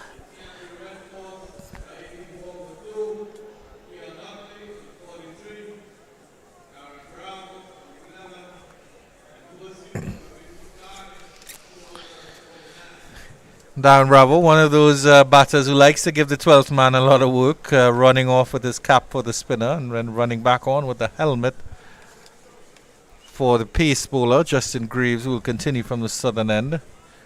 Imran Khan, it looks like, getting a little bit of extra exercise. Not that he needs it, of course. Anil Lakan assures me that he's a very fit gentleman. Justin Greaves for Keon Otley. And he's bowled him. That's the off stump gone, and that's the end of Keon Otley. It's been a good innings by the Red Force opener, but unfortunately he has to go. Red Force slip into further trouble, 84 for 3. Talk about a peach of a delivery there. Justin Greaves. That ball just a hint of swing back in. Otley had no answer for that. So Greaves, he picks up his second wicket in consecutive overs. What a change this has been for Andre Fletcher and the Windward Island Volcanoes. We were talking about earlier, maybe they were happy that a bit of pace on as we see Otley walks off for 43 or 53. Another start for the Trinidad and Tobago opener. He's probably knocking himself asking, what does he have to do to convert here, Andrew? As we see the man who you were talking about earlier on, Nicholas Puran. And one might think this probably has to be the key partnership. Not just going about their business building an innings, but in the rate of which they build this innings as well will definitely be the key for this run chase. Yes, certainly Keon Otley will feel aggrieved that he wasn't able to continue and put on that lovely score that he would have liked. But certainly, if you get beaten by a delivery like that, certainly from Justin Greaves, I don't think you can feel too aggrieved by that one. But yeah, you're quite right in terms of the fact that this is the partnership that will need to take Red Force across the line, or at least do the bulk of the work to take them across the line. Bravo started quite brightly, as we know Darren Bravo can. And let's see how Nicholas Puran deals with Justin Greaves. Good delivery. Similar delivery to the one that got Keon Otley, but I think Puran just playing that one a little bit later, maybe just underneath his eyes. And no run. Yeah, another left-handed batsman on the Trinidad and Tobago top order. But I have to commend Andre Fletcher for his bowling changes here. Wide delivery, and he's cut that nicely down to third man for a single Puran, and he's off the mark. Yeah, I have to commend Andre Fletcher for his bowling adjustments, because certainly the spinners, Kenneth Demba, Kavim Hodge, doing a good job in the middle order in terms of controlling the run rate.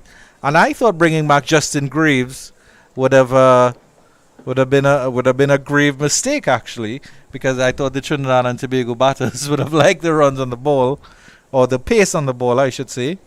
But Greaves has done his team proud and his captain proud.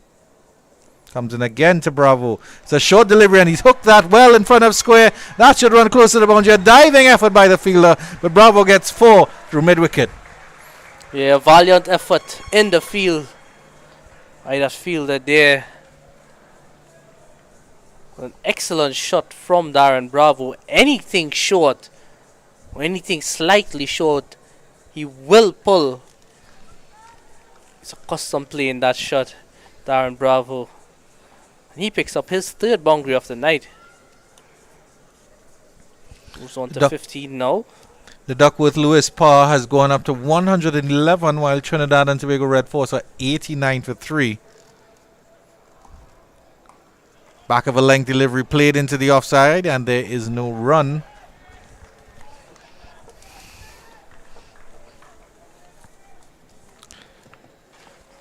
So at about the 11th over stage, when Trinidad and Tobago Red Force had lost just 1 wicket, I would have said his honours even.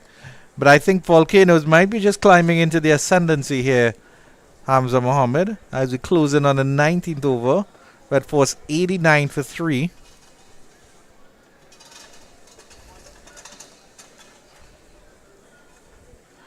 A good delivery, tucking up Bravo probably just heading down the leg a little bit. There is no run, and at the end of 19, Trinidad and Tobago Red Force 89 for 3. Yeah, I think this Red Force team, they'll have to try and find that big over from somewhere. And I think you were quite right by saying probably try targeting that part-time, as we see. Otley, another start for him. He went for 43. Rijango came into the side. He didn't make much. He went for 2. And Jason Mohammed, the experienced Jason Mohammed, he went off 25 of 43 deliveries. In the batsman there right now, we have Darren Bravo. He's on 15 of 12. And Nicholas Puran, who's just short into the middle there. He's on 1 of 2 deliveries.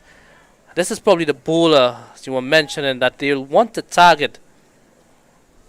If they could get one big over here from this end, and probably boost their confidence a bit, a boundary or 2 in the next over, certainly they could get back up to that Duckwood Lewis par score. But it's important that they don't lose a wicket as well. He starts with a wide delivery. Athenaeus down the leg side, and Puran is able to swing it behind for 4. So certainly Athenaeus will not help his cause, and he's helping the Red Force causes instead. They're very poor there from Athenaeus. Just paired that down the leg side. That was very easy for Nicholas Puran. Just held that on its way and showed that he got enough putt on that though. He certainly flung his bat at that one. See, Athenaeus continuing from this commentary end. Pushed down to long on for a single. Good cricket here from the Red Force captain. Already 5 runs in this over. Bravo has been out there for a little bit. He may chance his arm on a delivery here from Athenaeus. See if he can turn this over into a big one. I think anything flighted, he might look to go down the ground. Darren Bravo. He does drive nicely down the ground to wide, long off. Long off comes around, and he hits it so well that he can only get a single. Certainly a lovely sound off the bat there.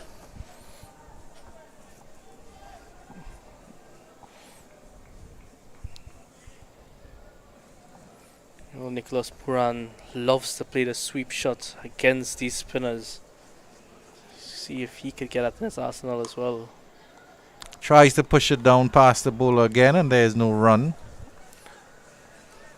Good comeback from Athenaeus after that loose first delivery. 2 runs on a dot ball. Down the pitch, Puran managed to turn it into a full delivery.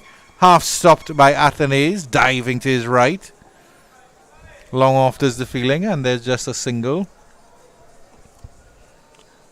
Almost like he stopped mid-air there for a second. The 1 delivery left, so whatever happens after this delivery, a game will be constituted. At this point, the Red Force would be on the losing side. We certainly hope the rains stay away. This time, Bravo cracks that wide of long off through the extra cover. Full extension of the arms. He brings up the 100 with that. After 20 overs, the Trinidad and Tobago Red Force 100 for 3. Some comments from Hamza Mohammed before Anil Lakan replaces yours truly. Yeah, we all know it was anticipated. Anything that was given a bit of air, whether it be outside the off stump or straight, Darren Bravo was always going to chance his arms. Didn't miss out on that there at all. An excellent shot to end the 20th over. It's going to be interesting to see if Fletcher continues with Athenaeus from this end.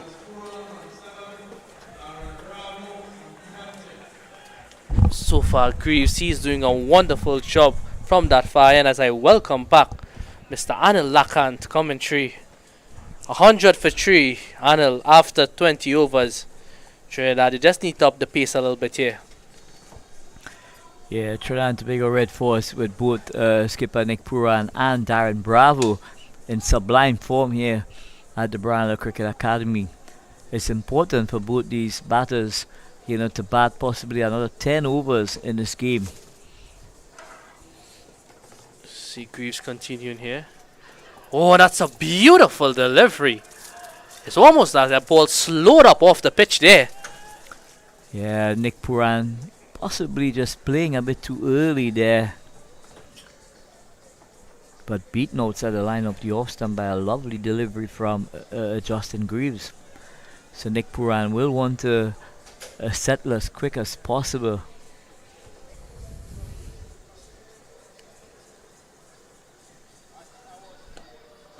Oh, that's lovely from Greaves. Greaves is showing some variation here as well, and I think that's brilliant so far.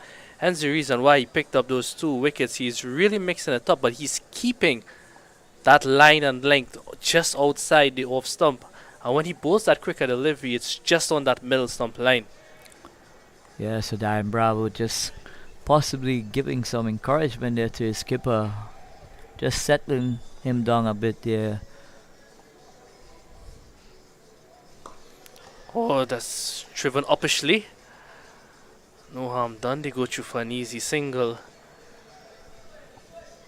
But it's almost though like you sense that one of these guys has to take the responsibility of stepping on the gas here, trying to find the boundaries.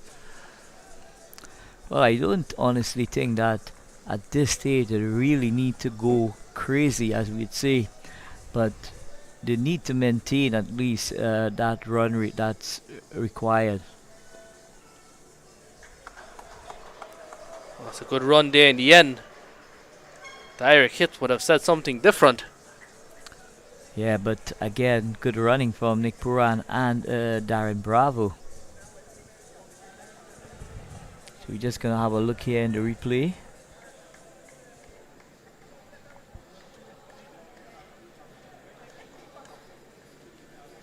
Oh, Darren Bravo would have been going there by a mile. Yeah, he would have been a gunner.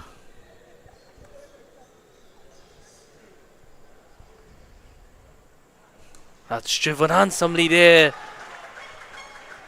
Sunil Ambris. That's excellent stuff. Patrolling that third man boundary. Good piece of work there in the end. It's feeling like that, Anil, would raise the spirits of your teammates out there, saving 2 sure runs.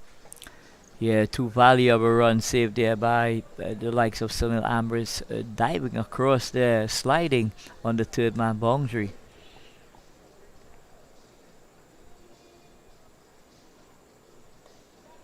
Oh, this is really good from Greaves. So at the end of 21, the score now 104 for 3.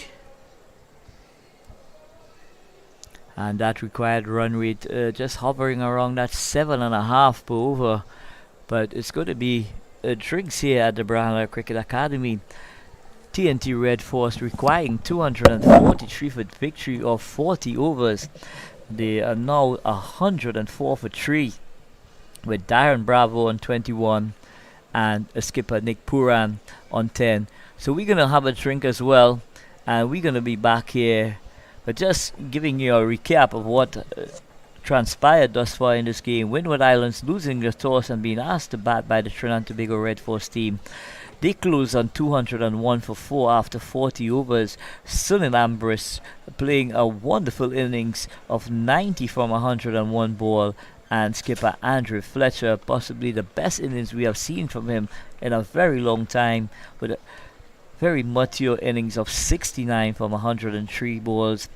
Alec Atteney's getting a start, but getting out a very smart piece of leadership from skipper Nick Puran, setting him up and getting him out caught at the leg gully. Johnson Charles needlessly was run out for 8. Bowling for Red Force, Akil Hussain 2 for 37 from 10. Shannon Gabriel 1 for 36 from 5. Jason Mohammed none from 11. Not for 11 from 2 overs. And Jed Gully 3 overs for 14. Trinidad Tobago Red Force, having been asked to score 243 for victory, they are 104 for 3.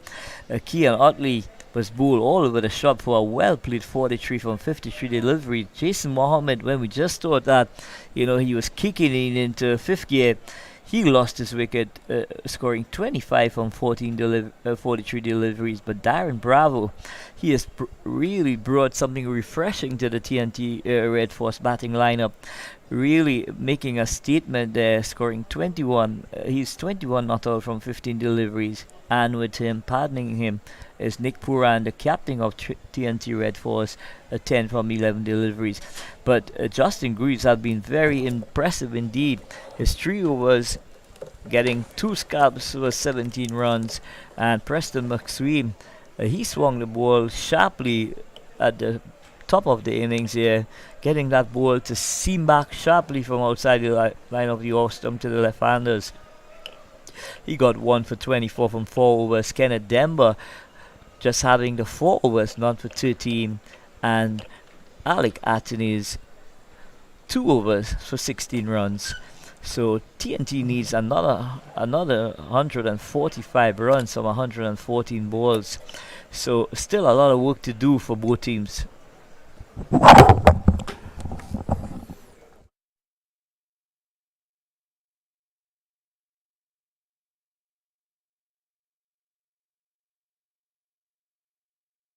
"36 for 4 in 6.3 overs," and then that partnership of 165 between Sunil Ambris and the captain Andre Fletcher really put things nicely for them at 201 for 4. But the rain fell here for a period of time, and then we had some lightning as well. So concerns for the players' safety, they were brought out, and at the revised target now, 249.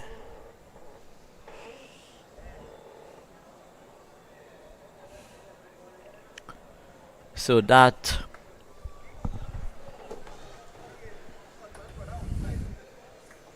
the situation here at the Brian Lara Cricket Academy. Skipper Andrew Fletcher floating with the idea of having Alec Atteney's bowl 2 overs, but that has changed now. He's bring back one of his main striker in Demba back to the bowling crease here from the pavilion, and Kenneth Demba, the off spinner. Yeah, Denver, he's bowled 4 overs, 13 runs, no wicket so far. Also has a maiden inside there, and that's a bit shorter. Denver, one of those taller spinners. Anil?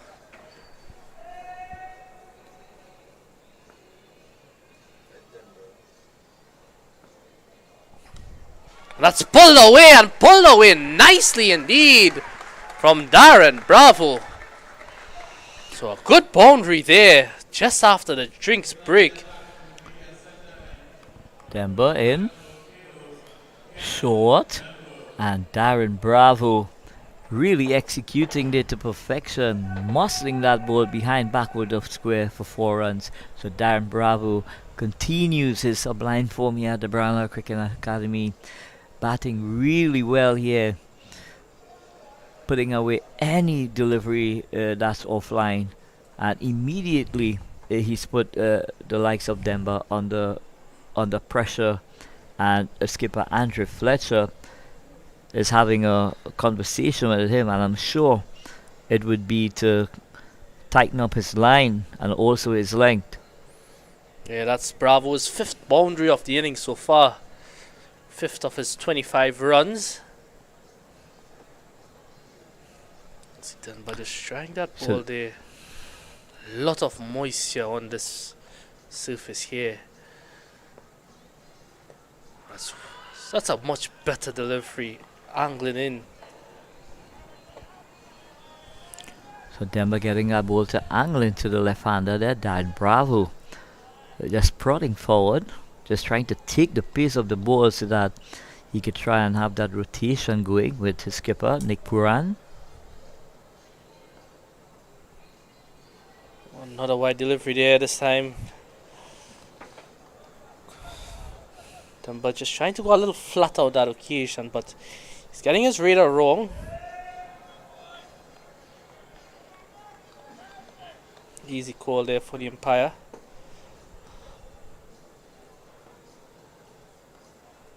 Oh, that's a good delivery there. Just flicking that off the fingertips there was Demba showing some variation. So excellent comeback from Demba, having just gone down the leg side for Sundry. Just trying to carambole there. And this one is played to that short fine leg position where Ambris does the fielding.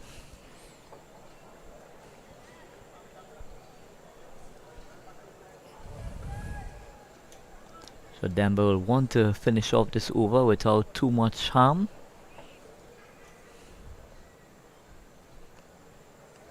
Oh, it's a wide delivery there. It's flirting with that wide line. It's a little too wide on that occasion. Can see the intention. Not bad intentions though, but not just not getting the execution correct on that occasion was Denver. So he tries to finish off this over here. And that's muscled high, but it hasn't gone far. And that's just dropped there. It was the captain himself, Andre Fletcher, made a lot of ground. But Mr. Lacan, do you think that was the feeler on the boundaries catch? Well, the guys coming in will always fancy themselves to come in and get that catch. But skipper Andre Fletcher taking the responsibility and looking at the replay, they were far away from it. So it's understandable that skipper Andre Fletcher, he was trying to cover the ground and take the catch. But this is a moment in the game that we have to take notice of, Hamza. Yes, Nick Puran being put down by skipper Andre Fletcher. Yeah, chance going big in there as Denver comes to the end of his 5th over. It's none for 22 so far. And that's also the end of the 22nd over. Trinidad Tobago Red Force, they're 113 for 3. Nicholas Puran just getting a life there. And how costly that chance is going to be, we'll just only have to wait and see what happens. But skipper Andre Fletcher, he's still on the ground. With that effort that he had, I'm sure that he possibly, with the impact, his body impacting on the ground there, will have some kind of effect on him. So we are seeing more and more players going across to him, but he's up on his legs now. Yeah, Fletcher, the Spice Man as he's fondly called, is one of those guys. He gives it all out there, whatever circumstances it is. Had a good knock earlier with the bat. It's 68 not out. So Ambris 90. It's a bit unfortunate though when you reach that score. Rain comes and you're unable to push on probably to get close to that 100 mark landmark there. And as we're seeing that, Fletcher looks like he's going to come off. The substitute fielder there. So that effort has definitely impacted on skipper Andre Fletcher, possibly just going off for a couple of overs, to have some running repairs done, because the physio is accompanying him off the field. Yeah, but that's the substitute fielder there is Ryan John. So how important a moment that that catch going on there is going to play in the final chapter of this game.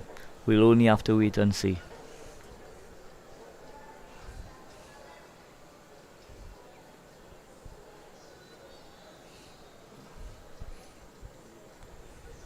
That's to add further insult to injury there.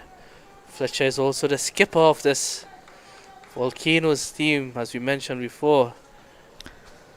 So but the Windward Islands team does have the like of Johnson Charles, who has a vast amount of experience playing at this level. So I'm sure Johnson Charles will possibly take over the reins while skipper Andre Fletcher is off the field. Yeah, and he's also really supported well by Arsenal Ambris as well, who's on the field and who has some experience under his belt as well. As we see Greaves continuing here at Shriven Lovely. And as you talk about that man Johnson Charles here, he's really in the field here. Really saved a lot of runs in that position here tonight. Salakan.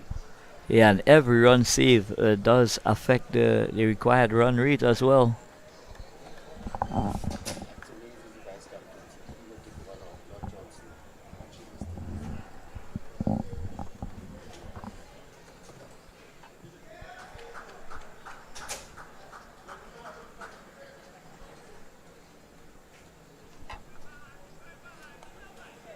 Yeah, so the current vice captain of this Windward Islands team is Alec Atenes. So young Alec Atenes with a big responsibility there out in the middle to continue from where skipper Andrew Fletcher.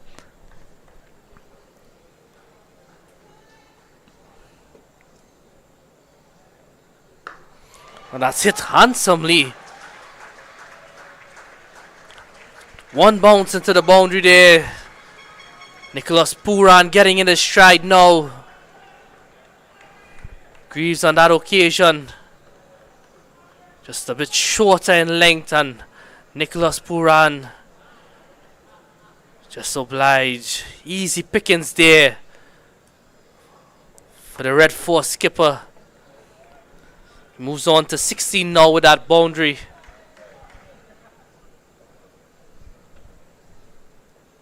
He's continuing from that far end.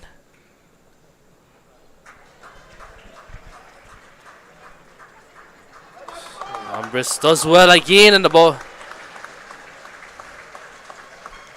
So skipper Nicholas Puran and Darren Bravo seizing the opportunity to get that second run. And immediately Nick Puran, the skipper, called two. And they got back very easily indeed. So we've seen a lot of intent from the TNT Red Force batters here. Nick Puran, the skipper, and Darren Bravo leading the way here.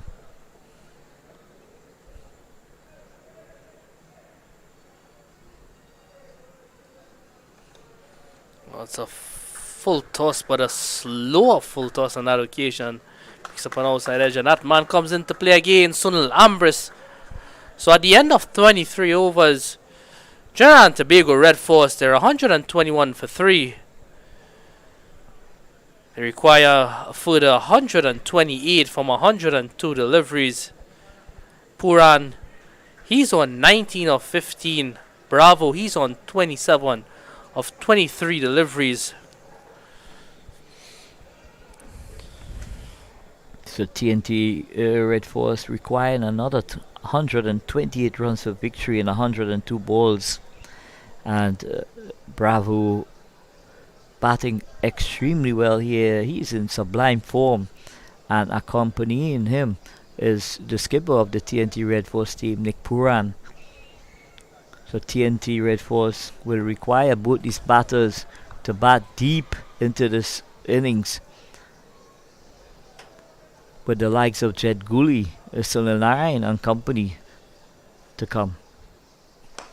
And a shot handsomely. That ball racing into the boundary there. It's 4 more for the skipper. Flight to delivery, looking at the replay here. Flight to delivery. Demba in. Flight to delivery. And Nick Puran really climbed into that delivery. And it goes into the long of boundary.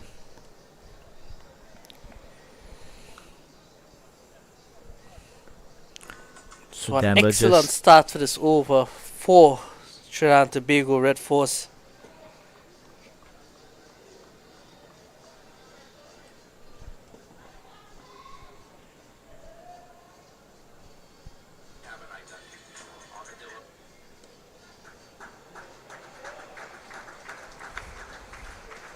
Easy single there for Nicholas Puran.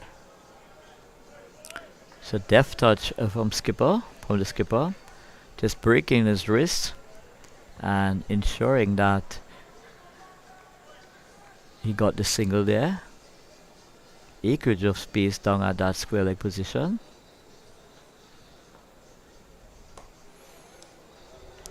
Good piece of feeling there.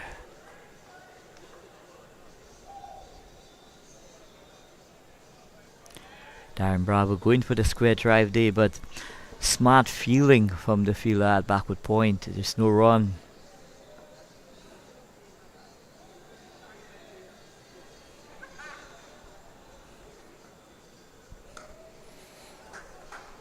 This is good bowling here from Denver. He went for a boundary earlier on. Conceded just 2 runs off his other 3 deliveries. Corrected his line.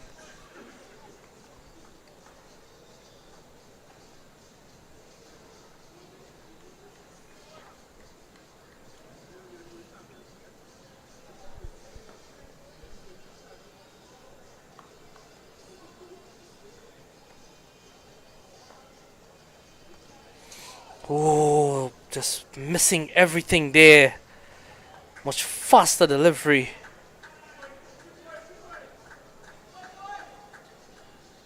So Nick Puran trying to got that delivery. Missing altogether. The wicketkeeper, he struggled to gather it in as well. Nick Puran just taking a second here to compose himself.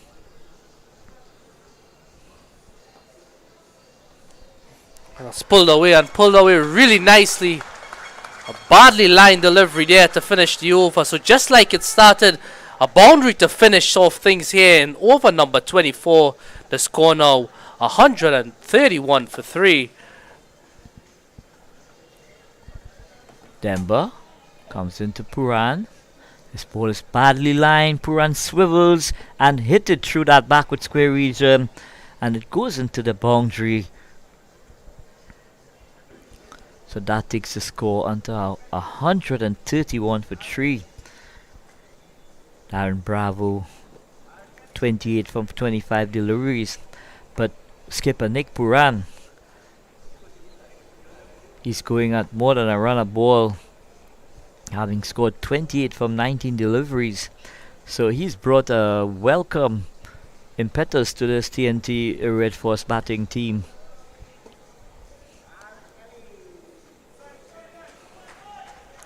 So TNT Red Force requires another 118 runs from 96 deliveries.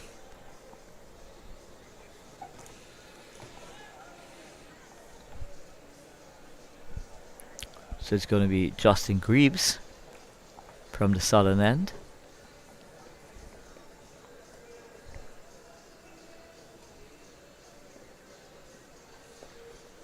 That's a good slow delivery there to start things off. The 25th over here. This ball is worked neatly on the leg side for a single. Darren Bravo getting off strike immediately with the first ball from this over. It brings back the skipper Nick Puran into strike.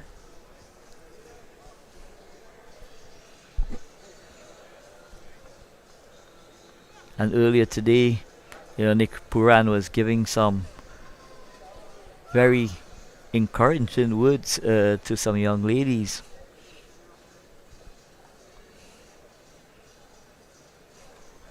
Oh, it's an outside edge. And that's going to fly into the boundary. So that boundary takes Puran to 32. The score now is 136 for 3. And also that boundary brings up the 50 partnership. Full delivery, Nick Puran driving at that ball, taking the outside edge, but the wicketkeeper had absolutely no chance whatsoever. And a welcome boundary here for the TNT Red Force. And I'd like to say a special good night to the likes of Amelia, Shan, Tamika, and all the girls who at the Brian Lara Cricket Academy taking in this wonderful encounter between Trinidad and Tobago Red Force and the Windward Islands, Volcanoes. These girls are aspiring cricketers here in Trinidad and Tobago, and they've taken the time out from their busy schedule with their school commitments to come here and lend that kind of support to the TNT Red Force team.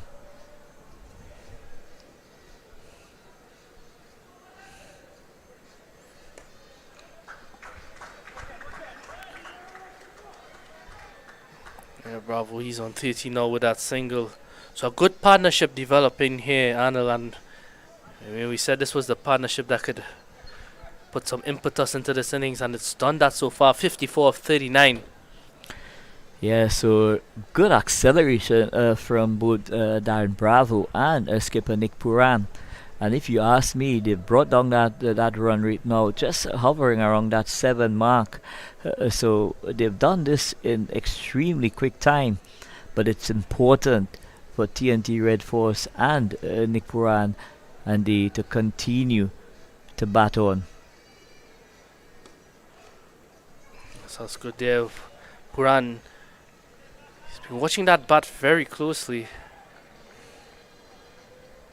See the members here.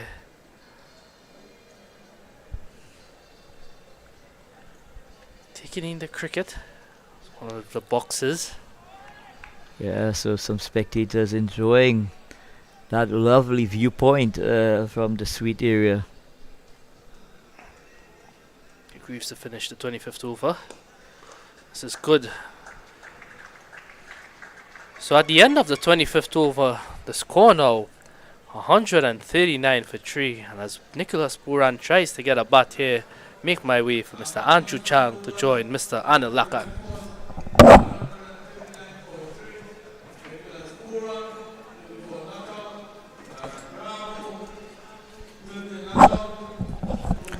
So I welcome back Andrew Chan. Andrew Chan, what we've seen with the introduction of Nick Puran out to the middle, he has brought a lot of impetus to the TNT Red Force team, and he's scoring right at this stage here now. He's scoring 34 from 23 deliveries, just what the doctor ordered when they were just struggling a bit to keep up that required run rate. In comes Nick Puran, and from the moment go, he's been able to assess himself here out in the middle. Certainly, and good night once again, viewers, and we're setting up for what could be a very fantastic finish here. Darren Bravo and Nicholas Puran doing what they do best.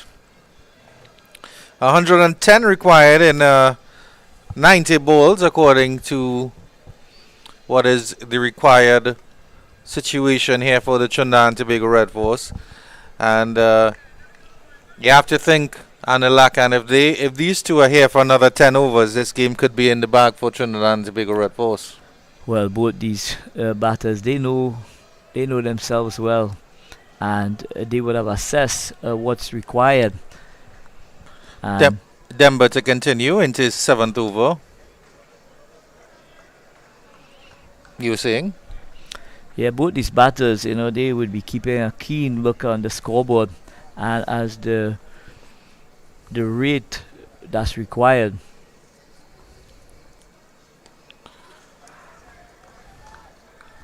comes into play, they would continue to assess and also make the relative adjustment in terms of trying to up the scoring whenever the opportunity presents itself. And they've done well to get up in terms of the Duckworth-Lewis pass score, just 2 runs behind it now. Full delivery, and Nicholas Puran had a big heave-ho at that one. Squirted out into the square leg region. Gets a single. So Demba just giving that ball some generous flight, asking Nick Puran to go through the offside.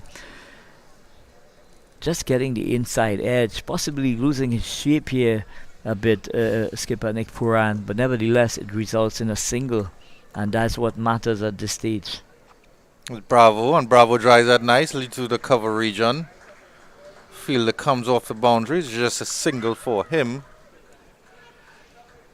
So Darren Bravo continues to really bat beautifully here at the Brownlow Cricket Academy, and I must say that it's a Darren Bravo that we've grown accustomed to over the years.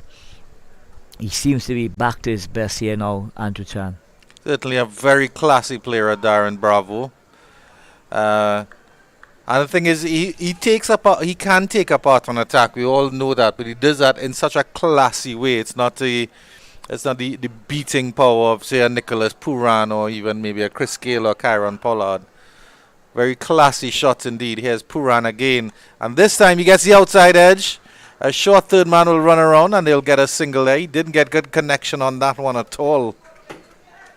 But excellent feeling from that third man position. And at the end of 26, my apologies, Mr. Lacan, it's 142 for 3. Please continue with your point. Yeah, so just about 100 required here now, Andrew Chan, for victory in 14 overs. So the equation as it stands now for the TNT Red Force, 107 runs required from 84 balls. And I tell you now, it's ominous time for this Windward Islands Volcano team. If this PA is allowed to continue for any extended period of time, they could really take this game away from the Windward Islands team. Now we see a changing bowling as Mr. Shadrach Descartes will take over duties from the southern end of the ground. A little bit of pace on the ball.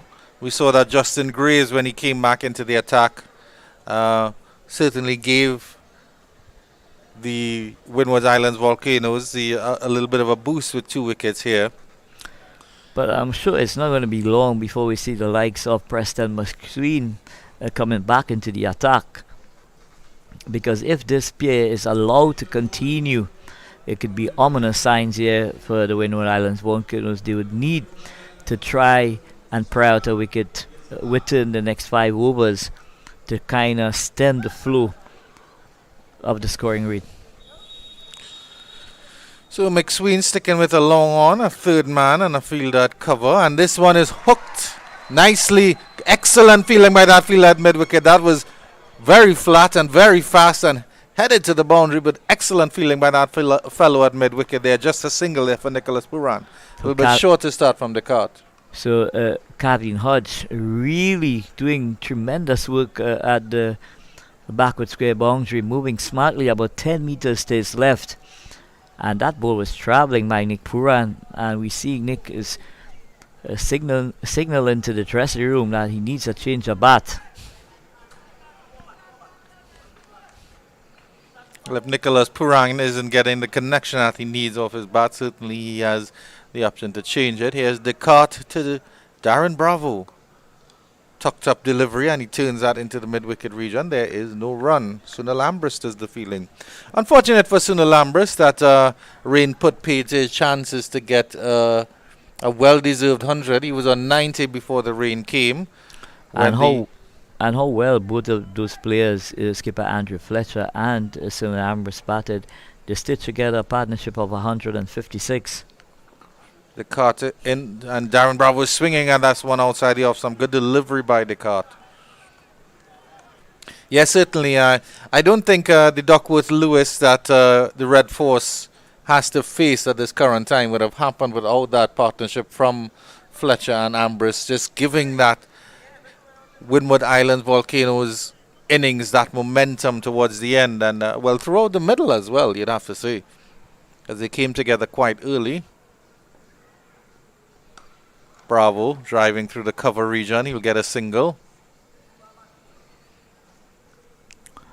So looking at the equation now on the scoreboard, Trinidad Tobago Red Force, they just within striking distance of what the Duckworth Lewis pass score would be, and they were quite behind, possibly by as much as 20 runs. And this PA has done a tremendous job in repairing the damage and bringing them back into contention here. Yeah. A very sedate innings of 25 or 43 from Jason Mohammed sort of slowed down the Trinidad and Tobago innings, even while Keon Otley was going decently on the other end. They caught into Puran, and he gets the hook again this time, pulls it in front of square on the leg side, and he will get another run. So this partnership now is worth an invaluable 61 runs, and it has indeed come in a very quick time as well.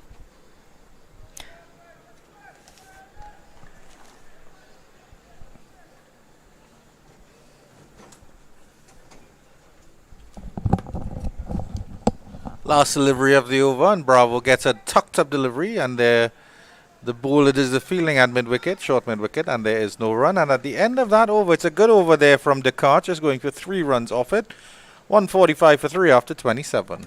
So the partnership is now with 61 runs on 53 deliveries, and it's just what the doctor ordered at that stage.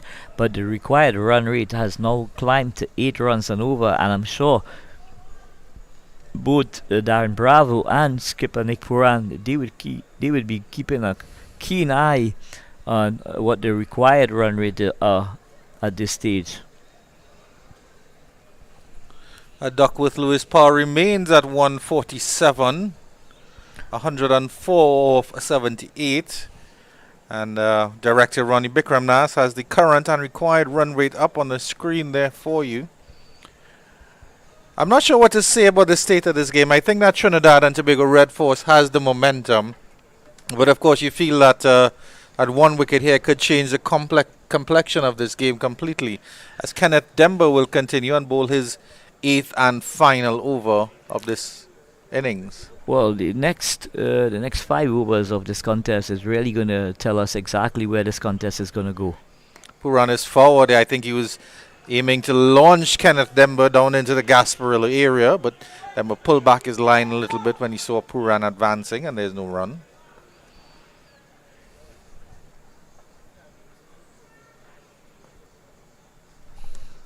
And he gets the sweep this time, and he'll get that down to the boundary. The fielder coming around from forward square leg will come around, or that should be about a mid-wicket position, will come around, and they'll come back for 2.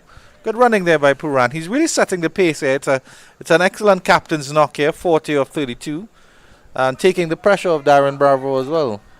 Indeed, taking the pressure of Darren Bravo, but Demba continues to struggle a bit with the amount that kicking in here at the Brownlow Cricket Academy. Sometimes he's struggling to grip that ball. So he does on this occasion. Puran gets the drive, only up to extra cover, short extra cover, and there's no run. So no timing from Puran. Possibly just trying to overhit that delivery, losing his shape a bit. He did request a change of bat in the last over. I don't know if he got that change. He's retaking his guard now. New plan of attack against the spinner from the Windward Island Volcanoes. And this time he drives nicely. 2 bounces down to long off. But just a run.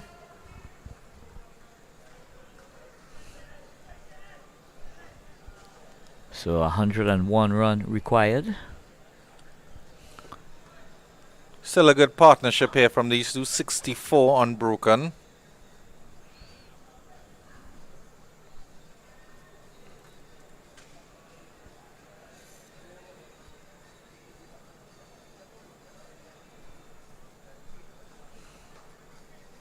And I think you can feel the tension in the crowd on Ilakan as we have the windows open, and you can hear the noises from the crowd and the little murmurs around the ground. Wide delivery. Bravo gets the sweep on, but short fine leg does an excellent job of fielding in that corner there. I think that's Shadrach Descartes. So Darren Bravo missing out here with that sweep shot.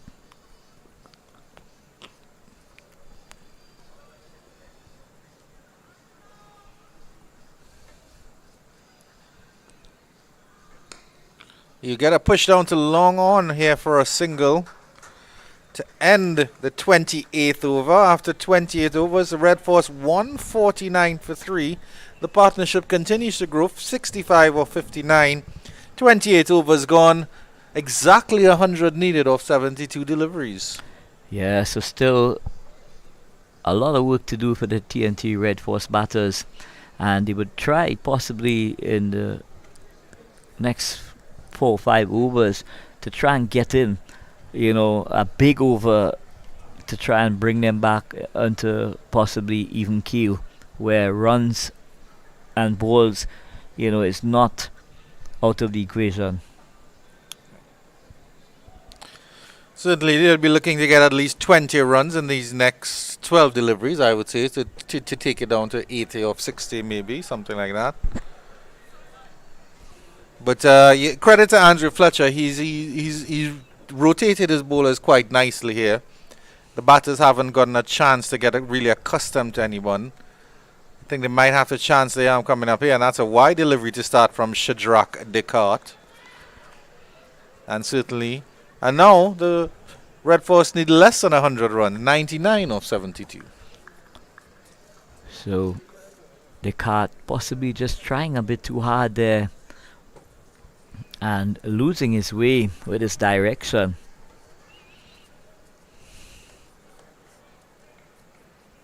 So every run here is vital in this run chase. Good delivery, tucking up Darren Bravo, played out into the point region, and there's no run.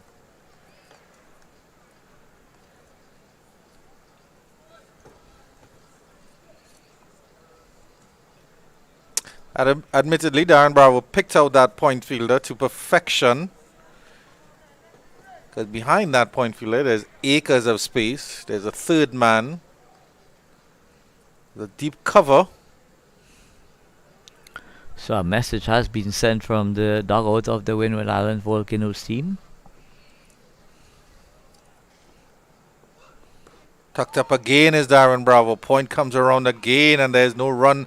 Again, tensions growing here at the Brian Lara Cricket Academy.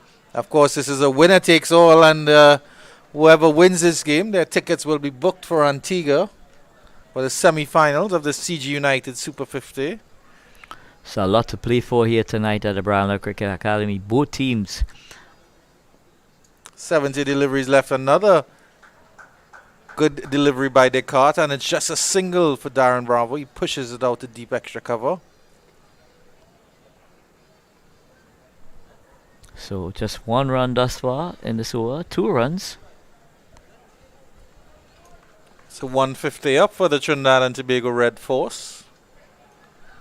They won't care about that. I think they want to see 240, 249, I think it is the required score.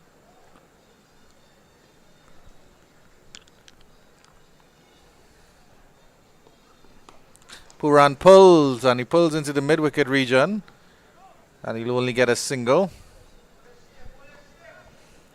Yeah, excellent bowling by Descartes. It was the same situation when I saw Justin Graves come on. I thought Justin Graves would have gone for a bit, but it seems that the seamers, the pacers, once they hit their line and lengths and once they hit their straps at the Brian Lara Cricket Academy, certainly have the batters a little bit quiet. So Descartes doing an excellent job for his skipper. Missing his run and aborting his run up. As of course he has every right to do so.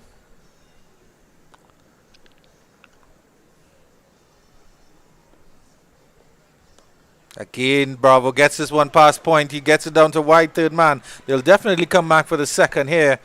And that's not the end of the over. 2 runs in that over. So 5 runs from the over so far. Not a bad one for the Red Force. But they certainly will need a boundary to just put the icing on this cake.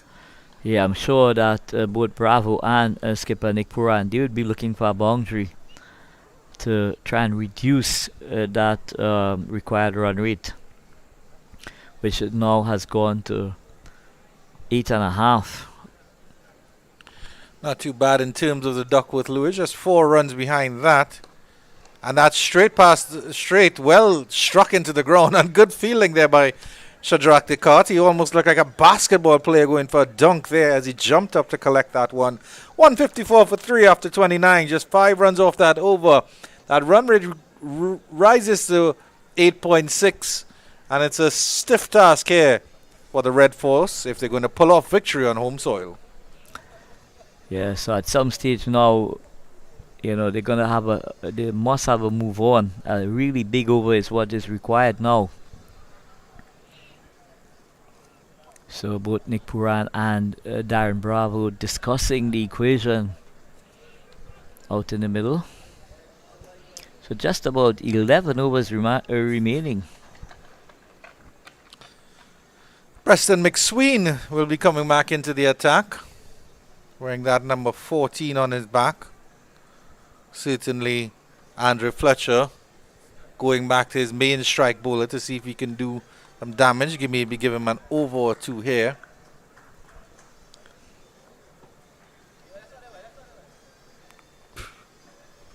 Good delivery coming back into Puran just a little bit. Plays it down softly to short the third man, and there's no run.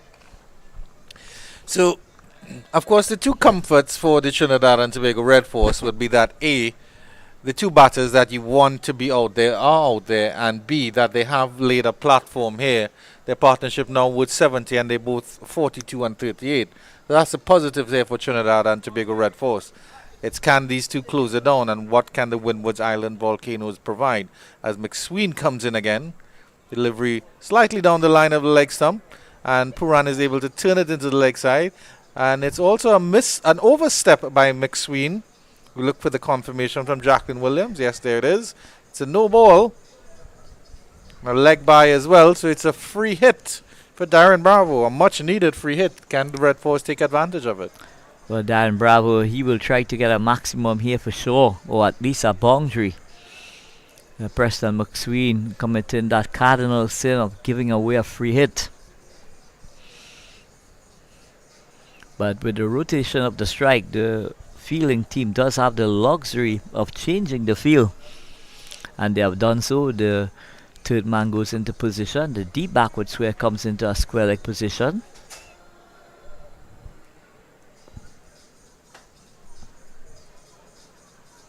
Darren Bravo with the free hit. Connects with it quite nicely, but only down to long on, all along the ground for a single.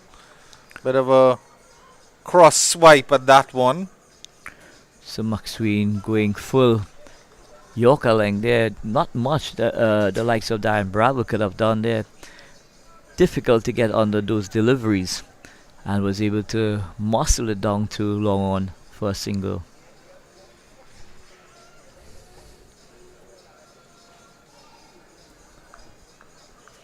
Nick Puran settles. Well played, 42 of 37 so far. Good captain's knock, but he has to go on. Yorker length by McSween, but it's down the leg side, and Puran flicks it fine and will get 4. That's a lovely welcome boundary here for Nicholas Puran. Badly aligned by McSween, and Puran with the finest of tickles gets it down to fine leg for 4. So deft touch here from Nick Puran. McSween just trying to go for that leg stump Yorker, missing his line there and allowing Nick Puran to just get a tickle on that, and there's no way the short fine leg was ever going to get there. The ball goes into the boundary, but what a welcome boundary for the TNT Red Force, courtesy skipper Nick Puran.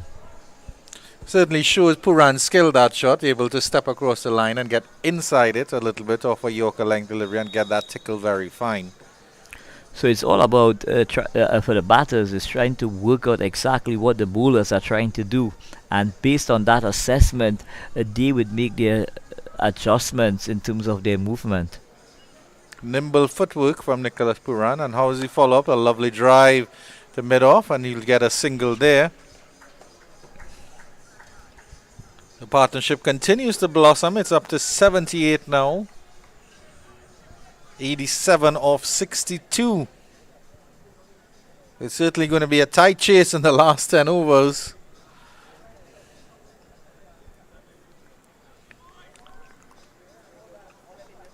Daniel Lacan wearing the tension of the Trinidad and Tobago Red Force. McSween comes in. Bravo cuts and drives pleasantly flat-batted through the long-off region for 4. That's a lovely shot by Darren Bravo, but very baseball-esque, you'll have to say. Yeah, Darren Bravo. McSween short and wide and really asking to be hit away, but Darren Bravo obliged by flat batting that shot, that ball through extra cover, and another welcome boundary here for the TNT Red Force team. Preston McSween just missing his line and length here, so it's clear he's a bit ruffled by what's taking place out in the middle, possibly feeling the pressure as well to deliver for his team at this juncture in the run chase. 83 off 61, so not bad going in this last 2 overs by the Red Force. And Bravo drives again nicely. And there is no run up to mid-off. Bit of an expensive one so far by Sween. 8, 11 off it. And at the end of 30, that's 166 for 3. Anil Lakan will vacate the commentary position as Hamza Mohammed slides gracefully in to replace him. And certainly Hamza Mohammed, at this point, I think it's a little bit difficult to call. I think if Darren Bravo and Nicholas Puran hang around for 5 more overs, this game might be done and dusted. But the Windwards Volcanoes certainly aren't rolling over in this competition. Yeah, Windward's one of those teams they're going to fight straight to the end. 83 required in the last 10 now. Skipper Nicholas Puran, Darren Bravo, just like the 2 senior men in that Windward Islands team, taking The car to continue here. Puran is forward and he was actually giving himself some room to maybe go over the extra cover region. But he could only push it up to mid-off for a dot ball. Yeah, so just like the 2 senior men in Ambris and Fletcher in that Windward Islands team, these 2 senior men now in the Trinidad Tobago Red Force team taking the responsibility on their shoulders, and they've done so quite elegantly. Nicholas Puran really flourishing here. Darren Bravo just under a run a ball. So we spoke about the rate in which these batsmen would go at it. They're certainly keeping up with it here, Andrew. Yeah, after the slow innings of Jason Mohammed, 25 or 43, coming in at the pivotal number 3 position, just when Trinidad and Tobago would have needed a bit of impetus. These 2 have come up quite well. They're not far behind the Duckworth-Lewis score of 170. The run rate, however, continues to climb, 8.4. The current run rate is just about 5.5. Puran settles to face the cut. Cuts nicely, and that will be his 50 as he cuts that down to third man for 4. Bit of a wide delivery there from Shadrach Dekart. Nicholas Puran brings up his 50 in style. It's really been a captain's knock from Nicholas Puran. What a way to bring it up as well. Flair of Nicholas Puran combined with those elegant shots. Neatly cut away. Skipper playing a captain's knock here.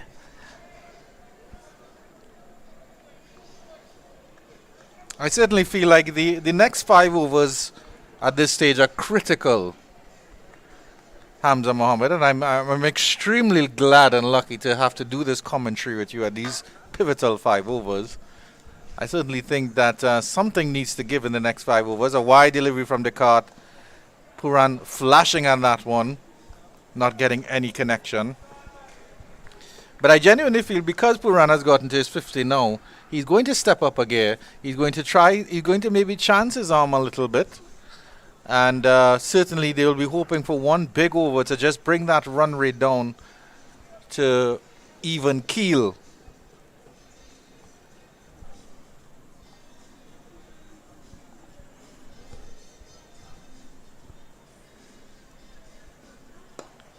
Lovely drive, but no run there by Nicholas Puran. Lovely sound off the bat, but straight to the fielder. Yeah, the partnership between these 2 now, 86 runs. They met up at his crease when the score was 84 for 3. So far, they're motoring along quite nicely here. Mentioned just that one big over required. Oh, swing and a miss there by Nicholas Puran. Moral victory there for Shadrach Descartes. And Puran will take off his helmet and wander to square leg. Maybe think about the state of his life as Darren Bravo comes on to have a certainly not a philosophical discussion. They touch bats. It's good to see that support from the non-striker just coming down and having a word with Puran. Yeah, a bit of a bottom edge on that occasion, just falling short of the wicketkeeper.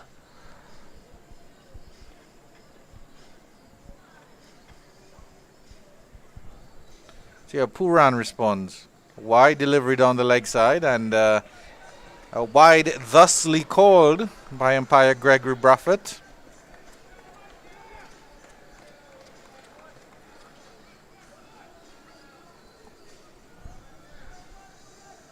Certainly one of the better umpires on the circuit, Gregory Braffett. Man with some international experience as well under his belt.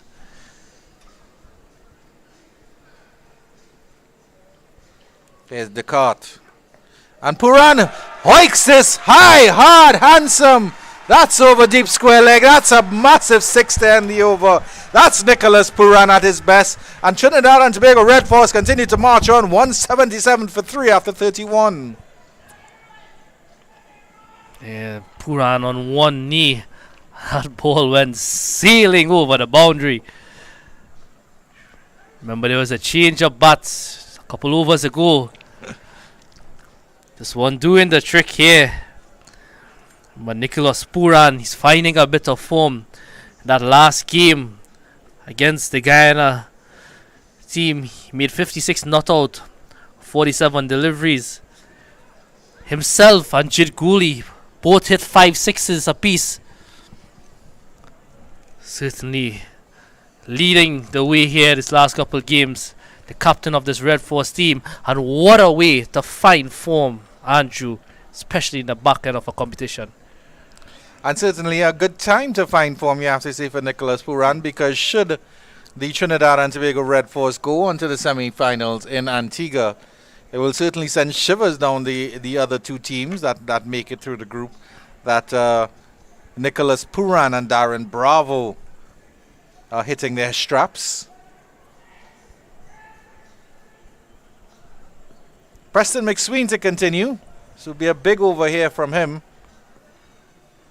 Short delivery, a short, slower bouncer. Bravo does well to pull it down to long on for the single. And I think Darren Bravo is doing the right things here. I think Nicholas Puran is in a mood, Hamza Mohammed. So Darren Bravo, he's not been scratchy by any means, but he certainly hasn't been connecting in recent times as well as Nicholas Puran has. Nicholas Puran ruling with that 5G. Maybe Darren Bravo just in a 4G mood at the moment, or 3G. He's going well just under a run of ball 42 is Darren Bravo. Puran's on the charge, hits McSween straight past mid-off, and mid-off dives. Andrew Fletcher tries, but that's a scintillating, and that certainly scorched the grass all the way along the ground. 4 glorious runs from Nicholas Puran. Yeah, that ball was struck really hard. Spiceman not having the best of times in the field there. Oh, he should have done better. The captain of this Windward Island Volcanoes, I'm sure he'll be disappointed along with his teammates out there. And Nicholas Puran, he's taking the charge. Let's see how McSween responds here. Short delivery, and Puran is helping that over square leg. That is high, that is hard, that is handsome, and that was 6 from the moment it left the bat. Nicholas Puran, he looks like he wants to finish just in a couple overs time here. And he races to 67, but it was a bad directed delivery there. It was short, but it was on the leg side. And Nicholas Puran just swivels away with that. If he could hit a 6 in that direction on one knee, imagine what he can do standing up. And the partnership now, 104 of 81 deliveries. To rate the most important thing here, Andrew. And unfortunately, I think Andrew Fletcher suffered an injury trying to stop that 4 from Nicholas Puran. I think he may have injured the left shoulder. And that really would be a blow to the Windward Island Volcanoes if Andrew Fletcher is taken off. And he is going off with the physiotherapist now. That might be the end of his game tonight. We'll see if he comes back on. Yeah, some sad scenes here for the Windward Islands captain. This is the second time he's gone off the field tonight after making an effort. Both efforts in vain, unfortunately, for him. He's gone off again at a crucial time. 188 for 3. Let's see what the Windward Island Volcanoes can do. And with that 6 The partnership has also come up, 100-run partnership, 104 of 81 deliveries. I said Puran was in a mood, and it seemed I'm right. Let's see if Preston McSween can sour that mood. And he gets an edge. And the fielder short third man does well. Nicholas Puran would probably have liked to get a little bit more pace on that one, to get that down for maybe 2 or 4. But certainly they've gotten the runs that they would have required and needed in this over. Yeah, some 12 runs already coming off this McSween over, the 32nd over of the Trinidad and Tobago innings. 2 deliveries left. Let's see if Darren Bravo can make it a sparkling over for the Red Force. What does McSween have in the bag? It's a short delivery. Bravo swivels and pulls nicely down to deep square leg. And a slip by the fielder. And that ball looks very close to hitting the ropes. They come back for 2. Bit of a misfield there. But I think the fielder did stop it just before. They're checking it. Yeah, that man Johnson Charles, he's patrolling that boundary there. That looked really close to the boundary rope. I think the umpires are checking it here. Gregory Buffett was on his radio. And it's now signal 4. I think Johnson Charles has signaled that it was a 4. Yeah, that ball certainly looked like it trickled to the boundary. And that's 16 runs so far of this McSween over with a delivery left. He'll be looking to finish off nicely. Unfortunate for McSween because maybe 2 of those 4 should not have been 4s. A nice guide by Darren Bravo to point to end that over. After 32 overs, the Trinidad and Tobago Red Force, they have some momentum on the back of Nicholas Puran's flailing bat. And they're up to 193 for 3. The Duckworth Lewis power, well, that's not even a question now. They've sailed past that. They've sailed past that 177 mark. And all of a sudden, the required run rate looks a bit more manageable. Yeah, the Trinidad and Tobago team require another 56 runs for victory. And the last 8 overs here, the last power play of this innings. And it's going to take a lot more fielders than that to stop the mood Nicholas Puran is in. Certainly helping his team's course here and reaching to that semi-final spot. Remember, Guyana, they would have beaten the CCC earlier at the Queen's Park Oval, sealing their spot in the semi-finals. So, virtual finals here for one of those teams. Nicholas Puran, he's taken an off-stump guard. Certainly the complexion of the game has changed in that last over. Unfortunate for McSween, 2 of those 4s should not maybe have been 4s.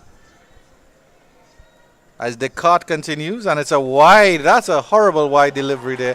And it's a no ball as well, so I think the cart has overstepped the line. I think that Let's see what the umpire says. And it is a free hit here for Nicholas Puran. That bowler, it looks like Greaves is the bowler coming in from that far end. And it seems that Nicholas Puran has shook the volcanoes so much that they're beginning to erupt on themselves. Greaves so far, he's bowled 5 overs, 2 wickets, 34 runs. Not an ideal start here. So we see Anil Lakan rehearsing some bowling action. Is that what the Volcano need out there? Andrew Chang. Certainly, I'm sure if Anil Lakan was bowling for the Windwards Volcanoes, Nicholas Puran would love that right now. This game would be ended by the end of this over. Yeah, the umpire's having a very close look at that ball there. Not for the first time tonight. Unfortunate for Justin Greaves because he did bowl excellently early in this game, taking 2 important wickets.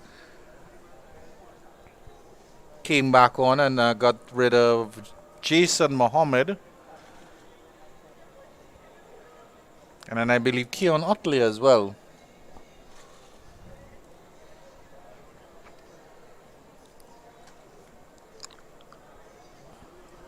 But certainly there is a buzz around the ground.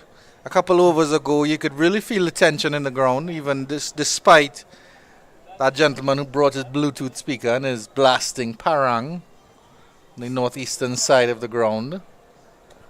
So he's certainly feeling the Christmas spirit. Yeah, we have a bit of a crowd here. But there certainly is a bit of more chatter, and the crowd is up for this now. Nicholas Puran has changed the complexion of this game with some extremely good power, hitting 68 or 49. Exactly what the doctor ordered, you have to say, Hamza Mohammed.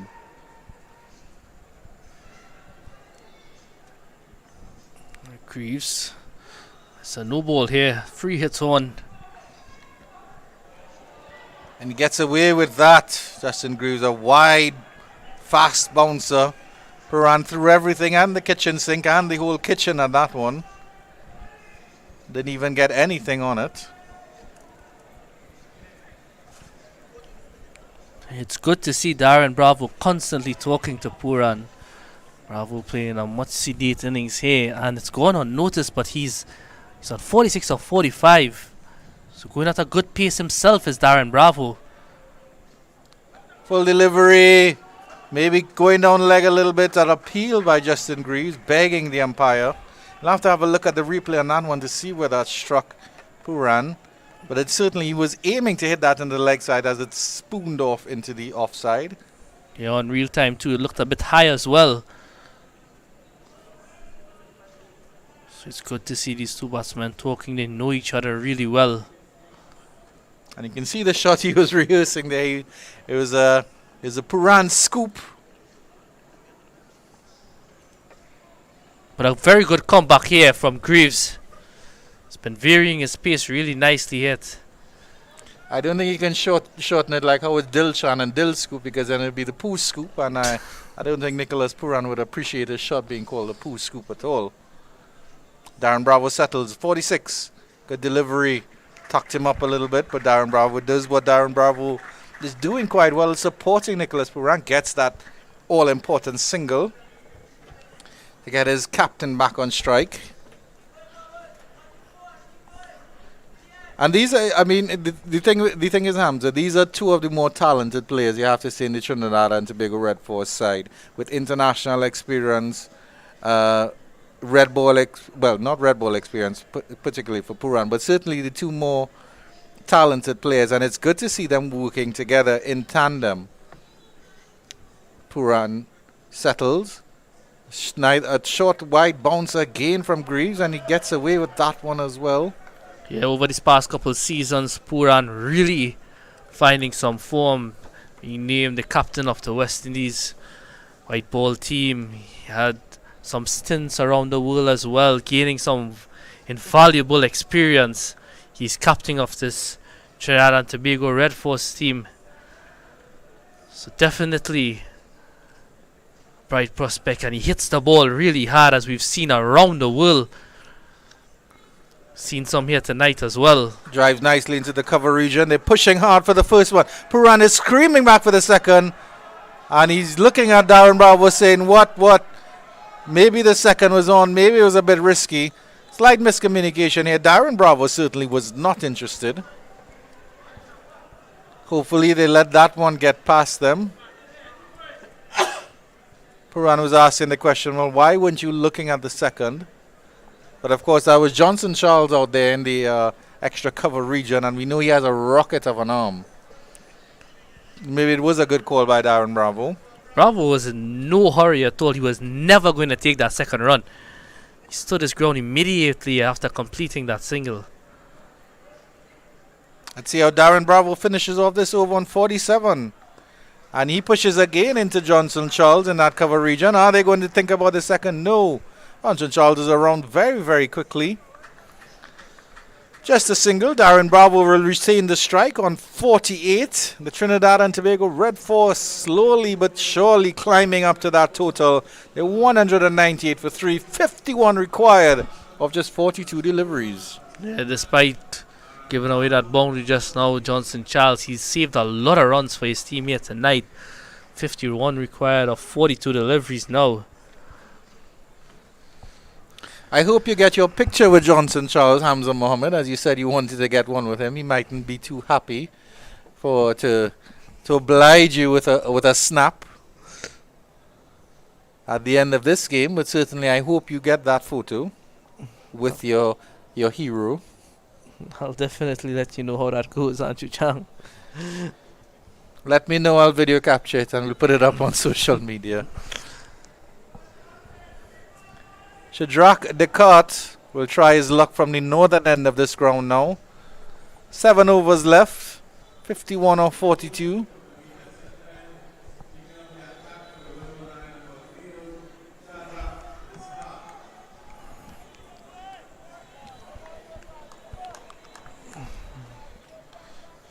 So the 5 fielders outside the circle, long on, long off. Man, that extra cover, deep extra cover, deep mid wicket, and there's a man at deep square leg. So basically a spread field here, men on the boundary. Oh, slower ball bouncer outside the line of the off stump. Bravo swings at that one, loses his shape completely, and it's a valuable dot ball here for the Windward Islands Volcanoes. Puran will wander down the pitch and have a little word with him. Yeah, we saw Greaves just mention something to the cat after in between overs there. And so far, both bowlers opting to take that just short of a length slower ball so far. The backward square leg has come a little bit squarer. Actually, he's coming to forward square leg. You'll have to see. So there's that field at cow corner as well. Probably enticing that pull. This one is driven through the cover region. Flat batted again by Darren Bravo. Just a single. He's dealing purely in singles here, Darren Bravo. 49, a runner ball 49. Nicholas Puran setting the pace. Yeah, I'd just love to see Darren Bravo run that first run with a little more urgency. Almost like Nicholas Puran just trying to hustle him here, but at the same time, you do want to give Puran more of the strike, so maybe it's a good thing that Darren Bravo isn't hustling those singles, but certainly you want to put those fielders under more pressure. yeah, but by having lost the game earlier on in the season by just a couple of runs, all know how important those 1s and 2 come in the end. As we see the umpire there just cleaning her shoes there a bit with the bails. Removing some liquid from the bails, it looks like. Puran flat batted into that cow corner region. They will push and come for the second now. Puran will get it quite comfortably with the throw coming to the wicket keeper's end. And that's the kind of push that you want to see from Nicholas Puran. Here, as the Trinidad and Tobago Red Force cross the 200 mark, they're 201 for 3 in the 33.3 after 33.3 overs, 33 and a half overs. Yeah, that's much better from Darren Bravo. Pushed that first one really hard and was able to come back for 2 comfortable runs in the end. Well, when your captain says, hey, run the first one hard, no, you kind of have to listen. Puran goes and he turns this one into square leg. And the square leg field is running around and does a very good job there. It's a little bit of a throw up and they get another valuable 2 here. Puran continues to march on. He's doing so well. 73 or 55, 203 for 3. Yeah, Johnson Charles again, very close to that boundary there. That back foot. Yeah, that right foot, the issue there, but Well, that certainly may be a tight one. looks really close indeed. Johnson Charles having a lot of work to do in this game in the field. The cut, wide delivery, smack through the cover region. Long off is running around. The slide comes in. Good job again by Puran. By that fielder, I should say. It's a very slippery outfield. So putting in the slide and getting that ball stopped quite nicely. Another 2 to Puran. That one for sure we know did not go anywhere near the boundary, but Johnson Charles scored very close. But at the end of it all, Nicholas Puran, he moves along to 75. Trinidad Tobago Red Force, they're 205 for 3 with 1 delivery left. The 34th over. Lovely delivery by Shadrach Descartes, and he's beaten Puran's all ends up. And that will end the 34th over, 205 for 3, 44 of 36. Well ahead of the Duckworth Lewis. The required run rate 7.3. The current run rate 6.0.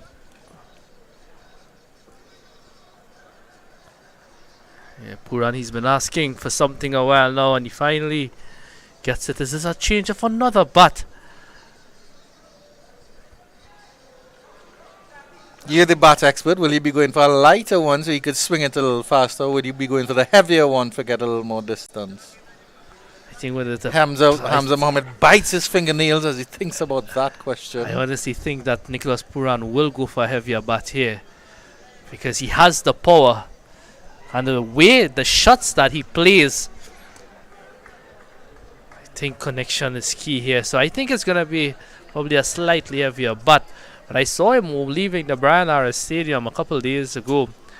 He had a couple brand new bats in his hand. He had a couple bats in his bag as well. So he's definitely not short on bats. Here's Nicholas Puran. Well, they're all equally shiny as they come out to him. And of course, we were having this discussion earlier about this being premium grade willow. It's not going to be the grade 3 and the grade 4s that the persons like you and I would have to use. Yeah, certainly so. Greaves, he's continuing. Greaves to continue.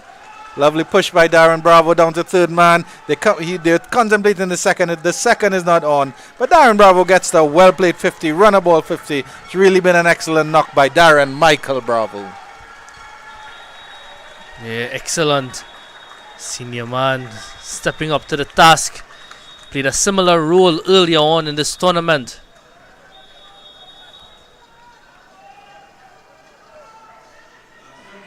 Nicholas Puran motoring along nicely on the other end.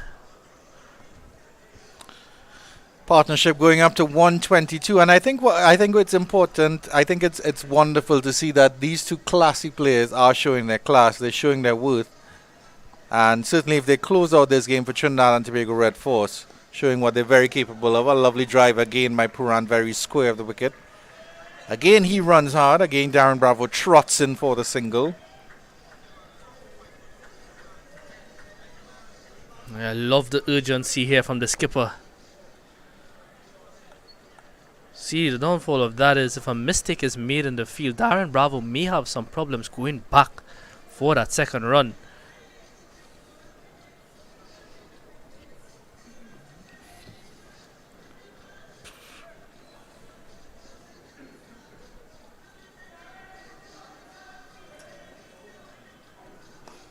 Straight down the ground, flat batted. Long awful run around, and Darren Bravo, again dealing in singles, will get a single. Shock and horror here, Hamza Mohammed, that Darren Bravo gets a single.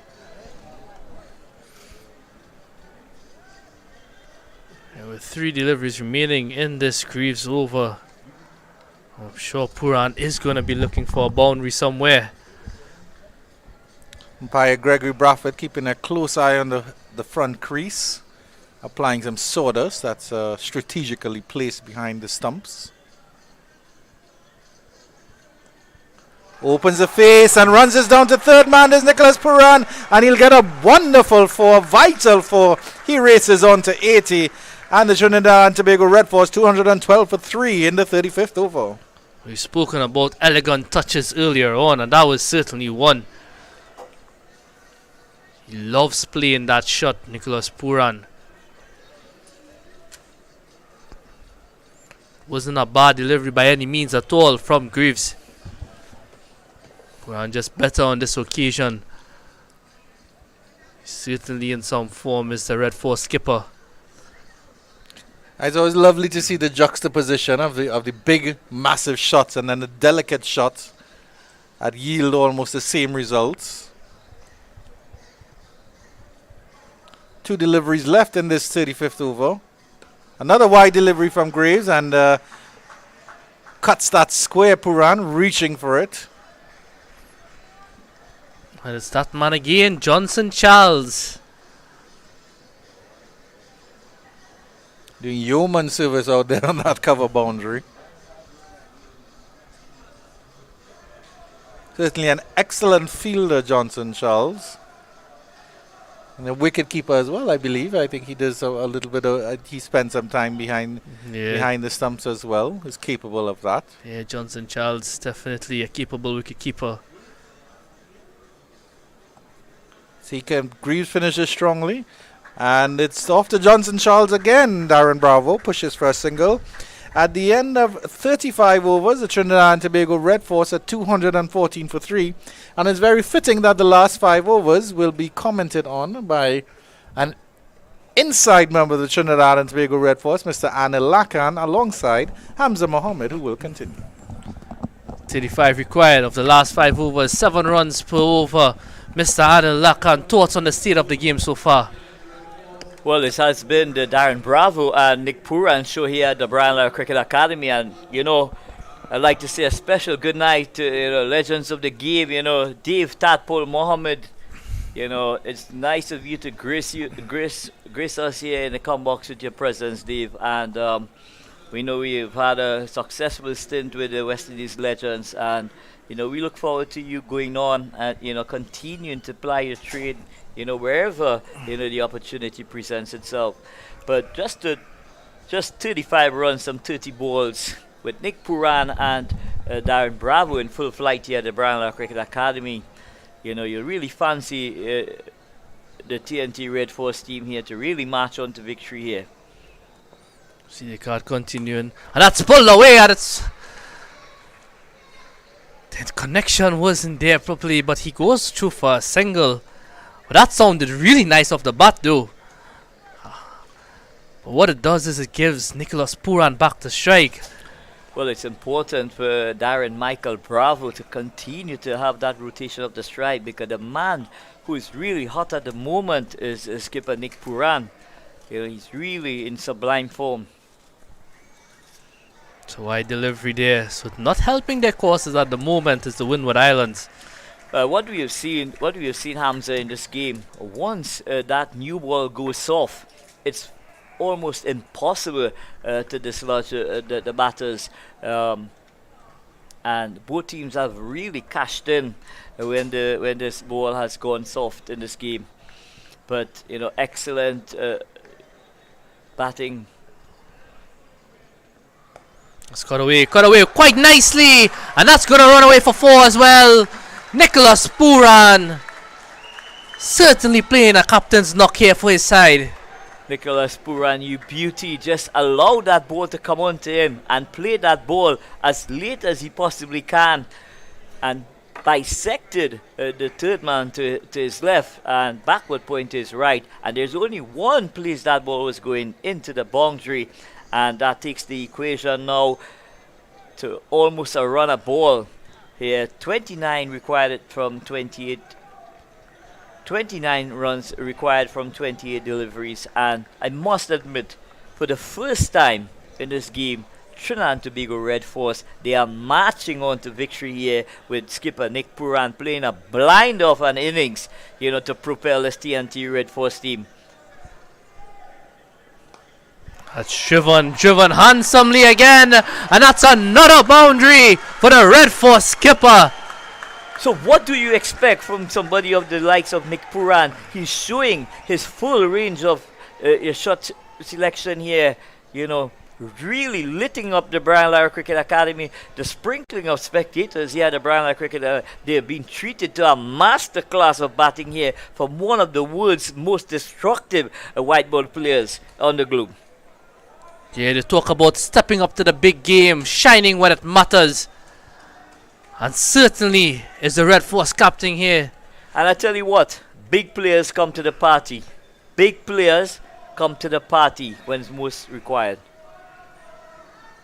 And that's pulled away into the leg side. Johnson Charles, a bit easier on this occasion. Remember, the outfield a bit heavy there. But Nicholas Puran, again, that's 2 more added to his total. He moves on to the 90s. Well, someone of the like of Nick Puran, Hamza Mohammed, right? They are big occasion players, and Nick Puran is showing really why that he's one of the most sought out white ball cricketers around the globe.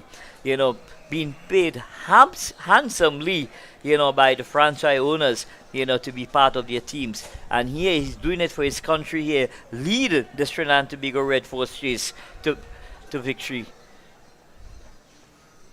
Oh, that's a slow delivery there. Had a lot of variations. and I'm sure he takes pride in representing Trinidad and Tobago, and not only takes pride in playing for Trinidad and Tobago, but being the leader of the pack here, being the captain of this Trinidad and Tobago Red Force team. He has taken this opportunity all on his own to raise his hand and really put TNT, on course for a semi-final place in Antigua. Just chipped on. He goes looking for two. Bravo immediately sends them back. Probably the best call there. So at the end of 36 overs, Trinidad and Tobago, they're reeling really nicely here. They're 227 for 3. They require just 22 more runs off the final 4 overs. Nicholas Puran, he's on 92 not out. Darren Bravo, excellent supporting hand from the veteran. He's on 53. And what a wonderful occasion it will be, Hamza Mohammed, if skipper Nick Puran were to get to that converted figure of 100. That would be the icing on the cake for this TNT Red Force team. Getting that impetus to take into Antigua. I'm sure all the teams who are looking here at this game now, they're possibly shivering because they do not want to come up against a rampant TNT Red Force team.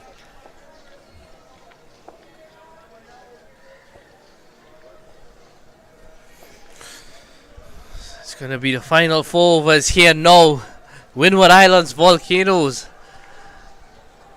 Probably thinking, what do they have to do to break this partnership? And that's hit really nicely. Just one bounce to that fielder there. And the likes of Nick Puran, Hamza, he's not going to allow this game to go into the final over. So wonderful running there by both Darren Bravo and Nick Puran. And this Windward Islands teams, they've plummeted to very low confidence at this stage here now. They're really taken apart here by this batting pair. That just goes to show the experience of Darren Bravo outside there. Just realizing he can skid through for a second run, and he gets back his captain, Nicholas Puran. That's excellent running there. Great game awareness. Well, excellent cricket awareness from Darren Bravo there, seizing the opportunity to get that second run. Oh, that's a good delivery there from Greaves. Swing and a miss. So I'm sure Darren Bravo will go down and have a chat with him, and just reassure his skipper there's absolutely no reason to throw it away at this stage. Let's complete that job. Let's complete the job here that we've taken responsibility for and close off this innings here for the TNT Red Force.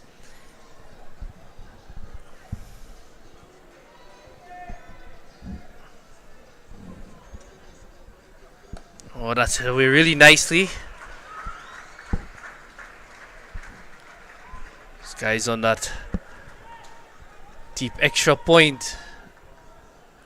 So that ball was square driven by skipper Nick Puran to that backward point position. There's a sweeper patrolling that boundary, but that takes Nick Puran onto 95. And how well he's played.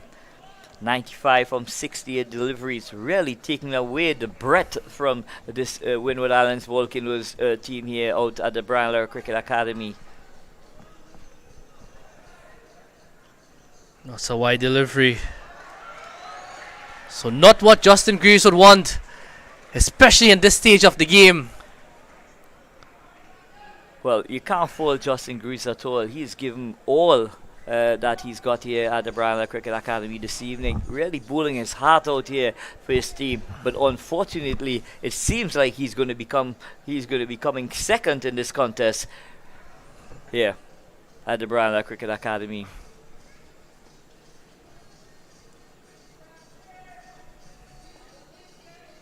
And that's swung away. That's high in the air. And that goes to the boundary to add insult to injury. A drop catch that goes for 4. The batsman aren't quite aware of it as yet. But Darren Bravo getting a life there. So just looking at there, Bravo going for that lofted off drive over long off. It was flirting with danger there. fieldsman got both hands to it but made a hash of it, and it just goes to show, Hamza Mohammed, that you got to compete. If you want to compete at this level, you got to compete for 50 overs and nothing short of 50 overs. But this is a rain shortened game, 40 overs a piece, and really a missed opportunity there from the Winning Islands team. He has 2 deliveries left in this over. Oh, and that's hit really nicely to that man at backward point again. And that boundary brought up the 150 partnership for the TNT Red Force. And what a sublime knock from skipper Nick Puran. And very well supported from Darren Michael Bravo. He's really announced himself here, you know, and every innings you look at from the likes of Darren Bravo, he just seems to be getting back to the old Beatle as, you know, we are accustomed to.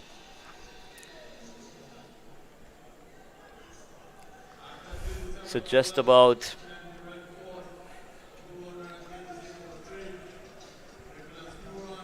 13 runs from 18 deliveries needed.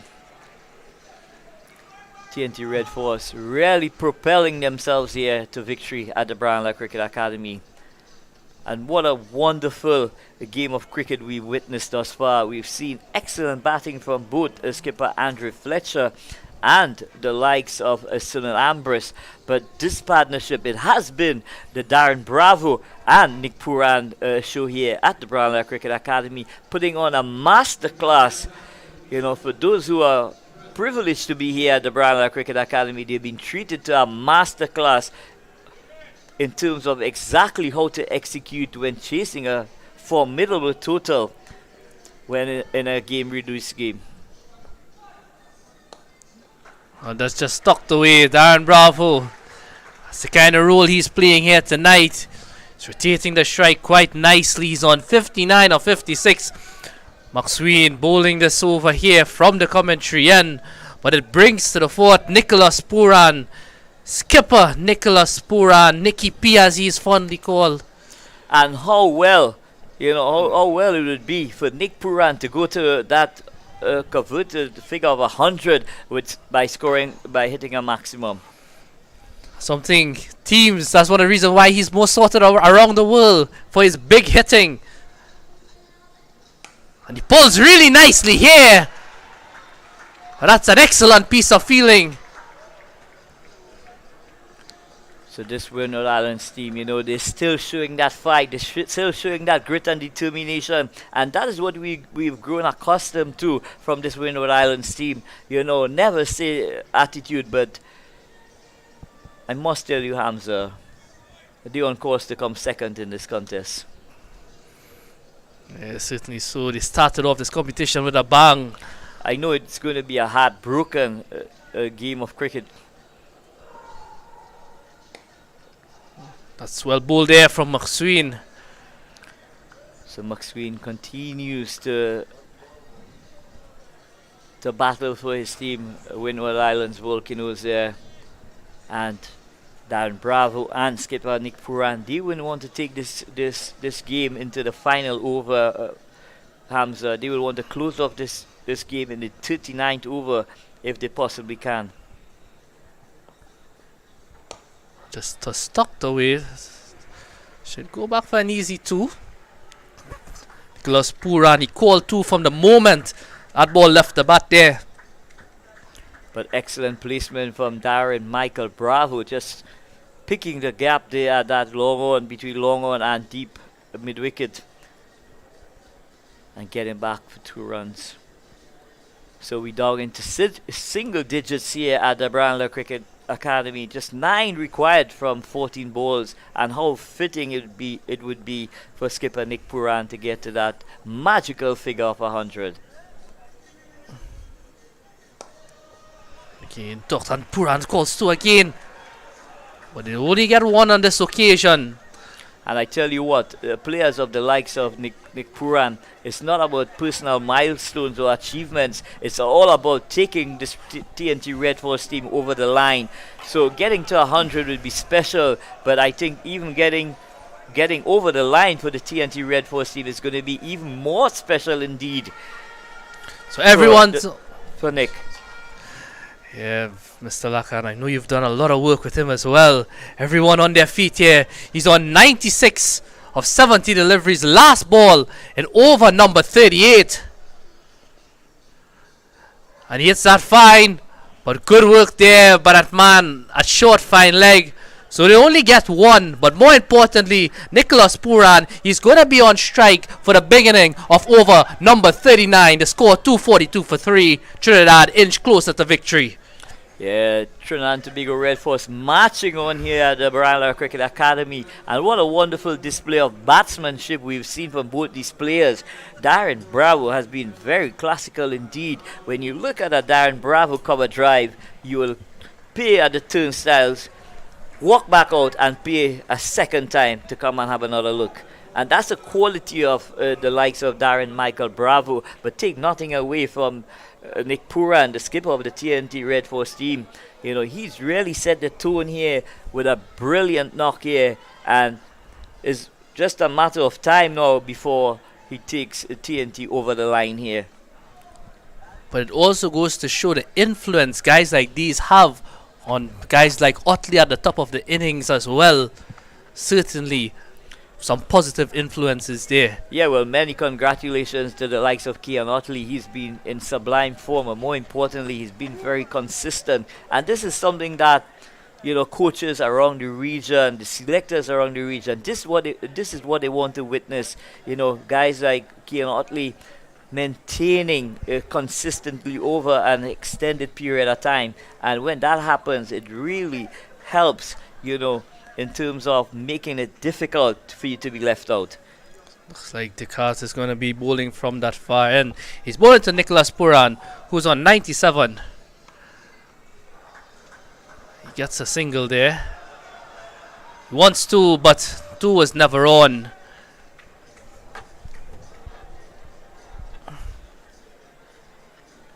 So those all who are here at the Brandler Cricket Academy, the sprinkling of spectators who have stayed back here after that rain interval, you know, they're really having a time here at the Brandler Cricket Academy, cheering out every single run. These spectators are cheering on, and what a moment is going to be, a momentous occasion indeed for skipper Nick Puran to get to that magical figure of 100.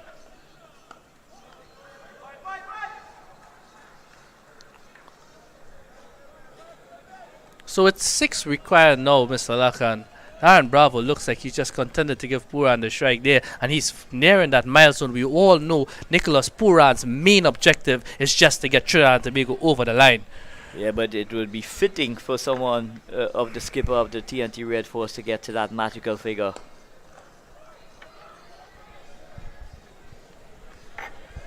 So Darren Bravo just trying to break his wrist there and allowing skipper Nick Puran to get on strike, but unfortunately for him, he just played it straight back to Descartes. Oh, and this is good. Oh, that ball trickles into the boundary. Darren Bravo definitely was not intended that. And Nicholas Puran just consoling him there as to tell him it's okay. Let's go for the victory. But with 2 required of 8 deliveries there, you can see the intention there. And just like you rightfully said, it would be fittingly if Puran could reach his milestone here. It's not impossible by any means. Looks a bit unlikely, but it can certainly happen.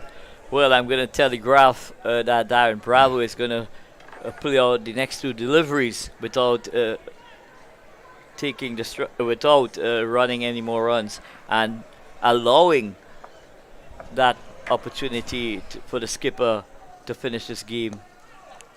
And he goes for 1. The game is now tied. So there's one delivery remaining in this over.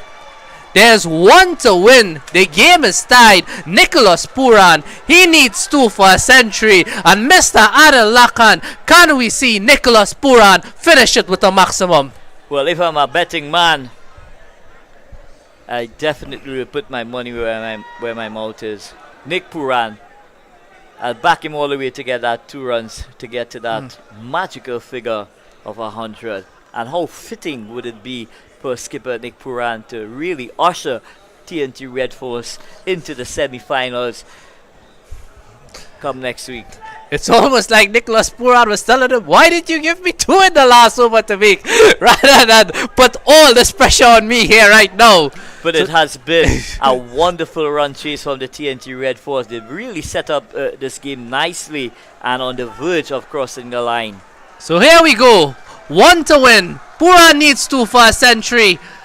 And he scoops it. That ball goes high in the air. They go for 1, but that's all it'll be because this is the boundary. Yes, Puran runs 2, but he'll remain not out on 99 at the Brian Lara Cricket Academy. Trinidad and Tobago, they qualify for the semi-finals.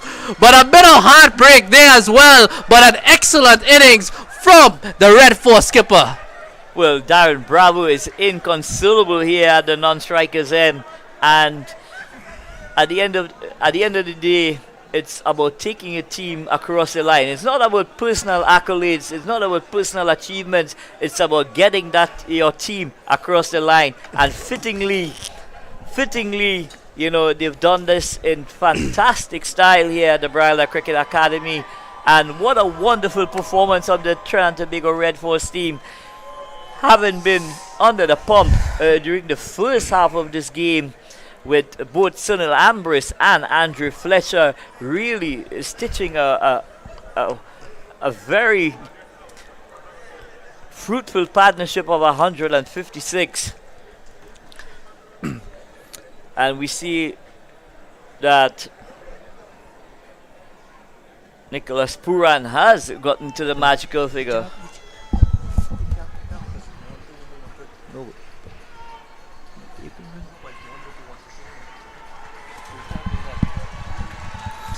So TNT finish on 250 for 3. No.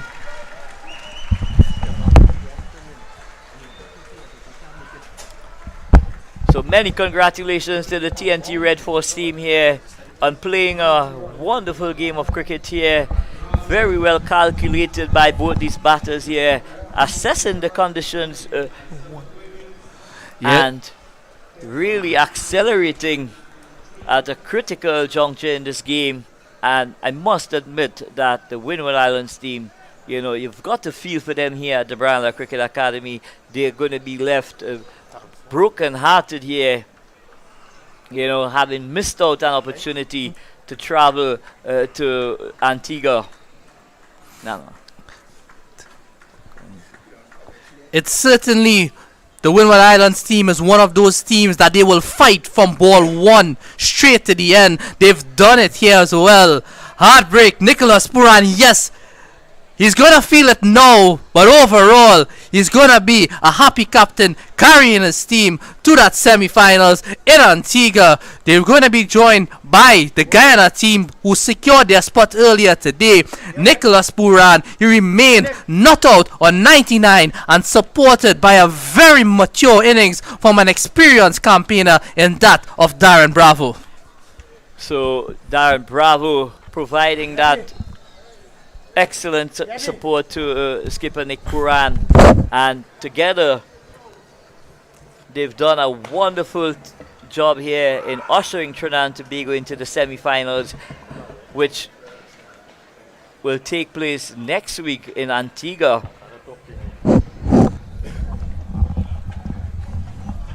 So skipper Nick Puran not out on 99 from 73 deliveries, and Darren Michael Bravo scoring a polished 67 as well. So I welcome to the combox no other than Dave Tatpul Mohammed. Your thoughts on this victory by the TNT Red Force team? It's always a pleasure for you. Thank you very much.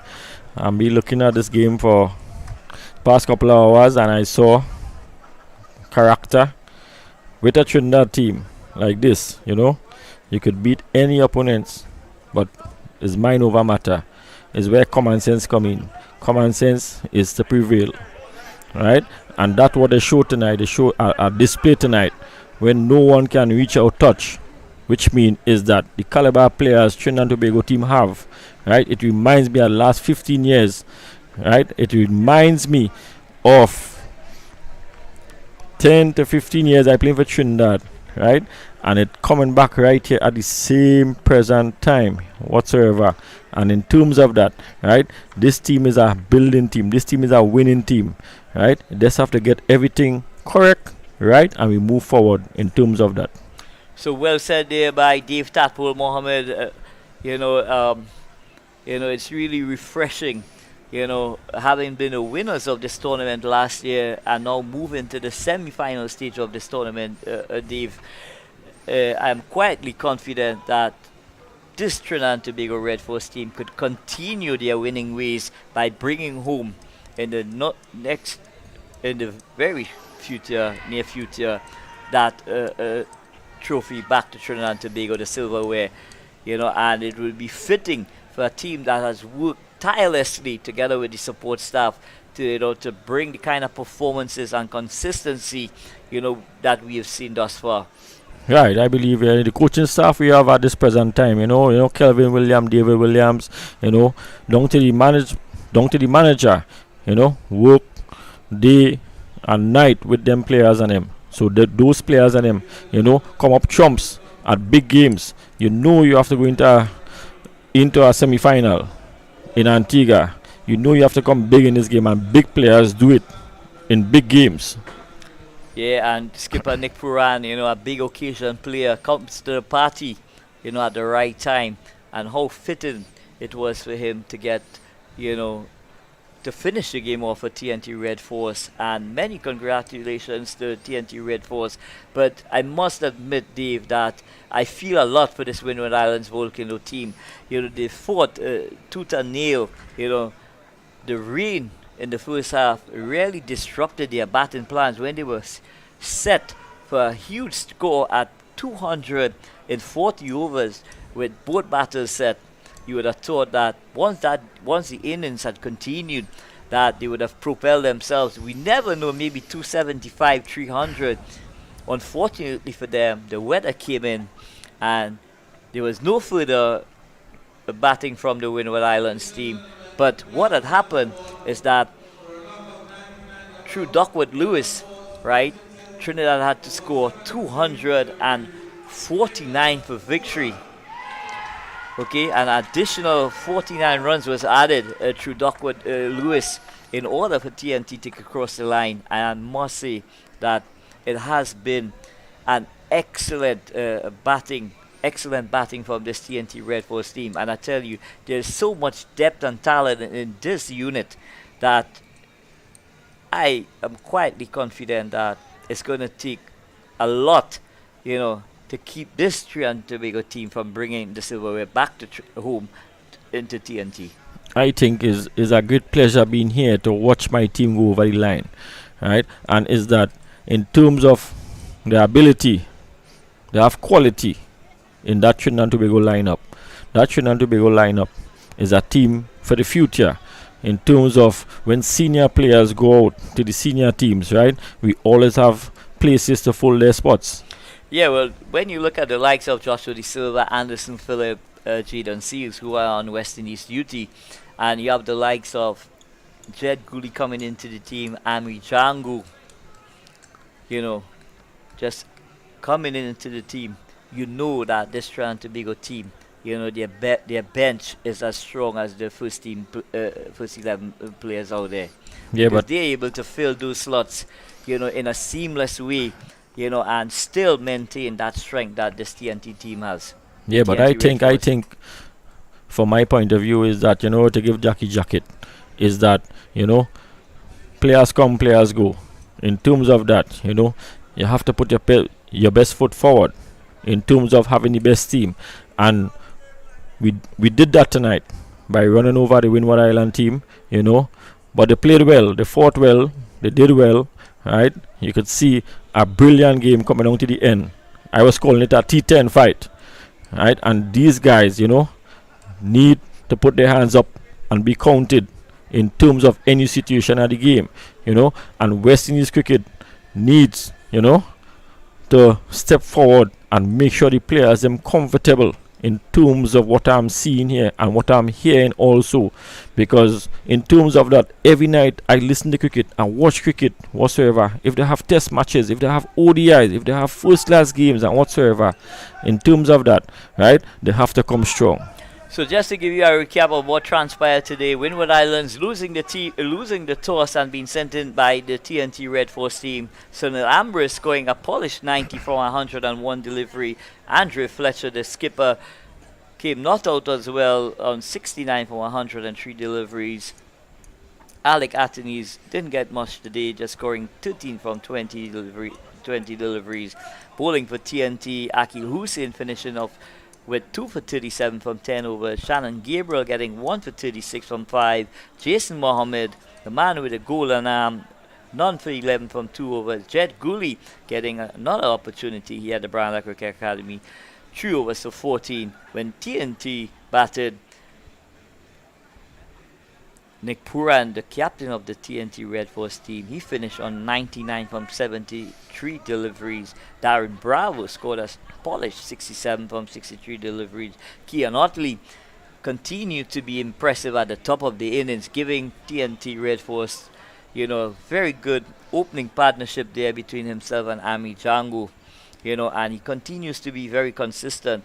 And, the evergreen Jason Mohammed scoring 25 from 43 deliveries. Bowling for the Windward Islands Volcanoes, Justin Greaves, he finishes with 2 for 55 from 8 overs. Preston McSween, 1 for 58 from 7 deliveries. Alec Atenes, 2 overs, none for 16. And Kevin Hodge, 8 overs, no maintenance, 33 runs, no wicket. So we just about to say goodbye here from the Brownlow Cricket Academy. I want to thank Dave Tatwal Mohammed for joining us in the combox here at the Brownlow Cricket Academy and sharing his thoughts. And you could see the delight on the man's face, who have represented not only Trinidad and Tobago but the West Indies with distinction. And I'm sure it brings, a level of comfort in terms of the talent that we were just seeing displayed here at the Brownlow Cricket Academy.